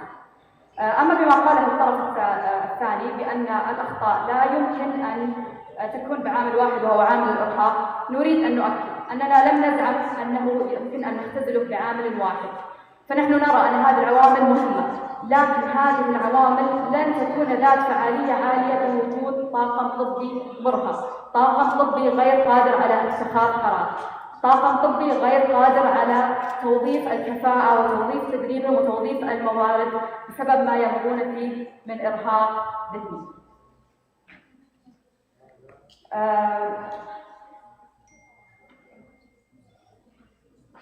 في الختام أود أن أذكر المجلس أنه مهما أنشأنا من أنظمة ذات كفاءة عالية ومهما ابتكرنا حلول لنقلل الأخطاء، هذه الحلول وهذه الأنظمة لا تطبق بالفراغ، بل تطبق عبر إنسان، وهذا الإنسان إذا أصابه الإرهاق سقطت أو قلت كفاءة كل نظام وقلت كفاءة كل حل. فالإنسان هو العامل الأول والأخير في كل منشأة، وبالتالي أن الاستثمار في صحته وسلامته يعد أولوية وليس خيارا ثانويا، وبذلك نحن نرجح كفة فريق الموالاة، وشكرا لكم.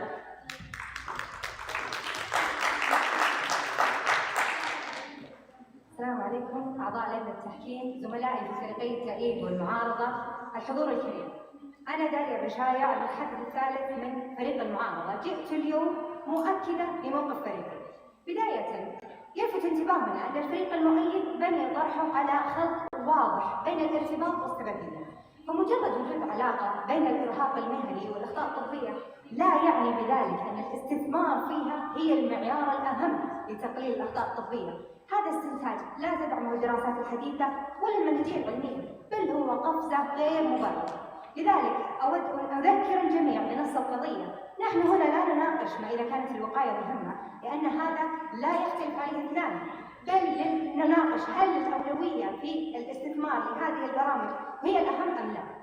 للأسف الفريق المؤيد قضى كامل طرحه في إثبات أهمية الوقاية، لكنه أخفق تماما في إثبات أولويتها مقارنة بالعوامل النظامية والتقنية. نصل هنا إلى جوهر الإشكال في طرحه. الفريق المؤيد يضع عبء الأخطاء الفردية الطبية على الفرد، وكأن الحل يبدأ وينتهي عند إدارة إرهاق ذلك الممارس الصحي. لكن السؤال الأهم، لماذا نحمل الفرد المسؤولية أصلاً؟ الممارس الصحي لا يعمل في فراغ، بل داخل نظام قد يفرز ساعات عمل طويلة، نقصا في الكوادر الطبية، ضغطاً عالي وأنظمة غير فعالة. في مثل هذه البيئة حتى أكبر الأطباء الأكثر كفاءة وانضباطاً سيكون عرضة للإرهاق. وهنا نؤكد مرفوضة. هنا نؤكد أن النظام هو الأساس. كرر الفريق المؤيد جملة أن الإرهاق هو عامل مستقل، ولكن الإرهاق وليس الاحتراق الوظيفي هو حالة نفسية مؤقتة يمر فيها الفرد بسبب ضغوطات، وبذلك لا توجد مقياسات فعلية لقياس الإرهاق المهني، وحتى الدراسات التي تم الاستناد عليها من قبلهم لم تستخدم مقاييس معتمدة لقياس الإرهاق. كما يلحظ تكرارهم لإجراءات تنظيمية تحدث تغيير على المنظمة والفرد، ولكن هناك فرق بين برامج الوقاية من الإرهاق وإجراءات صريحة حاسمة لتعديل النظام حتى لو شملت الفرد. لذلك فإن الفريق المؤيد يتفق معنا بأن الاستثمار وحده في برامج الوقاية ليست المعيار الأهم. ذكروا في حجتهم الأولى أن الإرهاق يضرب أساس الأداء الطبي والتركيز والذاكرة ويضعف ردة الفعل. صحيح، الإرهاق يخفض التركيز والذاكرة والقرار، لكن هذا لا يثبت أبدا أنه المعيار الأهم لتقليل الأخطاء الطبية، لأن نسبة كبيرة من الأخطاء لا تنشأ من ضعف الأداء الفردي، بل من خلل في تصميم النظام، أخطاء في التسليم، سوء تنسيق، نقص في الكوادر الطبية. تفضل. فريق المعارضة ذكر مجموعة من الأسباب النظامية ونحن نتفق أنها موجودة، لكنهم تجاهلوا نقطة جوهرية. كل هذه الأنظمة مهما كانت دقيقة تعتمد في النهاية على إنسان يطبقها، وأرد عليكم بذلك أن الأنظمة صممت لتلقط أخطاء الإنسان، فهي تقوي قرار السريري للإنسان وليس لتضعفه أو لاعتماد الإنسان عليها. هناك مؤسسات رائدة مثل Agency for Healthcare Research and Quality لا تضع الحل في إصلاح الفرد، بل في إعادة تصميم النظام. مرفوضة. ذكروا في حجتهم أن التدريب مهم، ولكن أيضا الإرهاق يؤثر على الخبرة والتدريب. نتفق بذلك، لكن هذا بالضبط ما يثبت أن نتيجة لمشكلة أعمق وليس نقطة التدخل الأولى. هل نستطيع التدخل من ناحية الإرهاق ونقول بذلك مرفوضة، ونقول بذلك أن الأخطاء الطبية ستقل؟ طبعا لا. الإرهاق غالبا انعكاس لبيئة عمل مضغوطة، لذا إذا أردنا معالجة ما يضرب كل شيء فمن المنطقي أن نبدأ بما يصنع الإرهاق أصلا لا بما ينتج عنه. ذكروا في حجتهم الثالثة أن الإرهاق هو عامل مشترك في كل التخصصات ومعالجته هو حل مستدام، ونحن نقول أن النظام هو المظلة الأكبر والضمان الأضمن لجميع هذه التخصصات. الطبيب، الممرض، وفن المختبرات قد يختلفون في مسببات إرهاقهم، لكنهم جميعا يشتركون في استخدام تلك المنظومة التقنية ونفس بروتوكولات التواصل. الاستثمار في نظام إلكتروني موحد يمنع خطأ الجرعات وهو حل مستدام يحمي جميع التخصصات بضربة واحدة، بينما برامج الوقاية التي يتحدثون عنها تظل حلولا فردية تختلف نتيجتها من شخص إلى آخر. بعد كل ما طرح أود أن أذكر بشيء أساسي: الطب لم يبنى يوما على افتراض أن الإنسان لا يخطئ، بل بني على إدراك أنه سيخطئ. فلماذا حينما تقع الأخطاء نتجه مباشرة لإلقاء الضوء على ذلك الفرد؟ لماذا نلوم الممارس الصحي لأنه تعب، ولا نسأل لماذا وصل إلى هذا التعب أصلا وهذا الإرهاق المهني؟ لماذا نبحث عن المشكلة في الإنسان بدلا أن نواجه الخلل في النظام؟ وشكرا.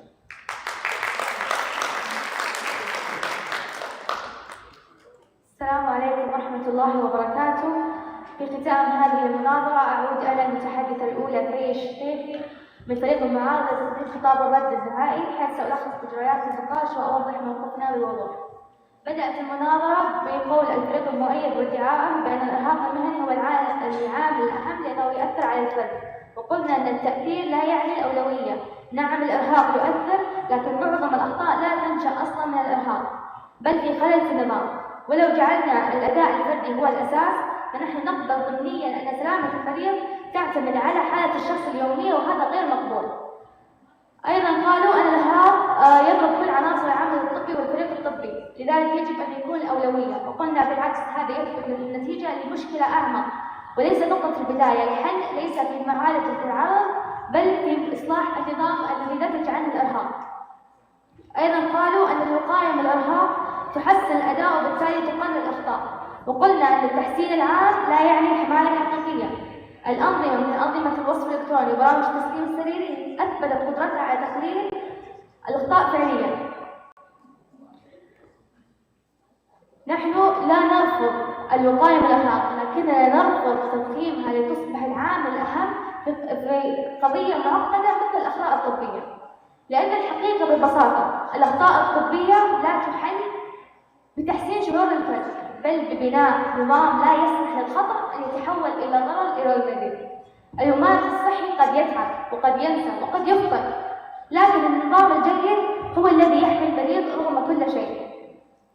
القضية هنا ليست هل الإرهاق مهم، لكن هل هو المعيار الأهم؟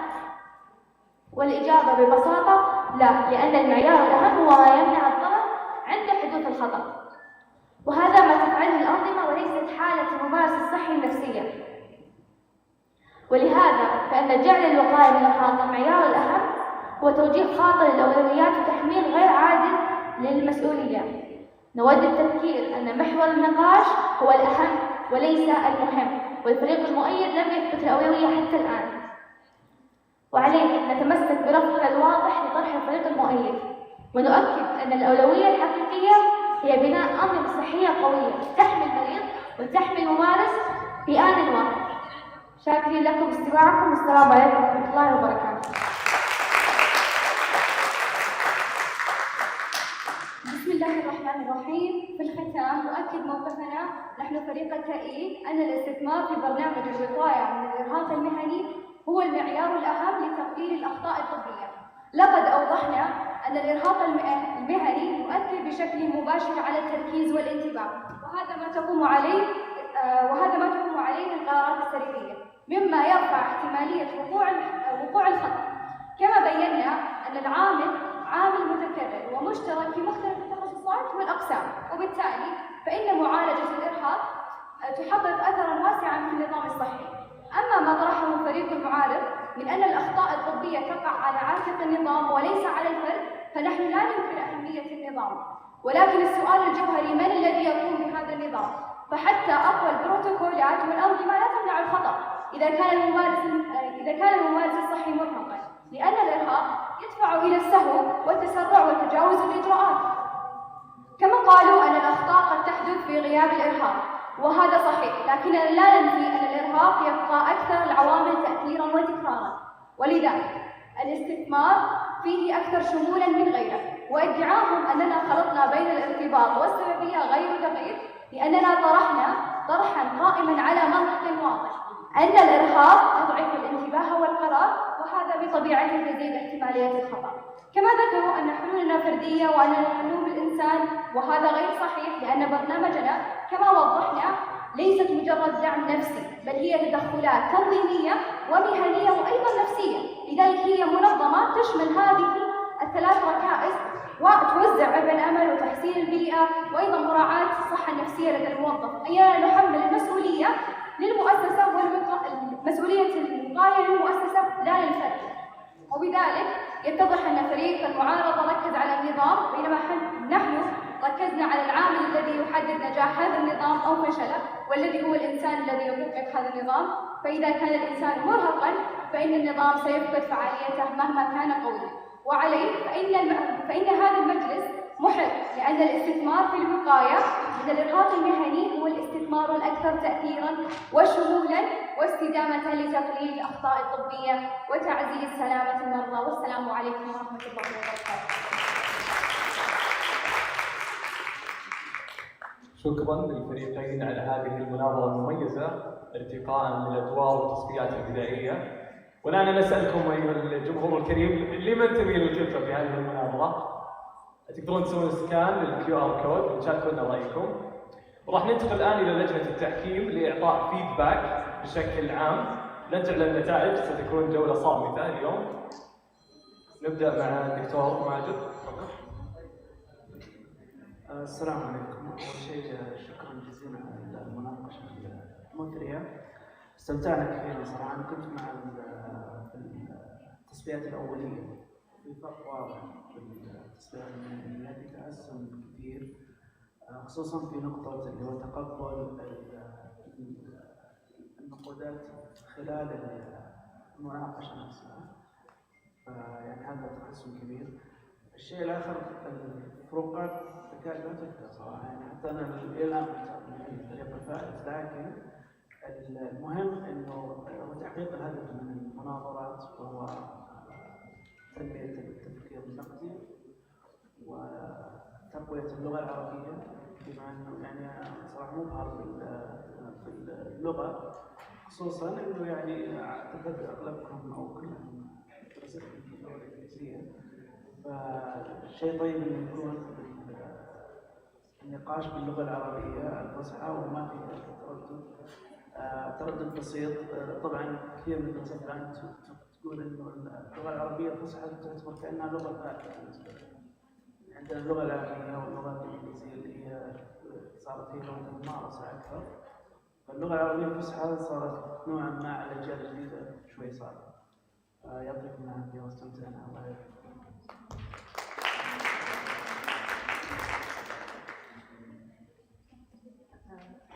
وأكد على ما قال زميلي، خصوصا اللغة العربية لاحظت فرق فعلا أكثر فصاحة من الفرق السابقة، أقل لحن، تشكيل أفضل، فجدا فخورة بكم. الفرق حيكون جدا صغير، لست أعلم من منكم سيفوز لما أرسل الدرجات، لكن كان أداء ممتاز. مبارك. يعطيكم العافية جميعا، ما قصرتوا، المناظرة جدا مثرية. برضو أتفق مع الدكاترة، صعب جدا المرحلة يحكم بينكم. بالأخير كلكم ما دام وصلتوا هذه المرحلة كلكم فايزين بإذن الله، وإن شاء الله نشوفكم محافظة أحسن بإذن الله. يعطيكم العافية، شكرا.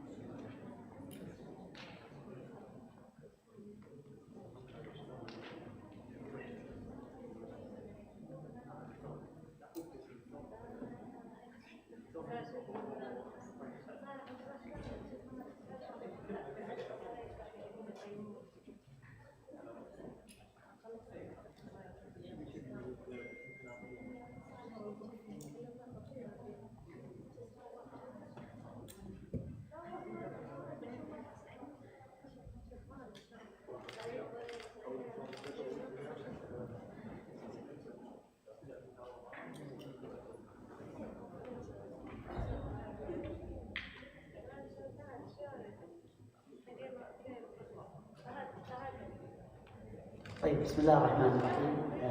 استغل الفرصة هذه أن المحكمين الله يعطيهم العافية يجمعون النقاط وعشان يعرفون من الفائز. بالنسبة لنا كل الفرق المشاركة فائزة ومميزة. استمتعت شخصيا يعني جدا بطرح الفريق المؤيد وأيضا طرح الفريق المعارض.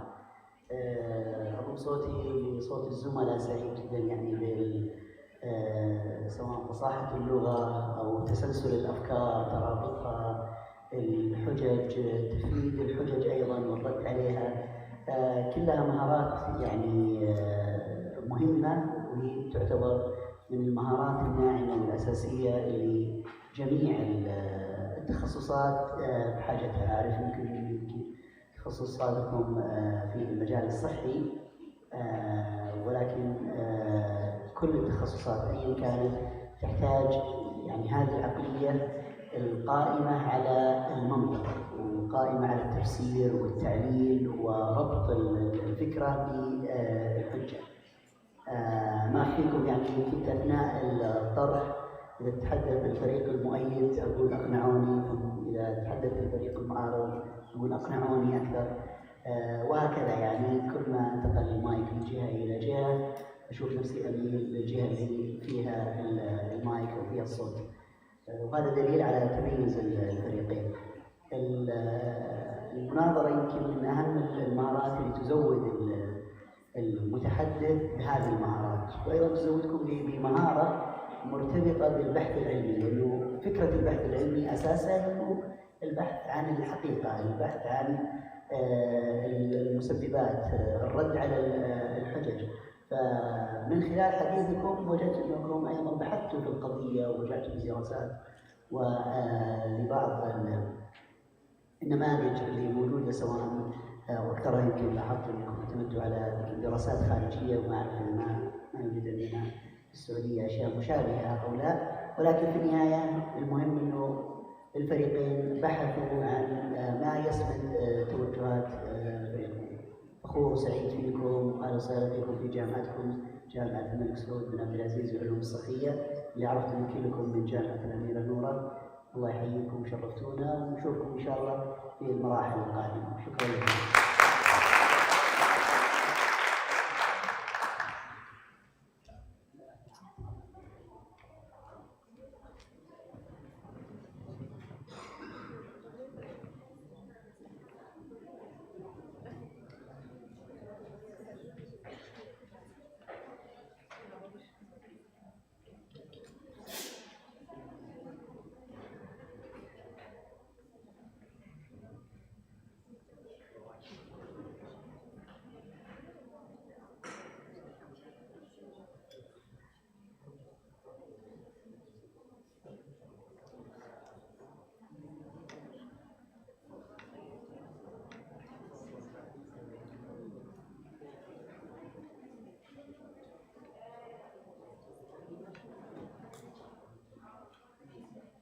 شكرا للفريقين.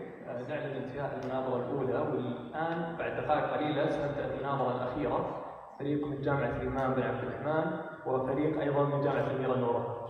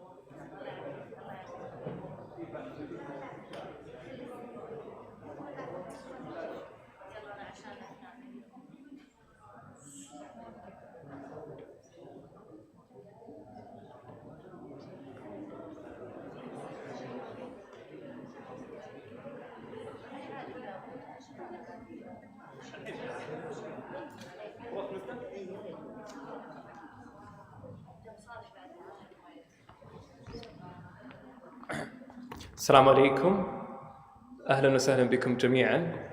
اليوم إن شاء الله نختتم مناظرتنا النهائية في فريق من جامعة الإمام بن عبد الرحمن وفريق من جامعة الأميرة نورة في نص مجلس يرى المجلس أن التطبيب عن بعد يجب أن يكون بديلا رئيسيا للزيارات الطبية التقليدية.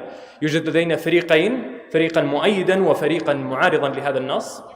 أنوه أن المواقف هذه تأييدا أو معارضة هي تفرض على الأفرقة وليست باختيارهم، فيجب أن ننظر إلى قوة هذه الحجة وقوة تفنيدات طريقة إبراز وتماسك الفريق كما في نموذج لجنة المحكمين هنا. أنوه على أن بعد الدقيقة الأولى يسمح بالمداخلات، ولذلك سوف نسمع صوت جرس، وأيضا قبل الدقيقة الأخيرة سوف نسمع صوت جرس، وذلك يعني بانتهاء وقت المداخلات. أتمنى أن تكون مناظرة مثرية وجميلة، وبسم الله الرحمن الرحيم نبدأ مع فريق التأييد المتحدث الأول.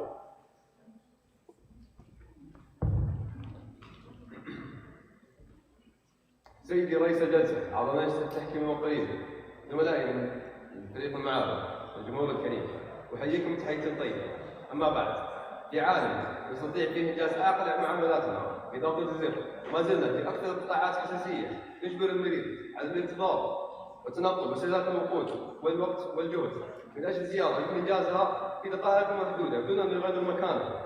أرسل الحكام القضية اليوم ليست صراعا بين الرقمي والحضوري، بل هي سؤال بسيط: هل من المنطقي أن نظل نستخدم نفس النموذج لكل الحالات، حتى عندما نعلم أن الكثير منها لا يحتاج حضورا أصلا؟ حالات بسيطة تزاحم الحالات المعقدة ومواعيد تستهلك فيما لا يحتاجها. نحن لا نقول أن الزيارة الحضورية يجب أن تختفي، بل نقول أنها يجب أن تحفظ لمن يحتاجها حقا. أما عن هيكلة فريقنا وخارطة طريقنا في هذه المناظرة وبصفتي المتحدث الأول، سأطرح عليكم: ليس كل الطب يحتاج حضورا مباشرا، والتطبيب عن بعد فعال ومقبول سريريا في الحالات الضرورية. والمتحدث الثاني سيتولى المحور الثالث: النظام الصحي الحالي يعاني من اختلال. والمحور الرابع: نجاح النماذج الإقليمية. والمتحدث الثالث سيتولى ما تبقى من حجم الخصم وعزم منها موقفنا الشامل من كافة الموالاه.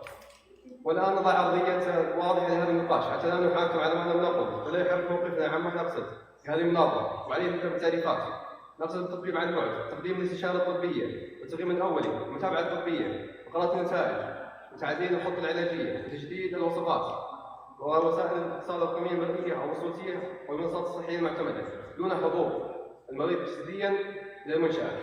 ونقصد بكونه البديل الرئيسي للزيارة الطبية التقليدية أن يصبح المسار الافتراضي الأول المفضل افتراضيا في معظم الزيارات الطبية التي لا تتطلب فحصا جسديا مباشرا وتدخلا إجرائيا أو استجابة إسعافية عاجلة، مع بقاء الزيارة الحضورية لحالات تعتمد على جودتها الطبية على الحضور المباشر. أولا، إذا كنتم تعتبرونها بديلا شاملا، فكيف تبررون عدم قدرتها على التعامل مع جميع الحالات بنفس الجودة؟ نحن لم نقل شاملا، قلنا أنها تكون الرئيسية وتكون هي المبدئية وللمراجعة والمتابعة. لحجتنا الأولى: التطبيب عن بعد يجب أن يكون البديل الرئيسي، لأن ليس كل العمل الطبي قائما على الفحص الجسدي المباشر. هذا افتراض غير دقيق، ولا يعكس واقع الممارسة الطبية. ثانيا، يوجد فئة واسعة من الزيارات الطبية التي تتمحور قيمتها الأساسية حول المراجعة النتائج، أخذ التاريخ المرضي، متابعة استجابة العلاج، تجديد الوصفات، أو فرز المريض لتحديد ما إذا كان يحتاج الحضور أصلا أم لا. وثالثا، إذا كانت وظيفة طبية في هذه الزيارات يمكن تحقيقها دون حضور جسدي، فلا مبرر منطقي لأن يبقى الحضوري هو المسار الافتراضي فيها والرئيسي، وبالتالي إذا أمكن أن نجاز هذه الزيارات الافتراضية مع حفاظ على الجودة فإن منطقي مفروضة. فإن منطقي بالأجدر أن يصبح التطبيب هو عن بعد هو المسار الرئيسي والأول، لا مجرد بديل ثانوي أو استثناء. نستدل بذلك ببوابة تلهب التي توضح أن التطبيب عن بعد يقدم مجموعة واسعة من الخدمات بما في ذلك الفحوصات الجسدية أيضا في بعض الصور المناسبة، مما ينفي فكرة أن التطبيب عن بعد يعني غياب التقييم السريري بالضرورة. وفي السياق السعودي أظهرت دراسة عام 2023 في مستشفى عبد الله بن عبد العزيز الملك عبد الله بن عبد العزيز الجامعي أن 61% من زيارات الطوارئ كانت غير عاجلة وتشمل حالات من الفحوصات الروتينية وعدة صرف الأدوية وأعراض بسيطة يمكن التعامل معها مبدئيا عن بعد. كما تظهر بيانات خدمات 937 وصحتي ارتفاع استخدام المستخدمين رقم 86% مع القدرة على التعامل مع معظم الحالات بكفاءة، وهو ما يعكس القرار الطبي وليس الحضور الشديد بحد ذاته. الحجة الثانية، الطبيب عن بعد لم يعد مجرد بديل اضطراري او مؤقت، بل اثبت في كثير من السياقات الطبيه انه قادر على تقديم رعايه مقبوله ونماذج ونتائج مماثله، والافضل احيانا في بعض المؤشرات مقارنه بالرعايه الحضوريه متى كانت الحاله مناسبه لهذا النمط من الرعايه. فتوجد حالات واسعه من الحالات التي تكون مناسبه لطبيعتها عن بعد. في هذه الحالات اثبت التطبيب عن بعد فعاليه سريريه مقاربه للحضوري من حيث النتائج والرضا والسلام. بالتالي عندما اجتماع ملامسه الحاله مع ثبوت الفعاليه يصبح ابقاء هذه النموذج في موقع ثانوي غير منطقي. ونستدل من مراجعه منهجيه حديثه منشوره في عام 2020 في مجله NPG ديجيتال ميديسن عام 24 شملت 77 دراسه الى ان الفروق بين التطبيق عن بعد والحضوري انتاج سريه قبل ما تكون صغيره، وتظهر ايضا هذا بوضوح في مجال الصحه النفسيه. شكرا لكم.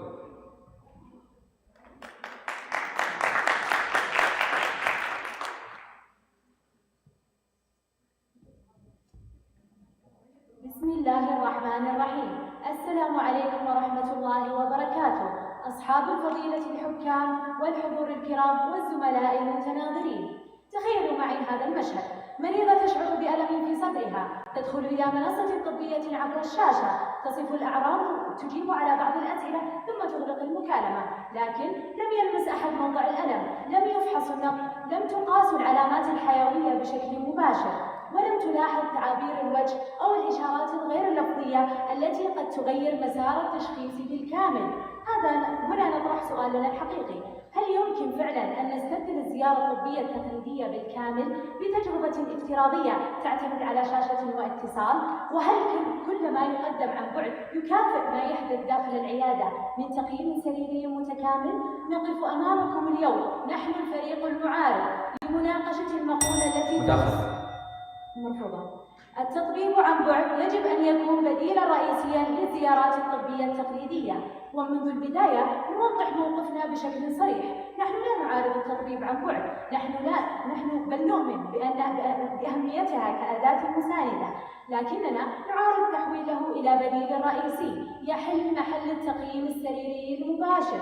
وقبل الدخول في الحجج لابد من توضيح نقطة جوهرية في تعريف القضية: هناك خلط واضح بين استخدام التطبيب عن بعد كوسيلة دعم وتحسين الوصول للخدمات الصحية وبين اعتباره بديلا رئيسيا يغني عن الزيارة التقليدية، وهذا الخلط جوهر النقاش. فنحن لا نناقش هل هو مفيد أم لا، بل نناقش هل يمكن الاعتماد عليه كنقطة بداية أساسية للنظام الصحي، كما أن مصطلح بديل الرئيسي مصطلح يحمل دلالة خطيرة، فهو لا يعني مجرد خيار إضافي، بل يعني أنه التقييم الأولي الذي يبنى عليه القرار الطبي سيتم في معظم الحالات عن بعد. وهنا يكمن جوهر الإشكال. ومن المهم أيضا التوضيح أن الممارسة الطبية الطبية لا تقوم فقط على الأسئلة والأجوبة، بل تعتمد بشكل أساسي على الفحص السريري، الملاحظة المباشرة والقدرة مرفوضة، والقدرة على التقاط تفاصيل دقيقة لا تنقل عبر الشاشة، بل أن الأدلة العلمية الحديثة خصوصا خلال جائحة كوفيد-19 رغم أنها دعمت استخدام التطبيب عن بعد لتحسين الوصول، إلا أنها في الوقت ذاته أشارت إلى وجود محدوديات واضحة، أخطاء في الفرز الطبي سواء بالتقليل بخطورة بعض الحالات أو المبالغة في تقديرها، مما قد يؤدي إلى قرارات طبية مبنية على تقييم غير مكتمل. وسأطرح هنا تساؤلا مهما: إن كانت نقطة الدخول للنظام الصحي تعتمد على تقييم عن بعد غير مكتمل، فكيف نضمن دقة كل ما يبنى عليها لاحقا؟ ولعل ما يؤكد هذه الإشكالية أكثر أن حتى في أكثر التخصصات نجاحا في التطبيب عن بعد مثل الصحة النفسية لا تزال تواجه حدودا واضحة، ففي هذا المجال لا توجد حالات طارئة ومعقدة لا يمكن التعامل معها عن بعد، مثل الأفكار الانتحارية أو الاضطرابات النفسية الشديدة مثل الانفصام، والتي تتطلب تقييما مباشرا وتدخلا فوريا. وهنا يظهر التساؤل الأهم: إن كان التخصص الأقل اعتمادا على الفحص الجسدي لا يمكن الاستغناء عن الحضور، فكيف يمكن تعميم التطبيب عن بعد كبديل رئيسي في جميع التخصصات الطبية؟ أما من حيث هيكلة الفريق، سأكون نورا موسى، سأقوم بعرض الموقف العام وطرح أولى حججنا، وستتحدث بيان الأحمري لعرض الحجج بشكل تفصيلي، وأخيرا ستتولى نورا المعيد مهمة التفنيد والرد على الفريق المؤيد وتأكيد موقفنا. وسيبني فريقنا موقفه على 3 حجج رئيسية: أولا سلامة المريض والمخاطر المرتبطة بسوء التشخيص والفجوة التقنية وعدم عدالة الوصول لجميع فئات المجتمع. وسأبدأ بأولى حججنا الآن، والتي قد تتناول جانبا بالغ الأهمية في الرعاية الصحية، وهو سلامة المريض والقدرة على التعامل مع التدهور المفاجئ. عندما نتحدث عن جعل التطبيب عن بعد بديلا رئيسيا، فنحن لا نتحدث عن حالات مستقرة، بل عن نظام يجب أن يكون قادرا على التعامل مع الحالات الطارئة. وفي الواقع قد تتدهور حالة المريض بشكل مفاجئ أثناء التقييم، كما أن الخطر لا يقتصر فقط على التقييم، بل يمتد إلى طريقة تنفيذ العلاج نفسه، خصوصا في تخصصات تعتمد على الحركة مثل العلاج الطبيعي. ففي الجلسات الحضورية يستطيع الممارس ملاحظة المريض من عدة زوايا وتصحيح الأخطاء بشكل فوري ودقيق، لكن في التطبيب عن بعد تكون زاوية الرؤية محدودة، مما قد يخفي أخطاء حركية مهمة، بل قد يتعرض المريض أثناء التمريض إلى فقدان توازن أو دوخة مفاجئة، وفي هذه الحالة لا يمكن للممارس التدخل لمنع السقوط أو حماية المريض. وهنا يطرح تساؤلا مهما: كيف يمكن ضمان سلامة المريض؟ شكرا.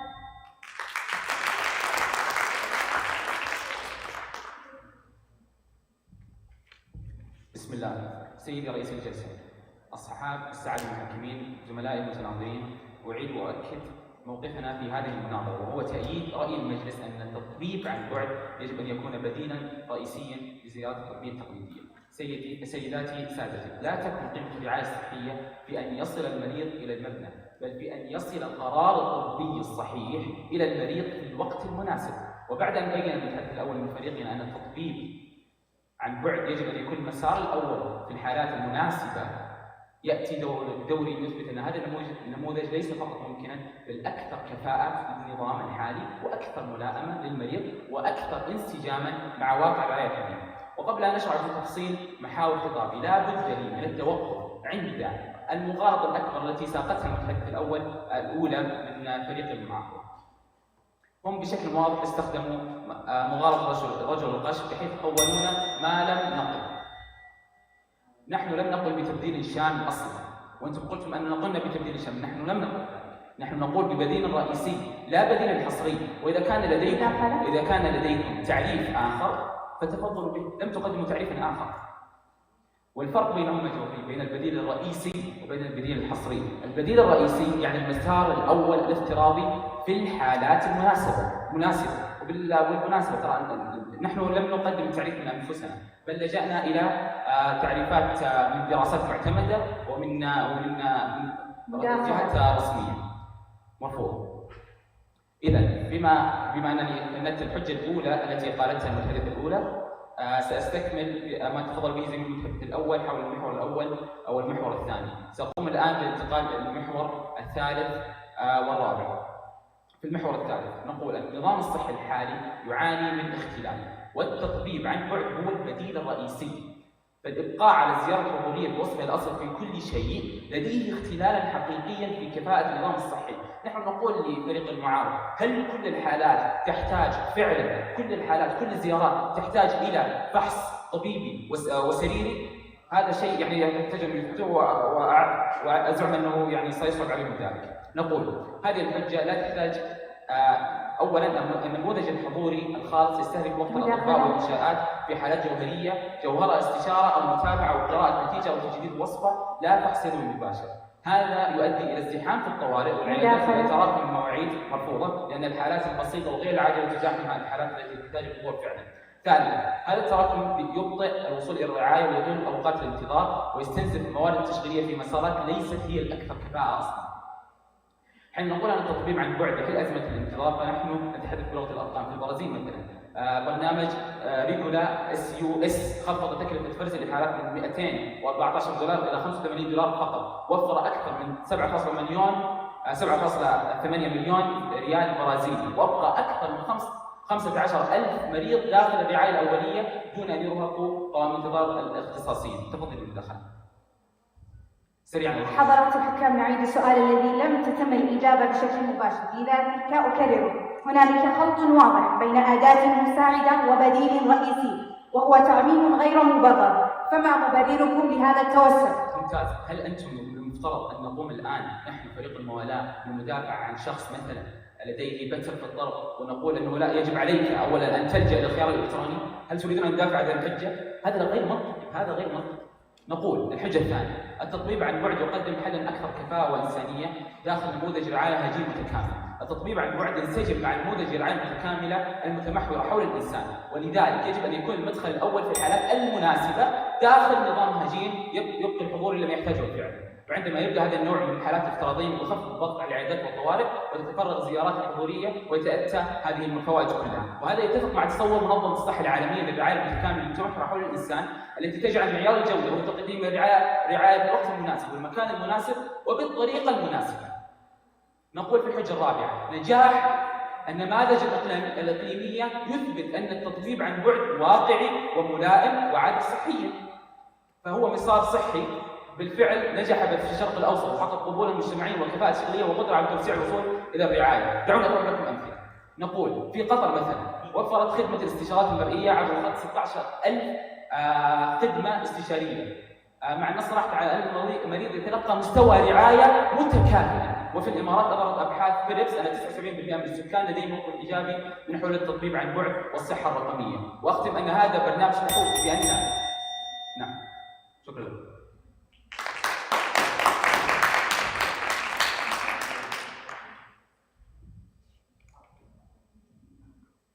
السلام عليكم ورحمة الله وبركاته. السادة الحكام الكرام، الزملاء الأعزاء والحضور الكريم، اليوم يمثل فريقنا الطرف المعارض لفكرة أن التطبيب عن بعد يجب أن يكون بديلاً رئيسياً للزيارات الطبية التقليدية. نود أن نوضح منذ البداية أننا لا نعارض التطبيب عن بعد، بل نقر بأهميته كأداة مساندة، لكن نعارض بشدة أن يكون بديل رئيسي يحل محل التقييم السريري المباشر.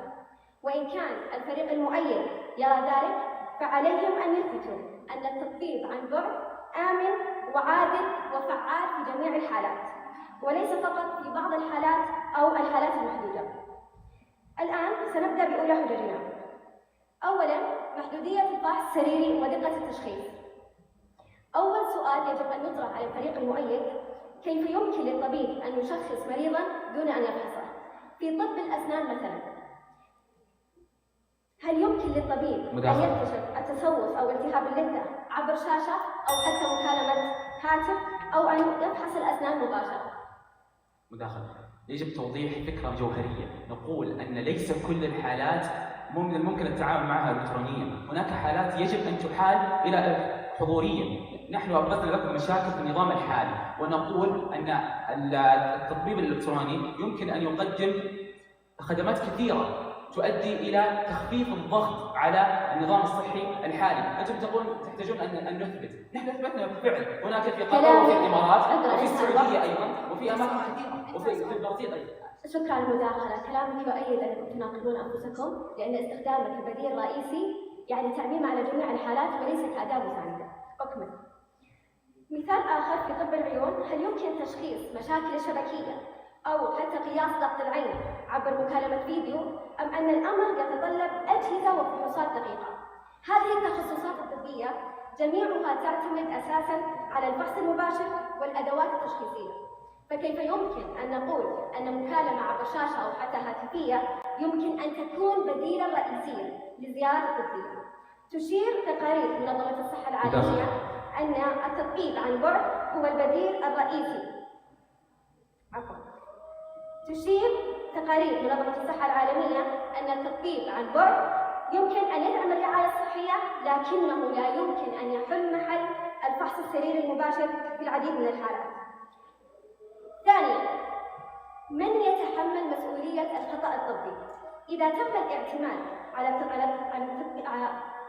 التطبيب عن بعد كبديل رئيسي، فهناك سؤال بسيط يجب أن يطرح: ماذا لو كان الألم الذي يشتكي منه المريض في الحقيقة هو أزمة قلبية، أو الصداع الذي يشتكي منه المريض هو أساساً علامة على نزيف دماغي؟ هذه الحالات مؤجلة. هذه الحالات لا يمكن اكتشافها عبر اتصال فيديو أو حتى مكالمة هاتفية. أشارت دراسات منشورة في مجلة دلانسل للصحة الرقمية أن الاعتماد على التطبيب عن بعد يؤدي إلى تأخير التشخيص في بعض الحالات الطبية. الطب مجال لا يحتمل التأخير، لأن الخطأ هنا لا يعني انزعاجاً بسيطاً، بل يعني خطراً على حياة المريض.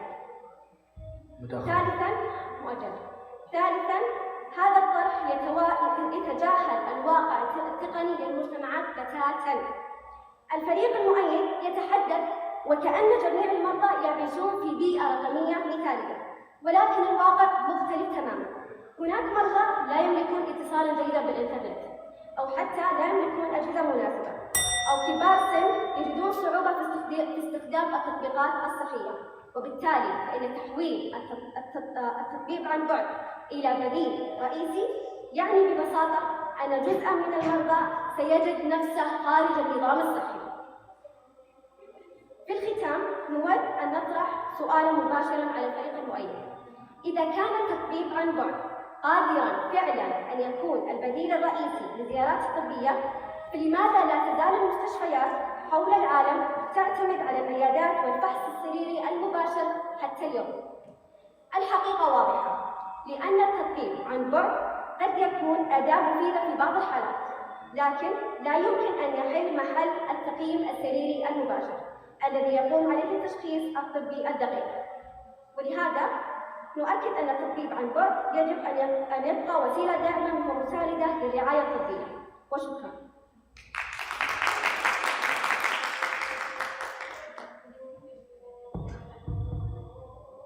السلام عليكم ورحمة الله وبركاته.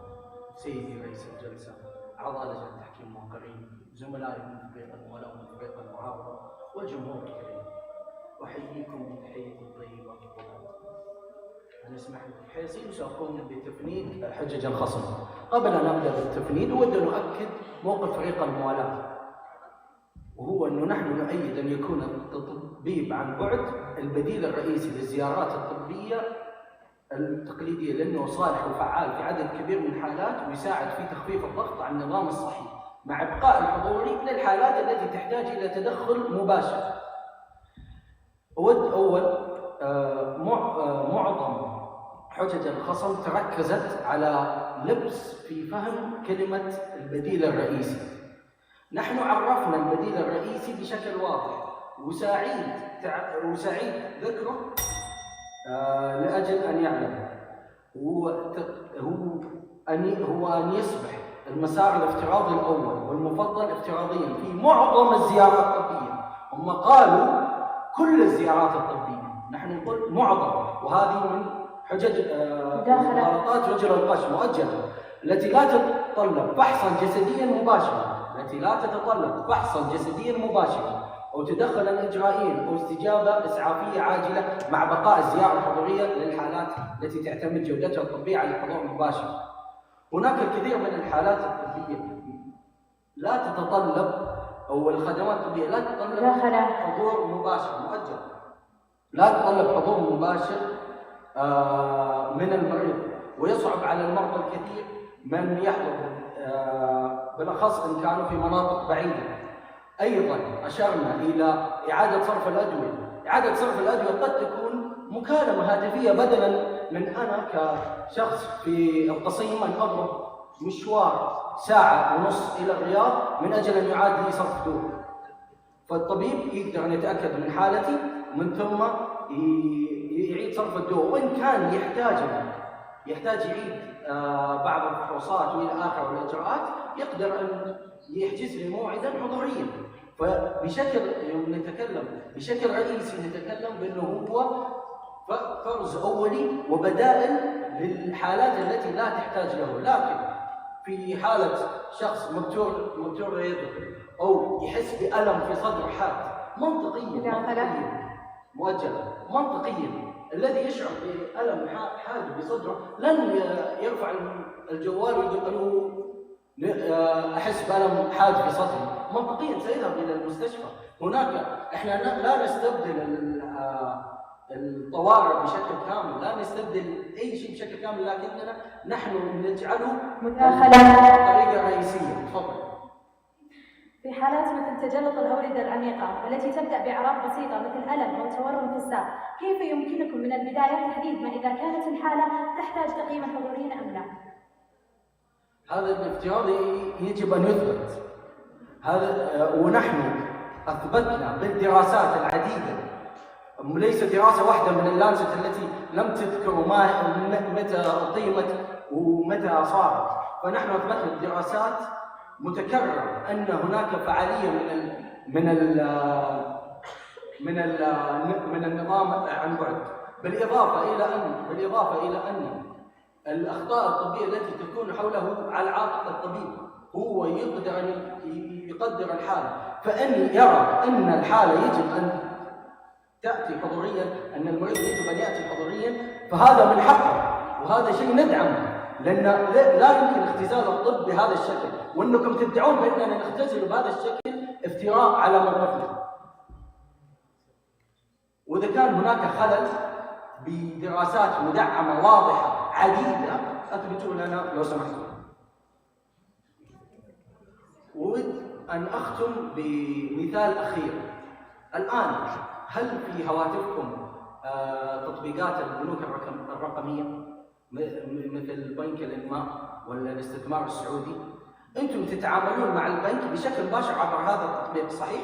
كم مرة تزورون البنك بشكل مباشر؟ قليل في السنة.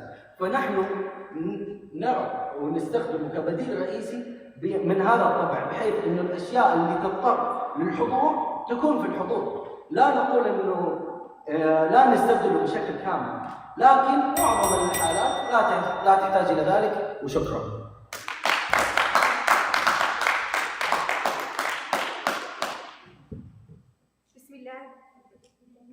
بسم الله الرحمن الرحيم. نبدأ باسم الحق والعقل والحجة. السادة الحكام، الزملاء المتناظرون، الحضور الكرام، دعونا نبدأ تفنيدنا بسؤال لا يحتمل التزيين ولا المراوغة، واسمحوا لي بالوقوف لقول هذا السؤال: هل يمكن فعليا اختزال الطب بكل دقته وتعقيده الإنساني إلى شاشة؟ الطب ليس بمكالمة فيديو، الطب ليس صورة ترسل ولا صوت يسمع عبر شاشة، الطب ممارسة سريرية متكاملة ودقيقة.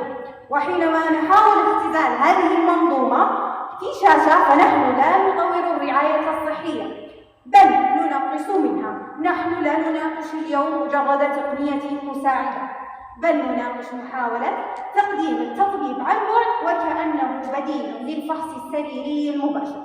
وهنا تكون المشكلة الحقيقية، لأن الطب مؤجلة، لأن الطب ليست خدمة سريعة يمكن تبسيطها، بل قرار سريري معقد يعتمد على فحص مباشر، تفاعل حقيقي، ملاحظة دقيقة لا يمكن نقلها. لنكون واضحين، كيف يمكن للطبيب أن يقيم حرارة الجلد؟ كيف يلاحظ تورما دقيقا؟ كيف يجص الألم؟ كيف يلتقط علامات لا تظهر في الكاميرا. هناك أشياء لا تنقلها الصورة ولا تعوضها أي شاشة. وسأبدأ الآن بتفنين حجج الفريق المؤيدة نقطة بنقطة بكل عناية ودقة. أولاً، يدعون أن التطبيب عن بعد يحقق العدالة الصحية، وهذا خلط بين إتاحة الخدمة وجودة التشخيص، لأنه وصول المريض للطبيب لا يساوي شيئاً إن كان الطبيب تقييمه مبنياً على معلومات ناقصة دون فحص. فالطب لا يقاس بسهولة الوصول بل بدقة القرار الناتج عنه، وليس كل وصول للطبيب يعني قرارا طبيبيا. وقد أكدت منظمة الصحة العالمية أن التطبيب عن بعد يستخدم كخيار مكمل لا كبديل رئيسي، نظرا لمحدودية التقييم السريري دون الفحص المباشر. تفضل. أنت طرحتي سؤال في البداية ويعني وقفتي لي السؤال هذا، واسمحوا لي أن أقف أنا الإجابة على هذا السؤال. نحن نقول ونعيد ونكرر أن فهمكم خاطئ، أنتم تلزموننا لغويا بفهم خاطئ للبديل الرئيسي. نحن نقول أن برنامج تحول القطاع، دعونا في المداخلة، برنامج تحول القطاع الصحي لا يتحدث عن الرعاية الافتراضية الوصفية خيارا، بل ينص على أن تصبح الصحة الإلكترونية والرعاية الافتراضية هي الأساس. هذا نحن نناقش موضوع المجلس وهو أن يكون بديلا رئيسيا. ثانيا، يدعون أنه يقلل وقت الانتظار ويزيد الكفاءة، ولقد أظهرت دراسات منشورة في الجمعية الطبية الأمريكية ارتفاع الحاجة لإعادة التقييم الحضوري بعد الاستشارات عن بعد، مما يدل على أن تقليل الوقت قد يكون مؤقتا وغير حاسم.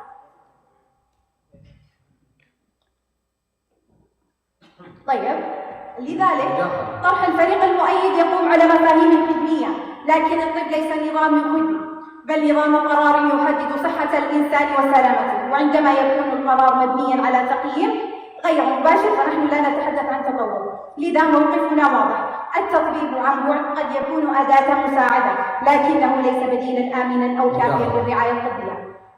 مرفوضة. واعتماده كحل رئيسي يعني قبول تشخيص أقل دقة ورعاية أقل جودة ومخاطرة أعلى على المريض. ولهذا ومن أجل سلامة المرضى وجودة الممارسة الطبية نقف اليوم ضد التطبيب عن بعد كبديل للرعاية المباشرة، لأن الخطأ في الطب ليس رقما بل إنسان قد يتألم أو تتدهور حالته أو تهدد حياته.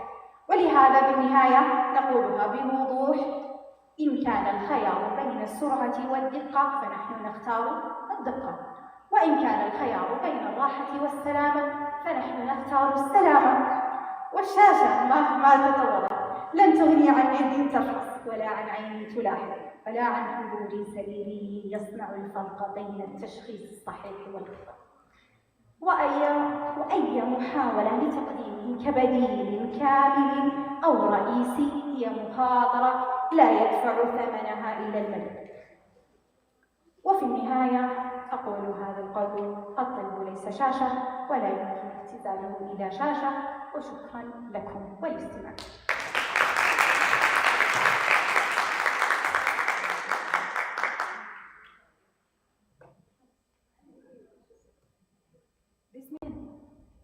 بسم الله الرحمن الرحيم. وفي ختام هذه المناظرة نعود إلى جوهر القضية التي ناقشناها اليوم: هل يمكن أن يكون التطبيب عن بعد بديلا رئيسيا لنظام صحي يقوم في أساسه على التقييم السريري المباشر والدقيق؟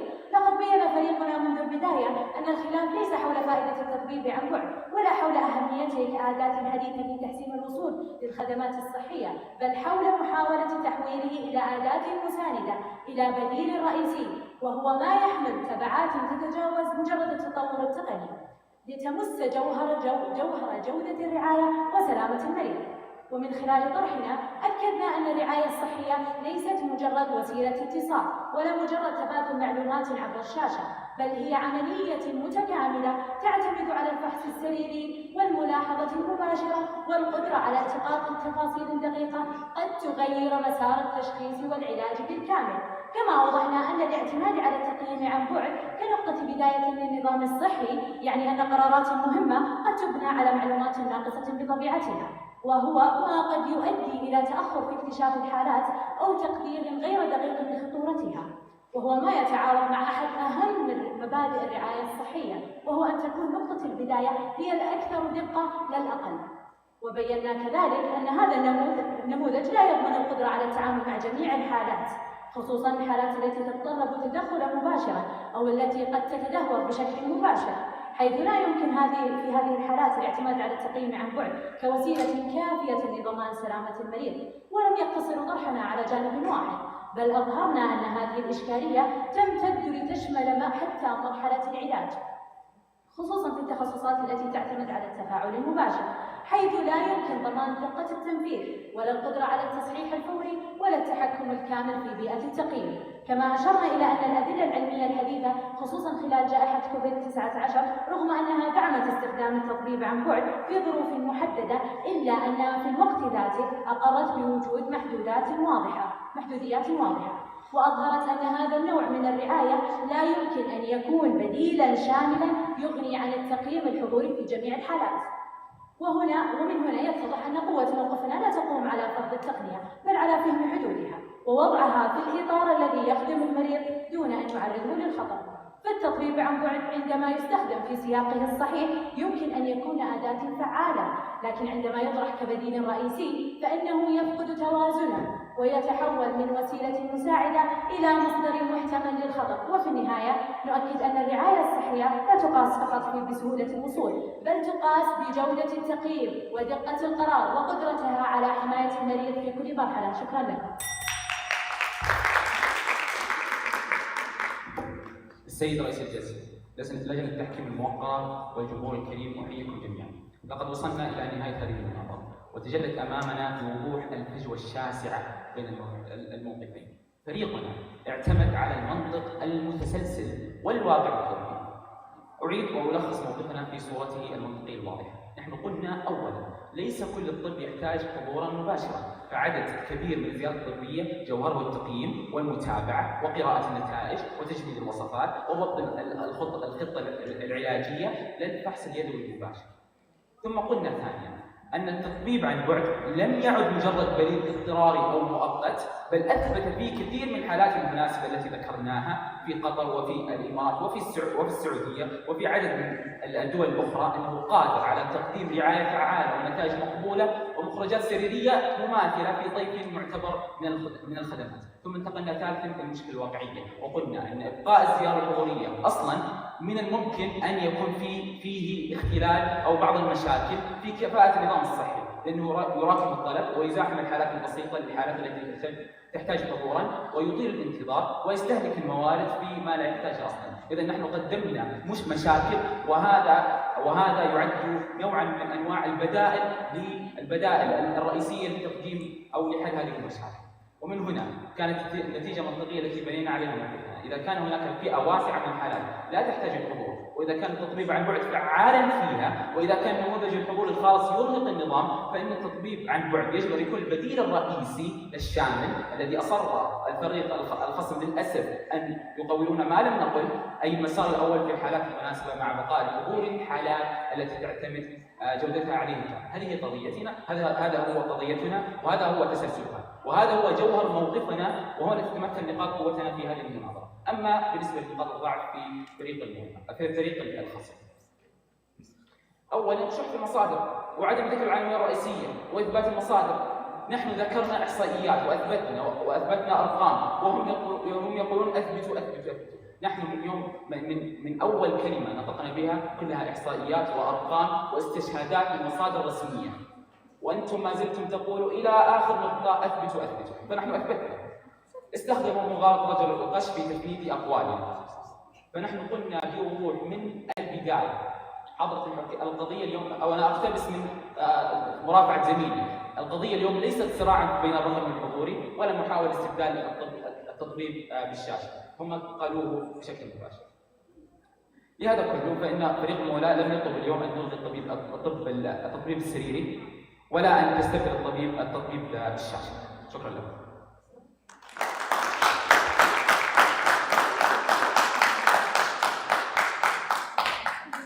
شكرا لكم فريقا مؤيدا وفريقا معارضا على هذه المناظرة المميزة جدا صراحة.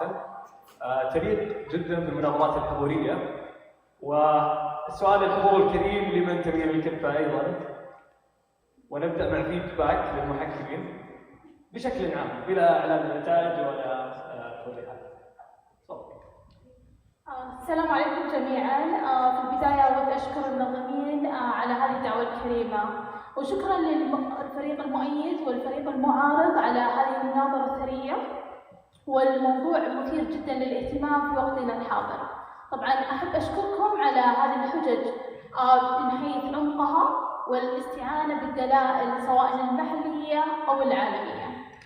بالنسبة أود أن أنوه ذات الفريق المؤيد ما شاء الله، يعني أود يعني أن أشيد بسرعة البديهة لديكم من حيث انتقاد الحجج التي عرضت من الفريق المعارض. هذا بالنسبة لي كانت جدا مناظرة ثرية، الموضوع جدا مثير للاهتمام. وقت الموضوع هو ما هو في الوقت الحالي يميل له النظام الصحي.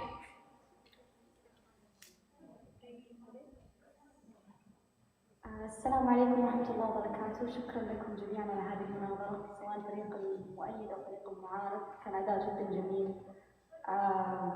صراحة الحجج كانت متماسكة قوية في كلا الفريقين، بغض النظر عن اختلاف الموقف أو حتى اقتراب كل فريق إلى نص القضية والابتعاد عنها.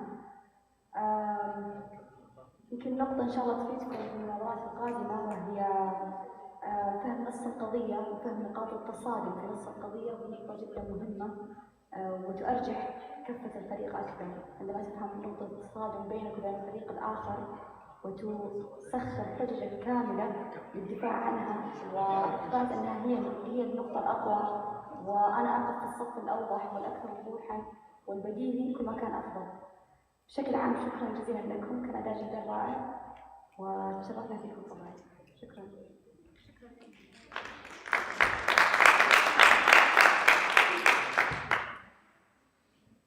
الله يعطيكم العافية على التنظيم الرائع، وشكرا جزيلا على المناظرة الجميلة. صراحة استمتعت وأنا أستمع إلى المناظرة بين الفريقين رغم اختلاف وجهات النظر، بس صراحة كان الأداء جميل جدا. الحجج قوية ومتماسكة، دعمها بالأبحاث أو المصادر العلمية أيضا أضاف لها قيمة كبيرة. أتفق مع زميلتي، كان فيه وضوح أنه في اختلاف في فهم نص المجلس أو نص القضية بالنسبة لكلا الفريقين، ولكن overall ما شاء الله جميل جدا. الله يعطيكم العافية.